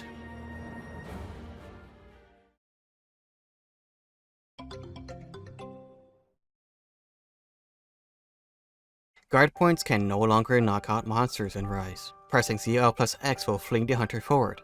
The dash has some iframes and leaves a charge blade in X mode. Pressing X at the very end cancels the X morph and does the spinning slash. Pressing A instead will go straight into the elemental discharge too. And pressing X plus A will do the super slash ultra combo. During the dash you can further change where the hunter is facing so you could better line up the super slash ultra combo. The regular condensed element slash acts the same as it did back in World, with a red shield. Going into the reload animation and pressing X will charge up the sword.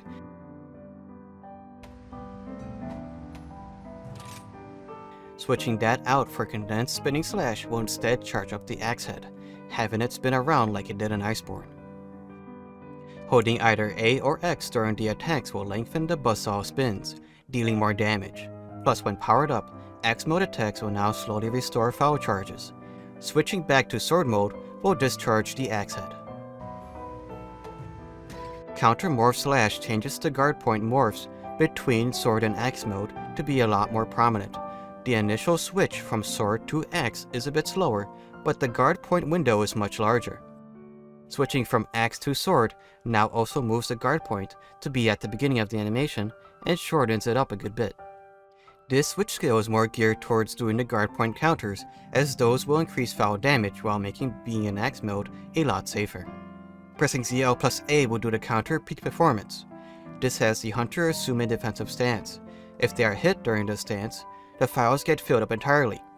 Pressing X after the guard will do a condensed elemental or spinning slash. Pressing A switches very quickly into X mode, and pressing X plus A will do the elemental discharge. Switching that out for Axe Hopper instead has the hunter use a wire bug and the X to fling the hunter into the air. While airborne, pressing X would do the regular X swing downwards. Pressing A would do a single element discharge, with X plus A doing the ultra combo. During the leap into the air, you can move the hunter with the analog stick to orientate the next attack. Rapid Morph increases the speed at which a charge blade changes modes.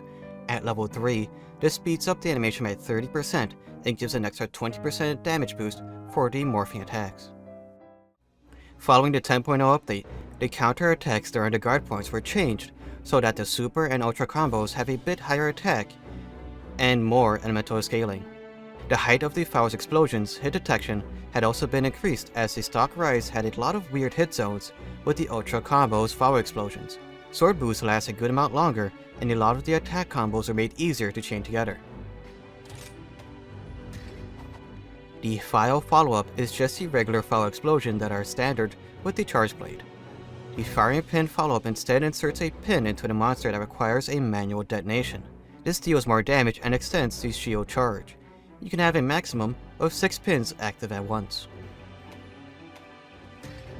Ready Stance has the hunter quickly do a guard point in front of them. After successfully guarding, this move leaves you in sword mode. This switch skill also lowers the hunter's guard reaction, so you could chain both to sword and attacks quite quickly. This makes axe mode pretty safe, as it provides a quick guard point that can lead straight into elemental discharge too. And you can move the hunter during the guard. If you are using the condensed spinning slash, this switch skill can be used as a guard point and also keep the spinning slash going. Air dash gives the hunter hyper armor during the dash and flings him up into the air. This does 2 axe hits, with the option to finish the combo with a downwards jumping slash or an elemental burst that sends the hunter flying backwards. If you have condensed spinning slash, you can hold down the button to do extra hits during the air dash.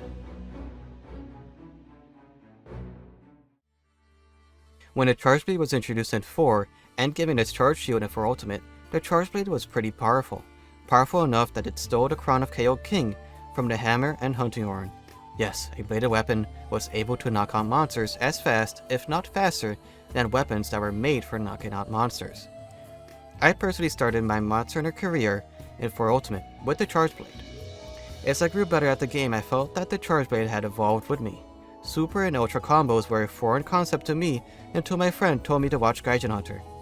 It was not until a late high rank when I first had to learn guard points because of the gold raffin keeping my health bar at nothing. Like the Longsword and the Switch Axe, this weapon is as flashy as it is powerful. It had a bit of an awkward time in Generations with the shield charge and guard point changes, but with how much fun it became at Sunbreak with the elemental file buffs, it's really hard not to enjoy those massive numbers after doing an Ultra combo. Well, until the next episode. The Bowguns were introduced alongside the original 5 Blade Master weapons in Monster Hunter 1 for the PS2. Both of these weapons rely on limited ammunition that the hunter needs to bring with them before the hunt begins. This episode is going to include both bowguns to prevent 2 separate episodes with repeat information, so gym in that auto reload skill cause there'll be no breaks as you go through Monster Hunter 1 up to the newest Sunbreak expansion to detail how ranged combat evolved over the generations.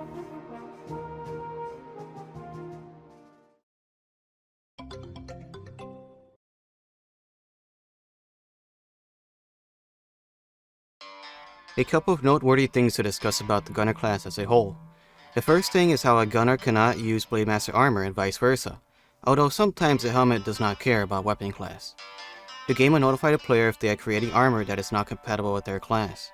Gunner armor is usually very weak when it comes to defensive stats, but is much stronger with elemental resistances compared to their Blade Master counterparts. The second important thing is ammunition. Hunters need to bring along ammo that is purchased or crafted before going on a hunt, as once their ammo is depleted, there is no way to replenish it later outside of crafting, or at least before World. So unless you want to be stuck with normal ones on a 40-minute quest, it is best to stay prepared with extra supplies. Moving the analog stick will unsheath the bowgun. With the weapon out, the hunter can move about with a light jog. Pressing square will sheath the gun. Moving the right analog up will do a weak melee attack with the bowgun. Moving the right analog stick downward will load the selected ammo type. This can be seen above the hunter's item bar. Holding L2 and pressing triangle or X will go through the compatible ammo type that the hunter has on hand. Pressing R3 will fire whatever is loaded in the bowgun. If there is nothing loaded, the hunter will shake their gun in confusion. This animation is quite long, so keep an eye on how much ammo is loaded at any given point. Pressing R1 will go into first person mode. Holding it will switch to an over the shoulder view. Both of these modes allow for the left analog stick or the D-pad to be used for more accurate aiming. The damage the bowgun deals depends on 3 main factors: the type of ammo, the ammo's level, and where the monster is hit. Keep in mind that hit zones can be different for gunners as compared to blade masters. So before going on a hunt, refer to resources like Kiryanko or a wiki for hit zones. Making a bowgun is as easy as making any other weapon, although upgrading a gun is different. Instead of monster parts, upgrading it in the 1st and 2nd generation requires cold hard cash. Each bowgun has a different amount of levels it could go up to, and once it's maxed out, that's it. If you want to make a high rank or G rank version of the gun, you gotta make it anew later.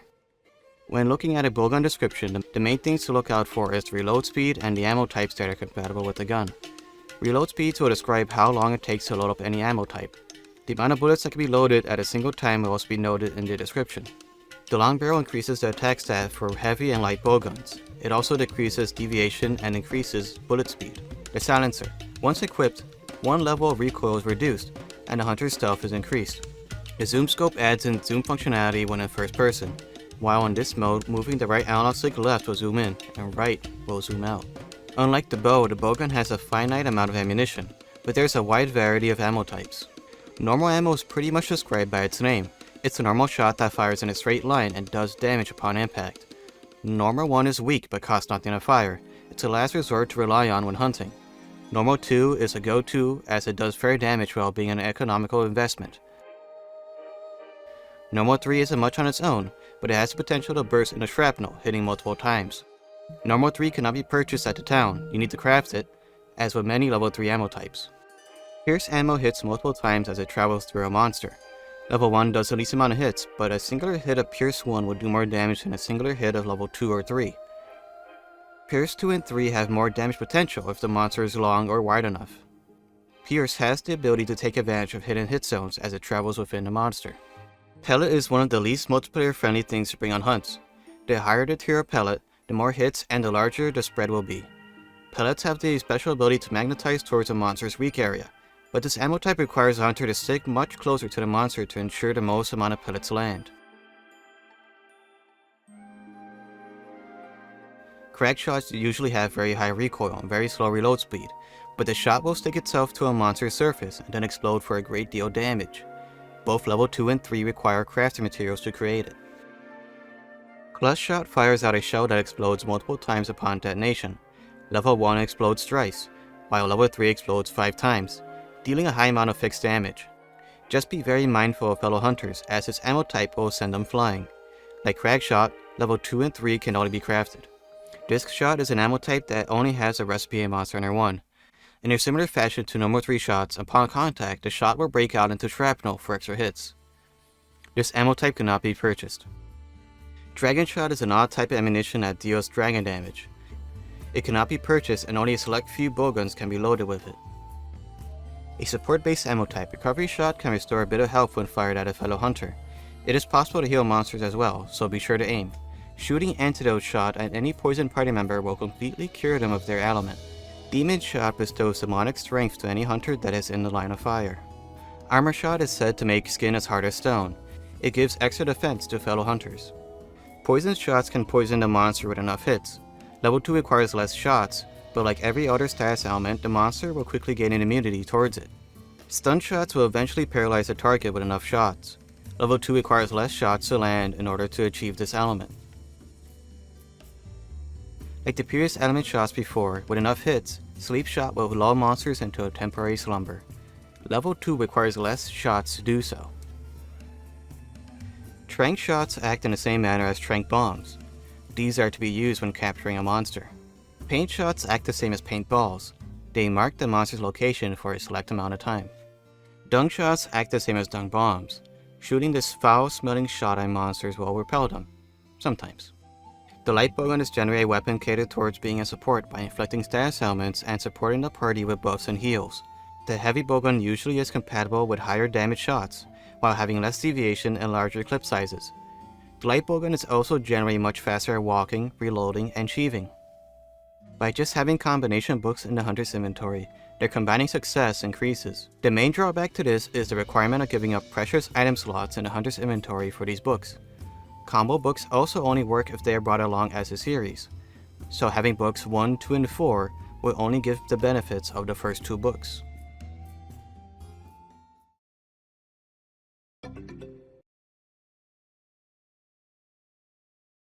The second generation of Monster Hunter introduced the elemental shots, and for the light bowgun, rapid shots.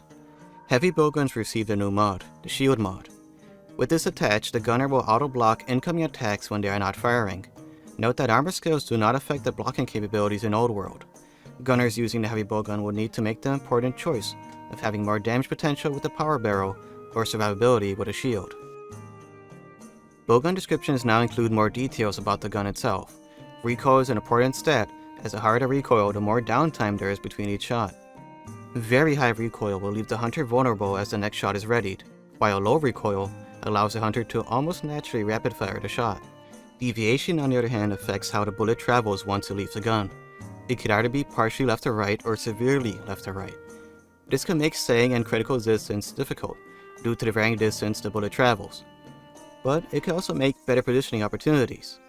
If the gun has no deviation, having the food scale feline temper will randomly add this effect to the bowgun. The second generation introduced the mechanic of critical distance. If the bullet is fired from too short or too long of a range, they can deal less damage. When firing a bullet within critical range, they are given a buff of 50% extra damage. This mainly affects 2 of the shot types. Normal shots are in critical distance within 0 to 3 rolls at level 1, up to about 5 rolls at level 3. Pierce shots are a long-range shot that are in critical distance starting at 3 rolls and can stay in critical range at about 7 for Pierce 3. Pellets don't really have critical range, it's just kind of dependent on how many pellets land. There are 5 different elemental shot types introduced. These include Flame, Freeze, Water, and Thunder. These elemental shots along with Dragon are special in that they don't have critical distance, but the shots will disappear if they travel for too long of a distance. Flame ammo explodes upon contact with the target, while the rest of the elemental shots act as pseudo Pierce 1, as it hits 3 times, with Dragon Shot hitting a total of 5 times as it explodes. All elements besides Dragon don't have any recoil as a bonus. Rapid Shot is a new light bowgun feature. Rapid takes a single shot and multiplies it. While it does make each shot less effective, if all the shots land, then the damage output will be a bit higher than a single non-rapid shot. Recoil on these shots will be detailed if the bowgun supports it. The recoil of rapid shots cannot be reduced through food or armor skills. All bowguns can theoretically support every ammo type with the right armor skills, but some guns are notably better suited for certain types of ammo. Adding plus 10 for some ammo types will make the basic level 1 ammunition compatible. If there's a level 2, plus 15 is needed, and plus 20 will make all 3 level shots compatible. Both normal and pure sub gives an additional 10% damage buff to those shots only. This is not to be confused with plus, which adds functionality of those shots to the gun. Pellet up gives 30% extra damage in 2nd gen. In later games this only gives 20% up. The food skill Feline Aim / Sharpshooter also gives 10% extra damage to normal shots. Feline Temper gives a damage buff, but increases the deviation of the gun. Steady Hand is the White Fatalis' armor combination skill that ups the damage of all ammo types by 20%. Usually there's a similar skill in other Monster Hunter games with this same effect. Elemental Attack Up gives an additional 20% to elemental shots, while Abnormal Status Up gives a 12.5% boost in status effects. Reload Plus improves the reload speed by a single level, up to 3 times. There's also a negative effect of this that slows down reload speed up to 3 times. Recoil Plus, on the other hand, removes 2 levels of recoil with plus 1. This 2nd gen only skill allows the hunter to not require loading the gun after they load up with a stacking ammunition. As a side effect, recoil is set to strong for the bowgun. This recoil cannot be modified by using armor skills or the silencer mod, so this pretty much makes using anything but normal and elemental shots pretty tough. Capacity or load up increases the amount of bullets that can be loaded in at once by 1. Precision's positive armor skill decreases the amount of deviation, the negative skill increases it. Combo up increases the chances of success when crafting. This is mainly useful for saving inventory space, but in most cases just carrying the combination books is more than enough. Shot Mix allows for the maximum amount of ammo to be crafted when combining. It is understated how useful this skill can be when dealing with longer hunts. Artillery shots will increase the fixed damage of Crag and cluster shots. Feline KO can also make the Crag shots deal KO damage when hitting a monster's face.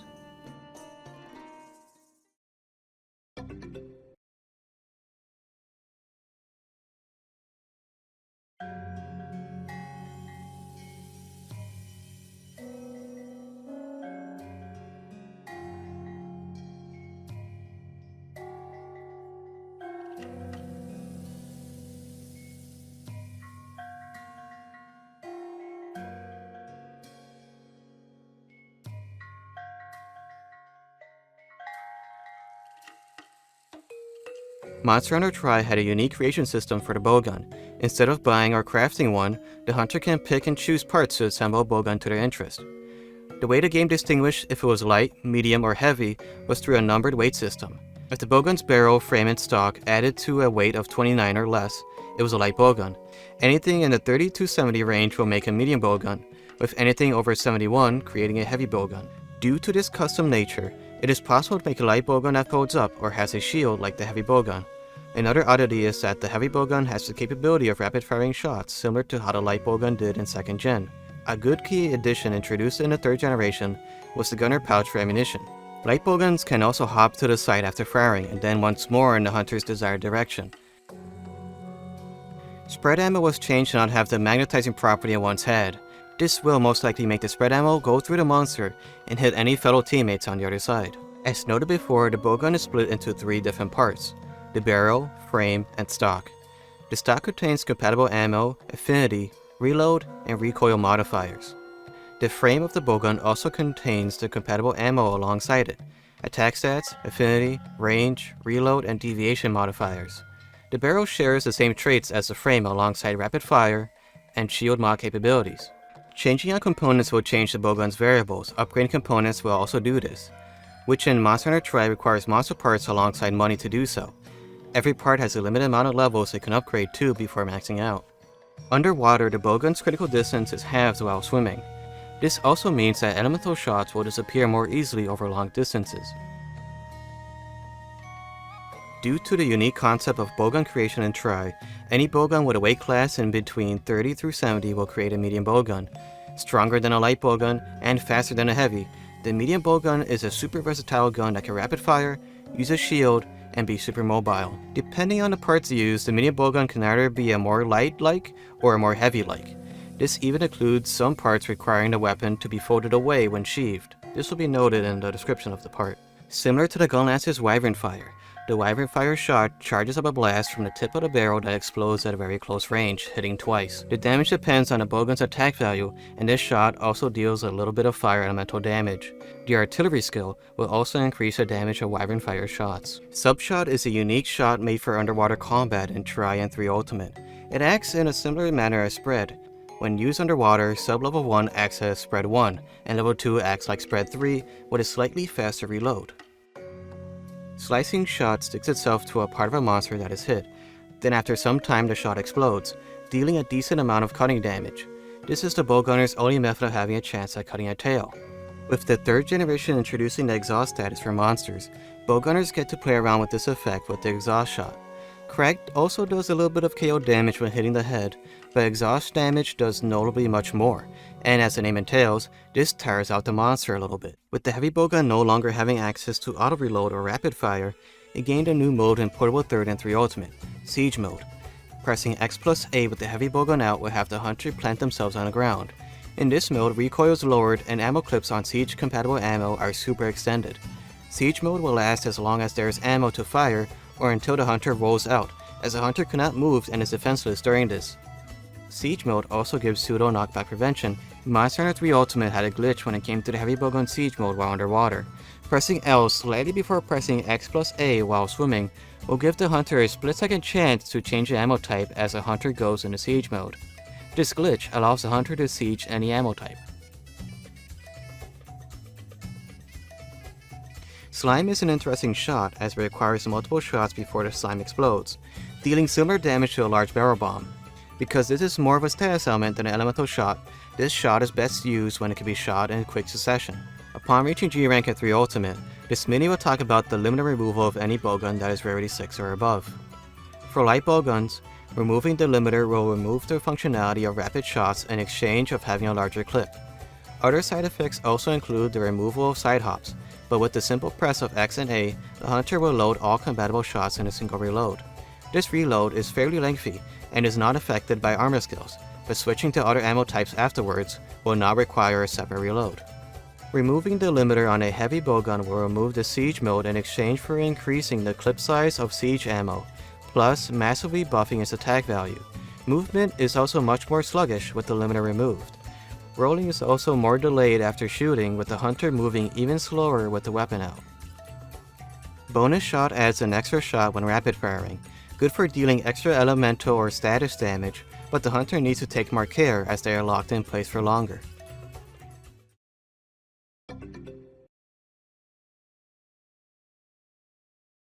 Pressing X when midair will do an aerial attack. With either bowgun, this will do a little bit of impact damage, and upon landing, the hunter will reload whatever shot is selected. 4 Ultimate introduced a handy feature when it comes to signaling critical distance. Prior games used color or the size of an explosion to signal if the hunter was in critical distance or not.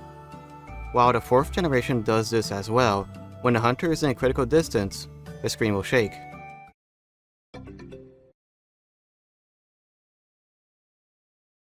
Monster Hunter Generations removed the limiter system, although some aspects got reworked into the styles and hunter arts.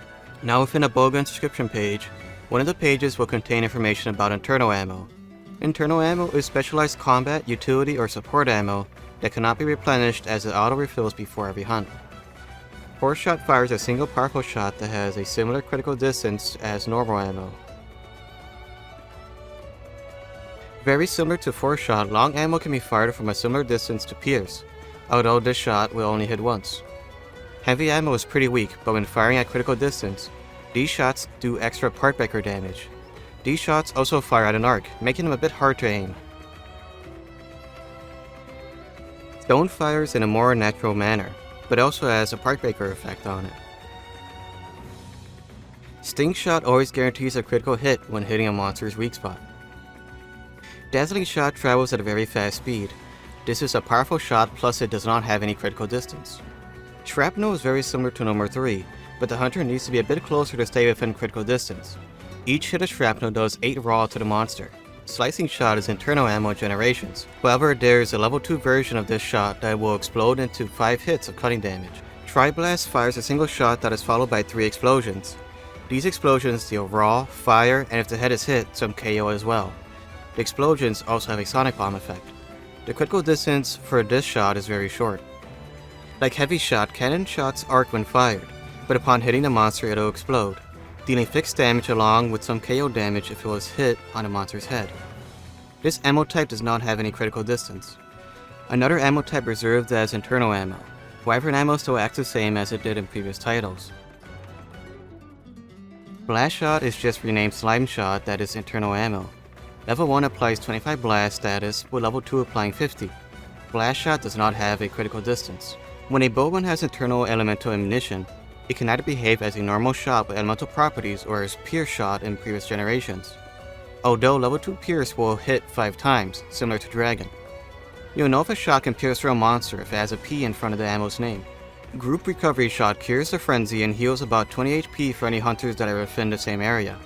Remedy Shot cures all status elements, delays the frenzy, and increases health recovery speed for about 30 seconds. Demon Shot gives plus 10 sharpness and a 10% boost in bowgun damage to anyone that is within the cone of fire.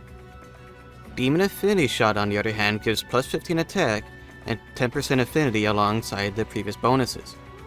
The effects of either shot last for about 90 seconds. Armor Shot gives a 20% boost in defense to hunters. Super Armor Shot gives 30% extra defense and knockback prevention. Both of these shots' effects last for about 90 seconds. Demon Armor Shot is a combination of shots. This will give hunters plus 10 attack, 20% defense, 10% sharpness, and critical distance for 90 seconds. These 3 shot types work the same as their non-internal counterparts. With Striker Style, the light bowgun loses the side and back hops. With the aerial vault, pressing X plus A after vaulting will have the hunter fire downwards. If the shot is a rapid shot, pressing X plus A will fire the shot in rapid succession while airborne. Pressing A will fire forwards. If it's a rapid shot, then multiple shots will be fired. Pressing X will do a mid-air aerial attack that reloads the bowgun. In Mh6U, the light bowgun gets a power reload when vaulting. Adept Style gives the Adept Evade for the light bowgun. After an evade, the hunter will automatically do a power reload. This will temporarily give shots a 5% boost in damage.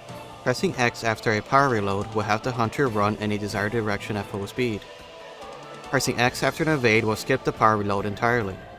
Alchemy Style not only keeps the light bowgun's hops, but it also gives the hunter the chance to equip 3 hunter arts and use the alchemy barrel. Reload speed gets reduced by using this style. With the alchemy barrel, the hunter can create alchemy shots, which deals the same amount of damage as a normal 3 shot, but fires twice and increases the hunter art gauge slightly with each shot. Valor Style, when not in Valor mode, takes away the hops and increases recoil by 1 level. Pressing Y and then X will do a Valor reload. Pressing X when the bowgun flashes will do a quick reload animation. Any ammo fired with the Valor reload activated will increase the Valor gauge and negate the recoil downgrade. This is also very useful for reloading some slow ammo quickly. Once in Valor mode, the hops are returned and given an auto shot passive with each hop. Plus recoil is lowered by another level. That's 2 levels down with Valor and Valor reload. The first 2 hops will do 10 motion, 10 exhaust, and 10 KO if the monster's head is hit. The third hop will fire 2 shots, both of them doing 6 motion, 7 exhaust, and 7 KO. These shots have infinite ammo as long as the Valor mode is active. With a quick hop and a blast, the hunter leaves an explosive surprise where they had once been.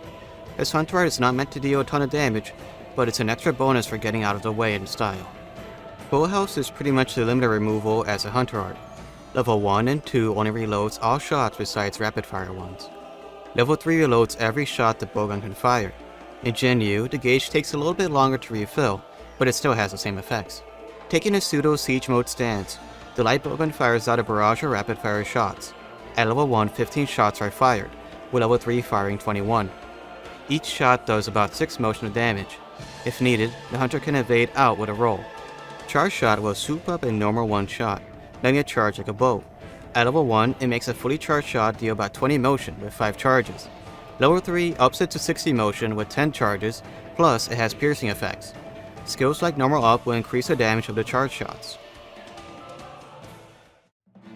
Striker style only removes the heavy bowgun's siege mode. Similar to light bowgun's aerial style, pressing A after an aerial vault will fire forward, with X plus A doing a forward launch while firing. If the ammo fired is compatible with siege mode, the gun will fire multiple times. Pressing X will do a reloading aerial attack. Unlike the light bowgun, the heavy bowgun gets a full reload after each vault in stock generations, plus they can go into siege mode upon landing.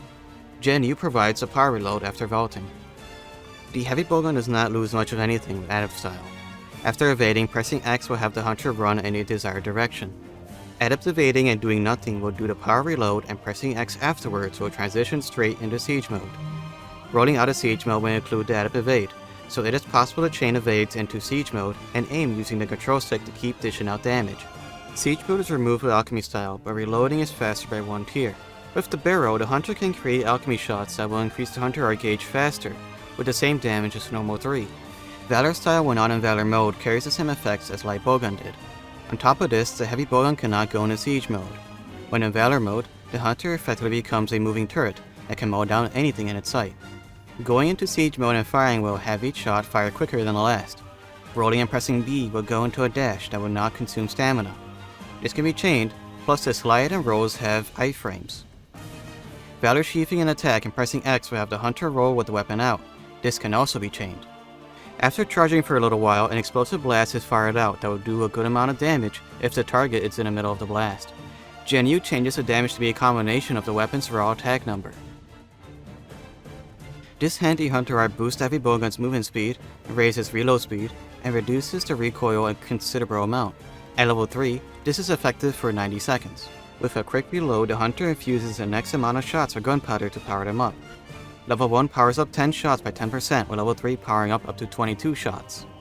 If managed properly, this can stack up to 99. Slicing Shell is the strongest single-hit cutting move that the heavy bowgun has. It is a very short-range shot, so positioning is crucial. At level 1, this does 90 motion with 10% part break, with level 3 doing 170 motion with 20% part break. Mass Combiner is a great all-around skill for the gunner class. Instead of being an armor skill, this fast-charging hunter art allows for the maximum crafting amount for a limited amount of time. Ammo Saver is a very niche skill that has a 20% chance to not consume a single shot. This was later changed in the New World to not consume a shot when fired instead of not consuming from a pouch. True Shot Up increases internal ammo by 20%, which can be very useful depending on the bowgun.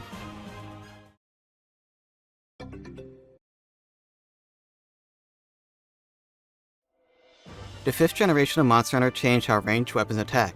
Instead of a traditional RPG style of attack, World's Gunner attack style is more akin to an over-the-shoulder shooter. The form of seeing critical distance was also changed once more. When holding L2, the camera will shift over the hunter's shoulder. In this mode, there is a crosshair. If the hunter is too far away from a target, the crosshair will just stay out of range. A little bit closer, and an orange circle will appear. A little bit closer still, we'll have a second circle appear within the crosshair. This new reticle now shows critical distance.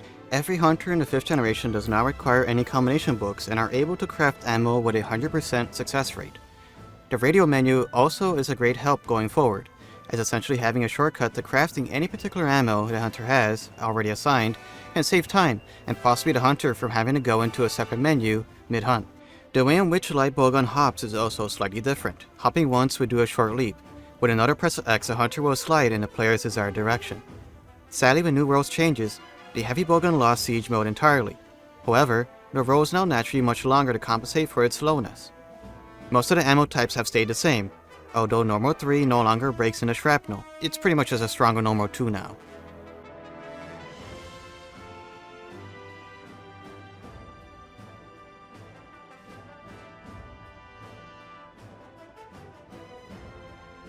Bowgun modding was overhauled in this generation. When at the smithy, selecting bowgun mods will bring up a menu of options. Recoil Suppressor reduces recoil for some ammo types. Reload Assist reduces reload time. Deviation Suppressor reduces the amount of deviation if the bowgun has it. The bowgun's rarity determines how many of these mods can be equipped at once, and if desired, the hunter can stack these effects for a greater effect. Heavy bowguns can equip one more mod than light, plus his shield mod can be stacked up to 4 times for a better block. Shield mods are also affected by guard skills now in this generation. When looking at the bowgun's description, there are now some new indicators. The orange one will be for the light bowgun's rapid fire, and a blue one will signify if the ammo can be auto-reloaded. This essentially has it so that the ammo will get auto-reloaded after firing once. This capacity cannot be exceeded with any armor skills, but the benefit of auto-reload is the fast reload speed that could come into use for ammo types like Sticky. Every light bowgun gets outfitted with a special ammo type called Wyvern Blast. These special shots are placed on the ground when pressing circle. Now for these shots to detonate, either a hunter or a monster needs to attack it. The stronger the attack, the more damage these explosions will deal. Each Wyvern Blast can explode up to 5 times before they disappear.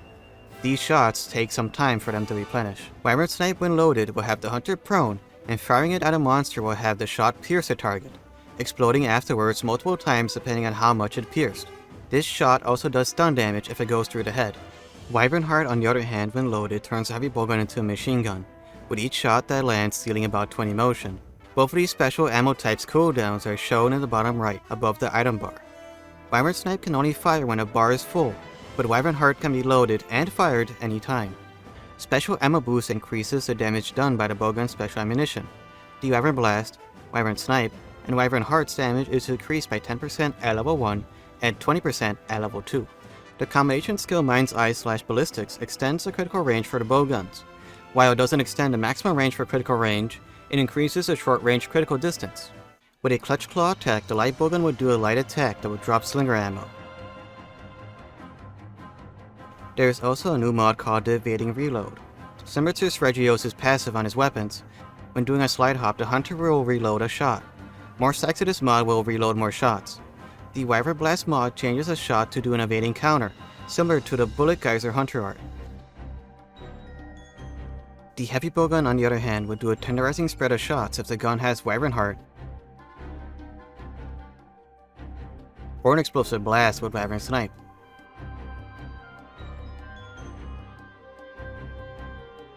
There are also upgrade mods for these two special ammo types. Wyvern Heart Plus would do increasing damage with each shot that connects with the monster.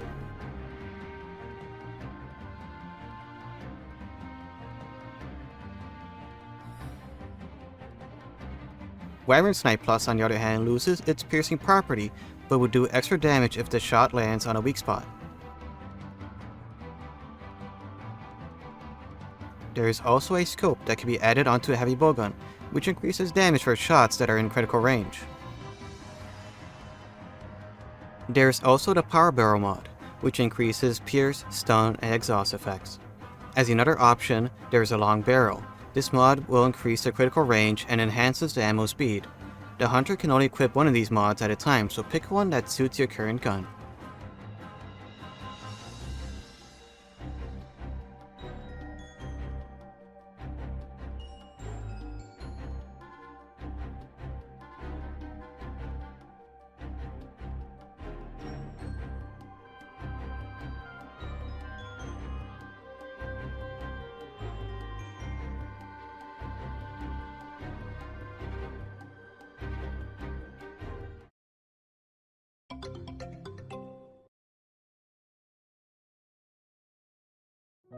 Bowgun mods were reverted back to how they were in Old World. No longer are there specific mods that stack.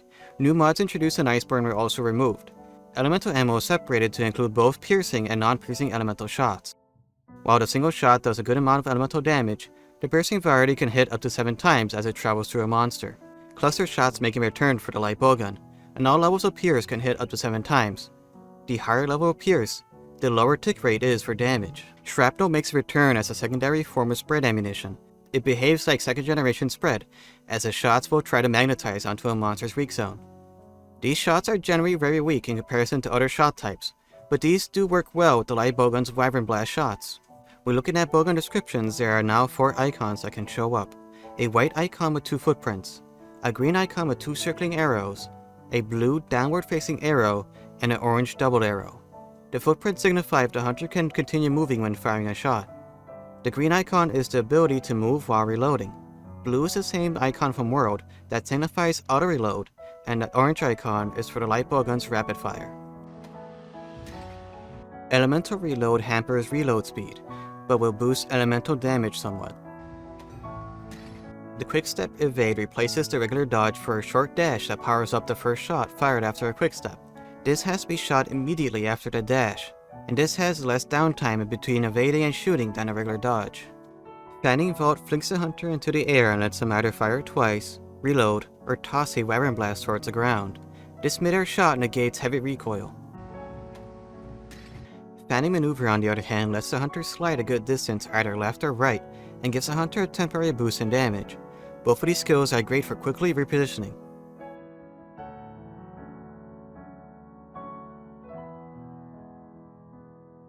Silkbind Glide slides the hunter forward quickly and fires a powerful short-range blast that can do severing damage. This Silkbind takes 2 wire bugs and reloads a bowgun at the end of the animation.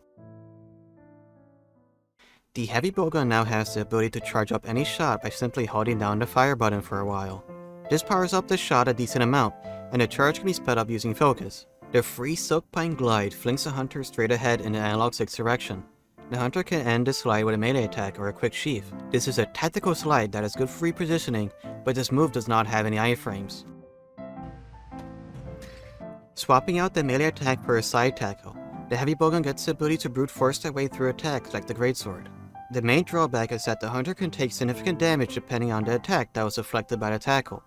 During a tackle, the gunner is immune to flinching and knockback, and this does more damage and KO than a melee attack. You could cancel the ending animation by shooting. The counter shot plants the hunter down and has them ready for an attack. Upon getting hit, the hunter would charge up a super strong attack. During the charge, a hunter can aim the counter shot or fire it earlier to get sent backwards. This move is powerful and adds quite a bit towards a mount. The counter charger, on the other hand, nullifies an attack and gives a pseudo-focused buff for a limited amount of time. The counter shot takes 2 wire bugs, but recharges quickly, while the counter charger uses a single wire bug. The hunter is vulnerable after the initial counter, and the counter charge's benefits can be negated if the hunter is flinched after the counter. The healing versions of the mechanical Wyvern Snipe / Heart lowers the amount of damage either of these special ammo types can deal in exchange for a healing property that only affects the gunner. Wyvern Snipe can effectively work as a max potion, and Wyvern Heart can max out a hunter's health gauge a couple of times. But because of how long it takes to load and fire special ammo, this can prove to be less handy in perilous situations versus just using conventional healing items. In the 10.0 update, the light bowgun's stronger ammos like Sticky, Cluster, and Slicing were made weaker and have typically much higher recoil. Silkbind Glide not only costs a single wire bug. The Wyvern Blast shots used in a Fanning Vault will now contribute more towards the Wyvern Ride. Critical firepower increases the damage of normal by 30%, spread by 20, and pierce by 10, but the range of critical distance is shortened and recoil is made higher. Using the skills Recoil Down and Ballistics can help neutralize these drawbacks. Wyvern Counter flings the hunter backwards a short distance and leaves a small explosion as a counter. The counter does little damage, but this wirebug move recharges quickly, and the dash itself has iframes. Mechanical Silkbind Shot temporarily turns a light bowgun into a machine gun that fires a flurry of shots that deal increased part break damage and mounting damage. The recoil and damage changes done to Sticky, Cluster, and Slicing also apply to the heavy bowgun. The charge levels now deal more damage and have increased elemental scaling. Healing Mechanical Wyvern Snipe recovers faster now, and the counter charge's cooldown was reduced. Swapping out the ability to charge up any ammo types allows the hunter to do a Vader-like crouching shot. This crouching shot increases the firing speed between each shot and increases a heat gauge. When the bowgun overheats, the hunter is locked out of the crouching shot until it fully cools down. Certain ammo types cannot be fired in this mode. Update 13.0 speeds up the recovery speed of the heat gauge, and the overheat duration was decreased. The interval between all compatible ammo types were increased. The total number of shots that can be done for normal, pierce, and elemental ammo besides dragon were also increased. Rising Moon creates a floating circle in front of the hunter. Any shots that go through the circle will have its critical range extended. Setting Sun, on the other hand, has a floating orange circle appear. This circle slows down ammunition that passes through it, increasing the amount of hits piercing ammo can do. The Setting Sun is perfect for piercing and elemental piercing ammo. In multiplayer, other hunters can use each other's circle, and even a light bowgun can use this circle. Level 1 tune-up increases the stats of the silencer and the shield. If none of these mods are installed, the gun gets its reload speed increased by a level. Level 2 also increases the stats of the long/power barrel, and if those are not equipped, steadiness is increased by a level. The extra attack is about 2.5% extra raw damage.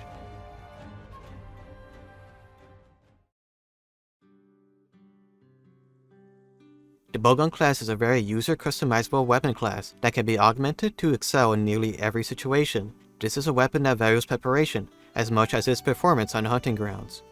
Giving up survivability for the ability to deal loads of damage has allowed the bowgun to be a favorite as each generation went on.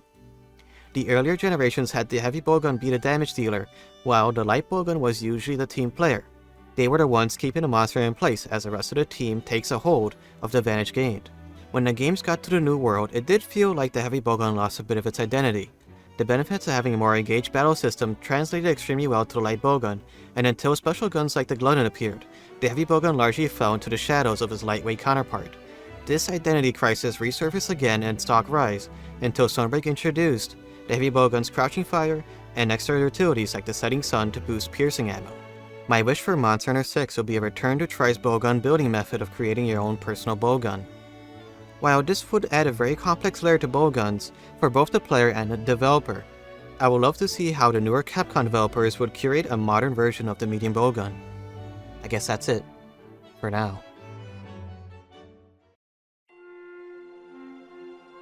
The bow is one of the 3 ranged weapons offered to hunters and is most commonly considered to be the easiest way to learn the gunner playstyle. Unlike the bowguns, each bow comes with an infinite amount of arrows, so ammo will never be an issue. Only the special coatings that are applied to the arrows are finite. Time to chug those dash juices and drench those arrows in power coatings as we nimbly fire and roll our way through the generations, starting with Monster Hunter 2 DOS up to the newest Sunbreak expansion.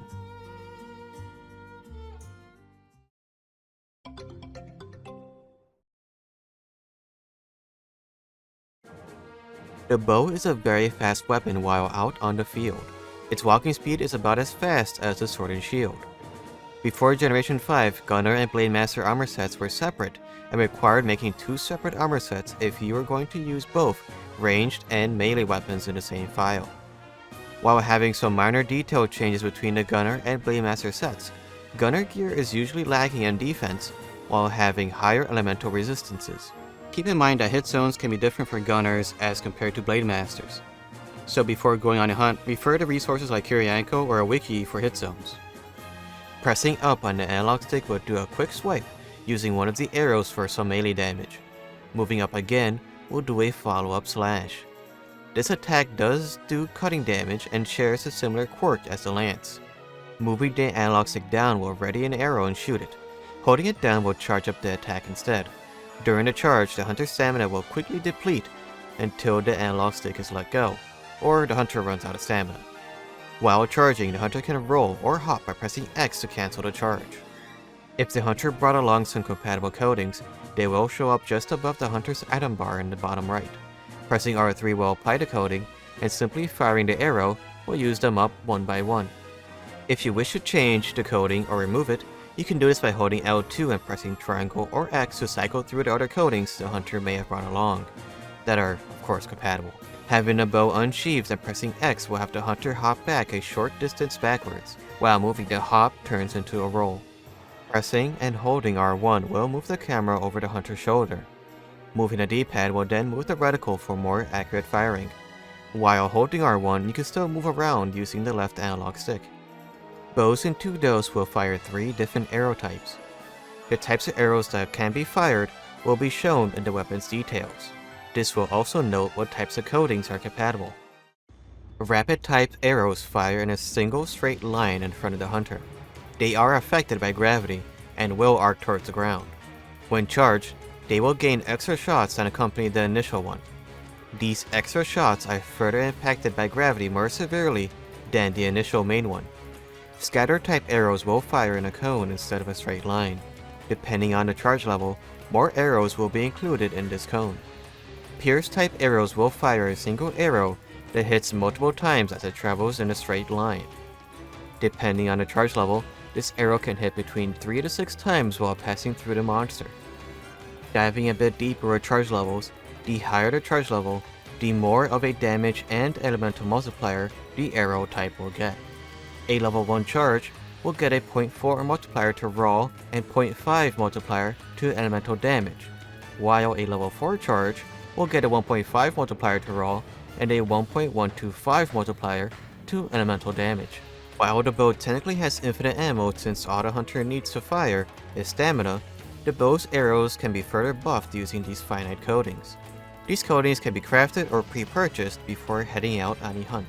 Power coatings increase raw damage by 150%. Status element coatings will either have the arrows inflict poison, paralyze a monster, or put it to sleep. If the bow has an element, applying these coatings will temporarily overwrite the element value of the bow. The amount of status per shot is dependent on the arrow type and the level, not charge level. Critical range is the extra bonus that gunner weapons get for being within a good range when attacking. Being too close or too far will not get a bonus, or even worse, give a negative multiplier. All arrow types gain an extra 150% bonus from being in critical range. This starts at 8 frames after the shot is fired, but the distance at which critical range varies between arrow types. Pierce is a long-range arrow type that loses its critical range at 13 frames. Rapid arrows are a medium-range shot and they lose their critical range at 10 frames. Scatter-type arrows are a short-range shot that lose their critical range at about 9 frames.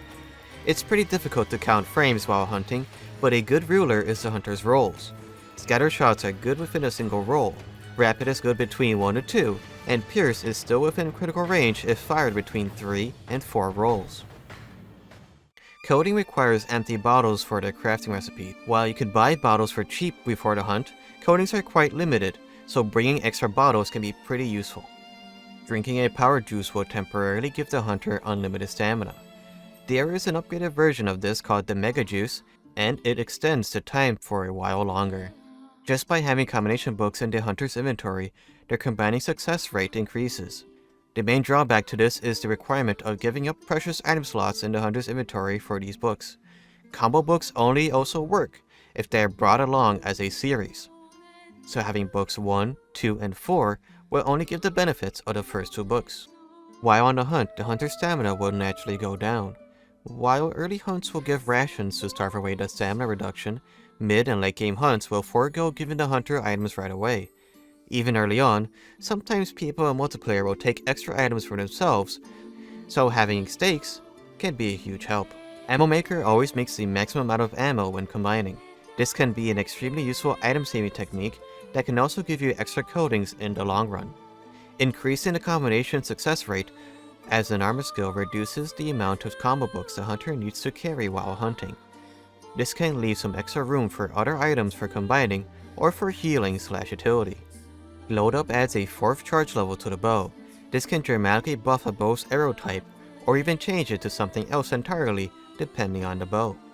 Plus 10 in Marathon Runner provides the hunter with a reduction in the stamina loss when using any stamina draining moves, like running or using the bow.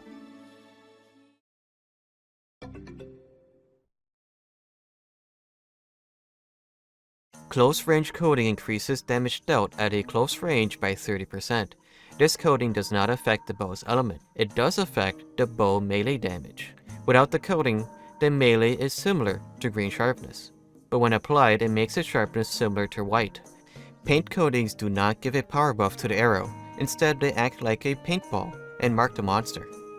Focus is a good quality of life skill that speeds up charging time. Paired with Load Up, this can make getting to those level 4 charges much faster.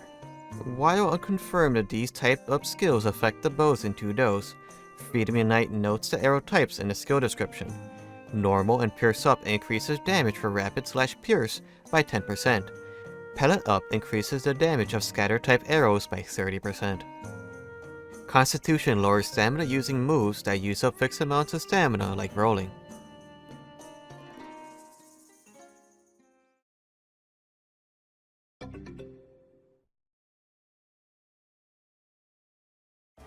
Monster Hunter Tri omitted the bow from their weapon roster, but it made a reappearance in Portable 3rd. Like many other weapons, the bow receives some extra new moves in the 3rd generation. Bows now come with an extra unique feature, the arc shot. Depending on the bow, they will either have focus, wide, or blast. While having a level 2 charge, pressing A will fire the arc shot. You can aim the arc shot more precisely by pressing and holding R. These arc shots deal a good amount of exhaust and KO damage. If aimed properly, this move can knock out monsters with some ease. Focus Shot fires a bundle of arrows that will concentrate on a single spot. The arrows will rapidly fire on the target, hitting up to 6 times. Be aware that when used in multiplayer, the arc shot can flinch other hunters or empty their stamina bar if they are blocking. Wide arc shot is fairly similar to focus, it just has a much wider range. These arrows have the same strength as focus and can hit the same amount of times. The arrows seem to fall down at random, but like the pellet shot from a bowgun, the arrows will hone in on a weak spot of the monster, like the head. This type of arc shot cannot be used for knocking out monsters, and they carry the same disadvantage to other hunters in multiplayer. Instead of exploding into a rain of arrows, the blast arc type will penetrate through the monster, hitting once on impact and then exploding on the ground for more damage. These are the worst type of arc shot to use in multiplayer, as instead of moderately stumbling your fellow hunters, this will send them flying. With the introduction of monster exhaustion, the bow now has an exhaust coating. Coatings also affect arc shots, so this will apply an extra bit of KO when fired. Portable Third added the armor skill to add a coating to a bow. Very useful for bows that may have a high raw attack, but no power coating, for example. You can either add poison, paralysis, sleep, power, close range, and exhaust to any bow using their respected armor skill.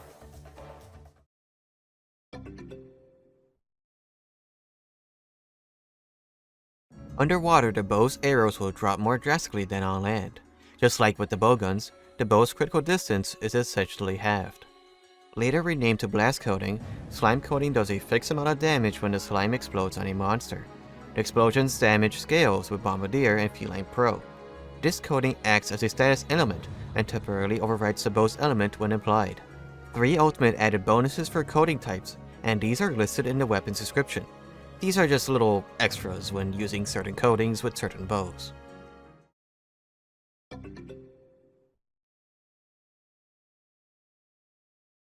The 4th generation changed the visual indicator regarding critical distance. If an arrow hits when in critical distance, the screen will shake. If the bow is compatible with Power Shot, after shooting an arrow, pressing A will fire a Power Shot. This special shot has a higher level than the previously fired arrow, so if you were to fire a level 2 shot, the Power Shot will follow it up with a level 3 shot. This cannot be used to fire shots that the bow does not have, so firing a level 3 charge without load up will just follow it up with another level 3 shot. While useful, the Power Shot can very easily use up a lot of stamina if not used carefully. Jumping off a ledge and pressing X plus A or X will do a quick melee swipe as a mounting strike.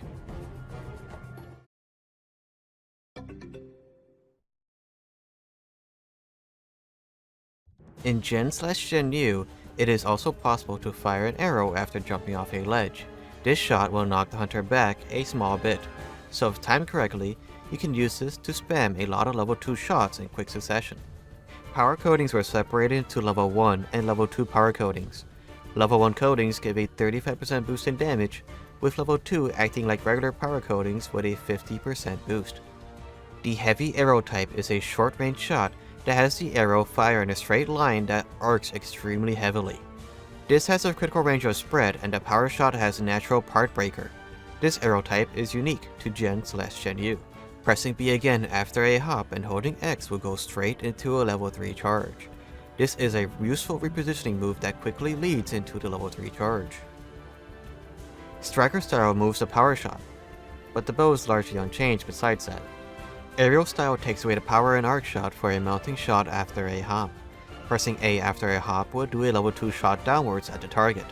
X plus A will do a mounting strike, and X after a shot will just fire another arrow. Gen U changes the aerial attack to have up to 3 shots after a hop. Adept Style removes the back dive and the arc shot, but with an Adept Evade, the bow will go straight into a level 3 charge when pressing X. This hunting style is pretty popular as it provides the bow with a very strong and evasive playstyle. Alchemy Style removes the Power Shot and the back hop charge starts at level 1 instead of 3. Reload speed with alchemy style is up a single level, so having reload speed +1 will auto-apply any coatings. The alchemy barrel has a special coating that increases the hunter art gauge when used. Valor style when not in Valor mode has the bow act like it did in Freedom Unite.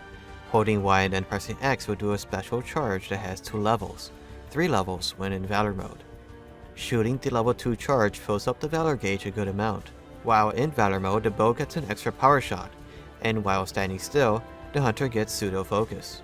Firing 3 big volleys of arrows, each volley does more damage than the last, with the third one dealing the most amount of damage. You do get a little bit of leeway with the third shot if you hold down R and aim. Each tier makes the third volley stronger, but it takes longer to charge up. Just like the heavy bowgun's blazing hunter art, this fires a special coating into the air just above the hunter. This speeds up the hunter's movement speed and gives him focus for a limited amount of time. Binding 2 arrows together, the bow gets to fire a makeshift blade for a short amount of time. This changes the arrow to do cutting damage, and it is fairly strong, after the buff in Gen U, that is. This hunter art removes any coatings applied. This shot is also not that multiplayer friendly. Jetting away in a similar style as Absolute Evasion, the hunter shoots behind him during the dash. If you hold X during the dash, the hunter will instead hold on to a level 3 charge. This special shot does not have critical distance, and the level 3 hunter art has an extra 30% affinity for this attack.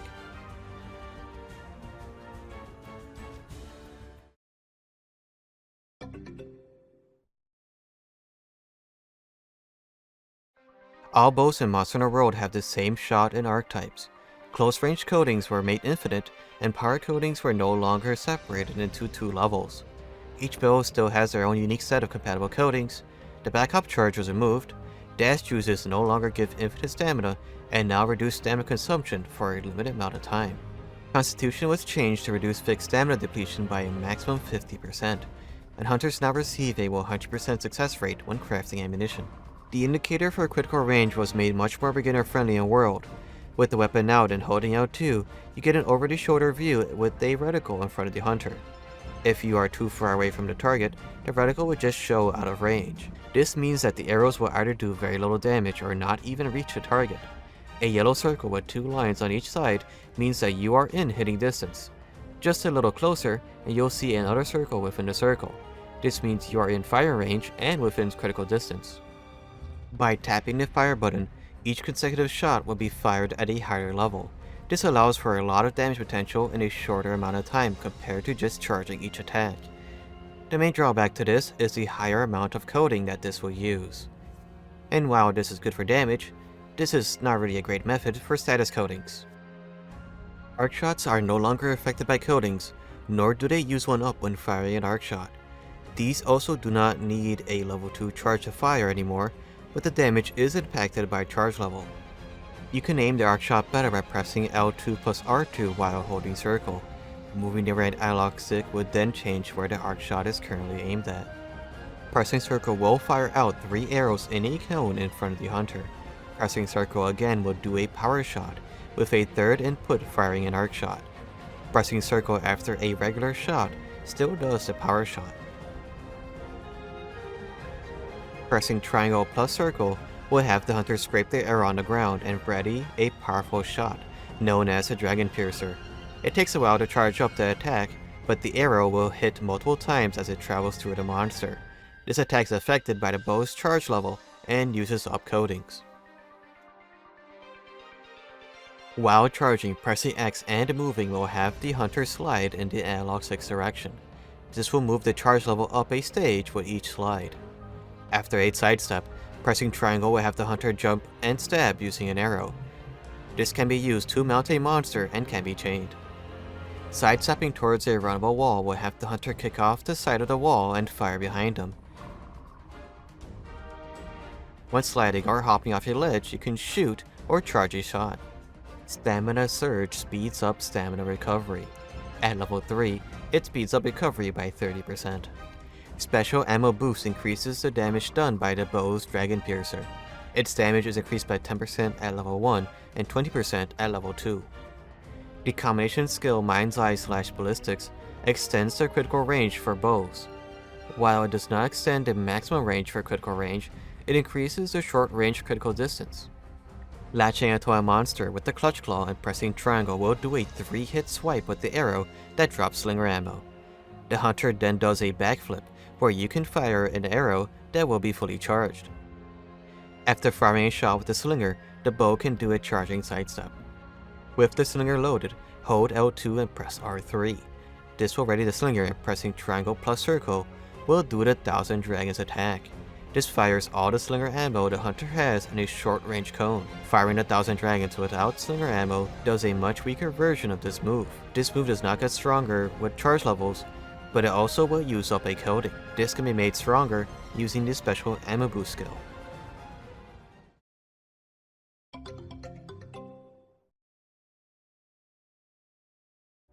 Rise reverted what World had done to the bow in terms of arrow types. Each bow now has their own arrow type and arc shot type again, as they did in Old World. Exhaust coding now notes that it adds an extra plus 10 attack when applied. The power volley is performed by pressing A after a power shot. These two shots are special in which they carry on a max charge, so this can be used to fire 3 consecutive max level shots. When pressing the fire button and A, the hunter will do the arc shot. In Rise there are now 3 different types of arc shots that provide different buffs that rain down and are applied when going through it. Recovery heals the hunter as they stand in it. Affinity boosts critical hit chance. And Brace temporarily gives the hunter level 1 flinch free. If desired, you can use the Rampage skills to change what type of arc shot a particular bow has. Pressing R plus A will do the Herculean draw.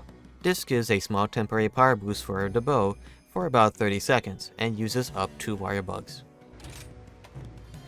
Absolute Power Shot sacrifices more stamina than the regular power shot for the ability to do KO damage when hitting the monster's head.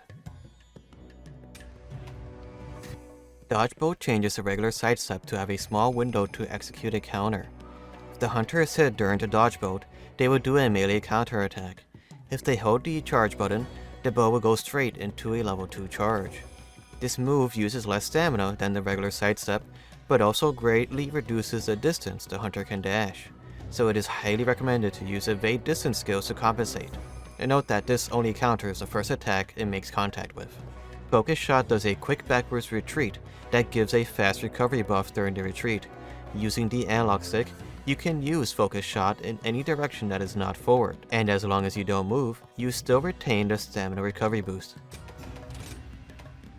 Swapping that out for aerial aim instead flings the hunter up into the air. During this, they will auto-fire a volley of arrows. This could be followed up by 2 more shots. You can aim these better by holding ZL. These shots behave like power shots, which means you can jump into this move with a max charge and follow it up with 3 more max charge attacks.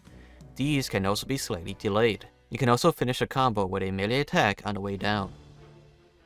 Following the 10.0 update, the bow got buffed to deal more elemental damage with the charge attacks. Status effects were boosted to have better build-up values, but the attack power was decreased on the level 3 and level 4 charge attacks. Focus Shot stamina recovery speed after landing was increased. Swapping out the melee attack for the stake thrust allows the hunter to leave an explosive stake in the monster. This stake follows up with additional damage when hit. The amount of damage depends on the arrow type. This can also be done mid-air and replaces the melee attack when using the aerial aim. Replacing Focus Shot and aerial aim, Butcher Bind fires an arrow with Iron Silk attached to it. The next follow-up shot needs to hit the initial area for an explosion of cutting damage. If the second shot misses, the tether is lost. This can be used to cut tails. Switching out Herculean Draw for bolt boost changes their critical range for a different super critical range. When in super critical range, the reticle changes shape and will do extra damage within the range for a limited amount of time. At level 3 of Heaven Sent, once it activates, it nullifies stamina consumption for a limited amount of time. Berserk changes all vitality to red gauge upon switching to Blue Scroll. As long as you have red health, the hunter cannot faint, but the hunter can still cart when the red health depletes fully. This has great synergy with Strife, which at level 3 not only massively increases attack, but gives the hunter temporary infinite stamina. This set is pretty difficult to use, but can provide tons of damage. On paper, the bow, and by extension all gunner weapons, are extremely simple. All you gotta do is aim and fire at the monster. But like a lot of Monster Hunter weapons, the bow proves that this weapon is only simple at a glance. The depths of this weapon go down pretty far compared to a lot of weapons. The bow has always been a great introduction to the gunner class, but at the same time, going down a rabbit hole with coatings, arrow types, stamina management, positioning, and different hit zones quickly can be overwhelming for a new player. Doubly so for people who are used to the old world bow, having to relearn their weapon because of their old playstyle being drastically changed with World and Rise. This higher skill ceiling does greatly reward the player with tons of damage, and as an added bonus, is a very flashy weapon when used by skilled players. I myself am not too good at New World bow.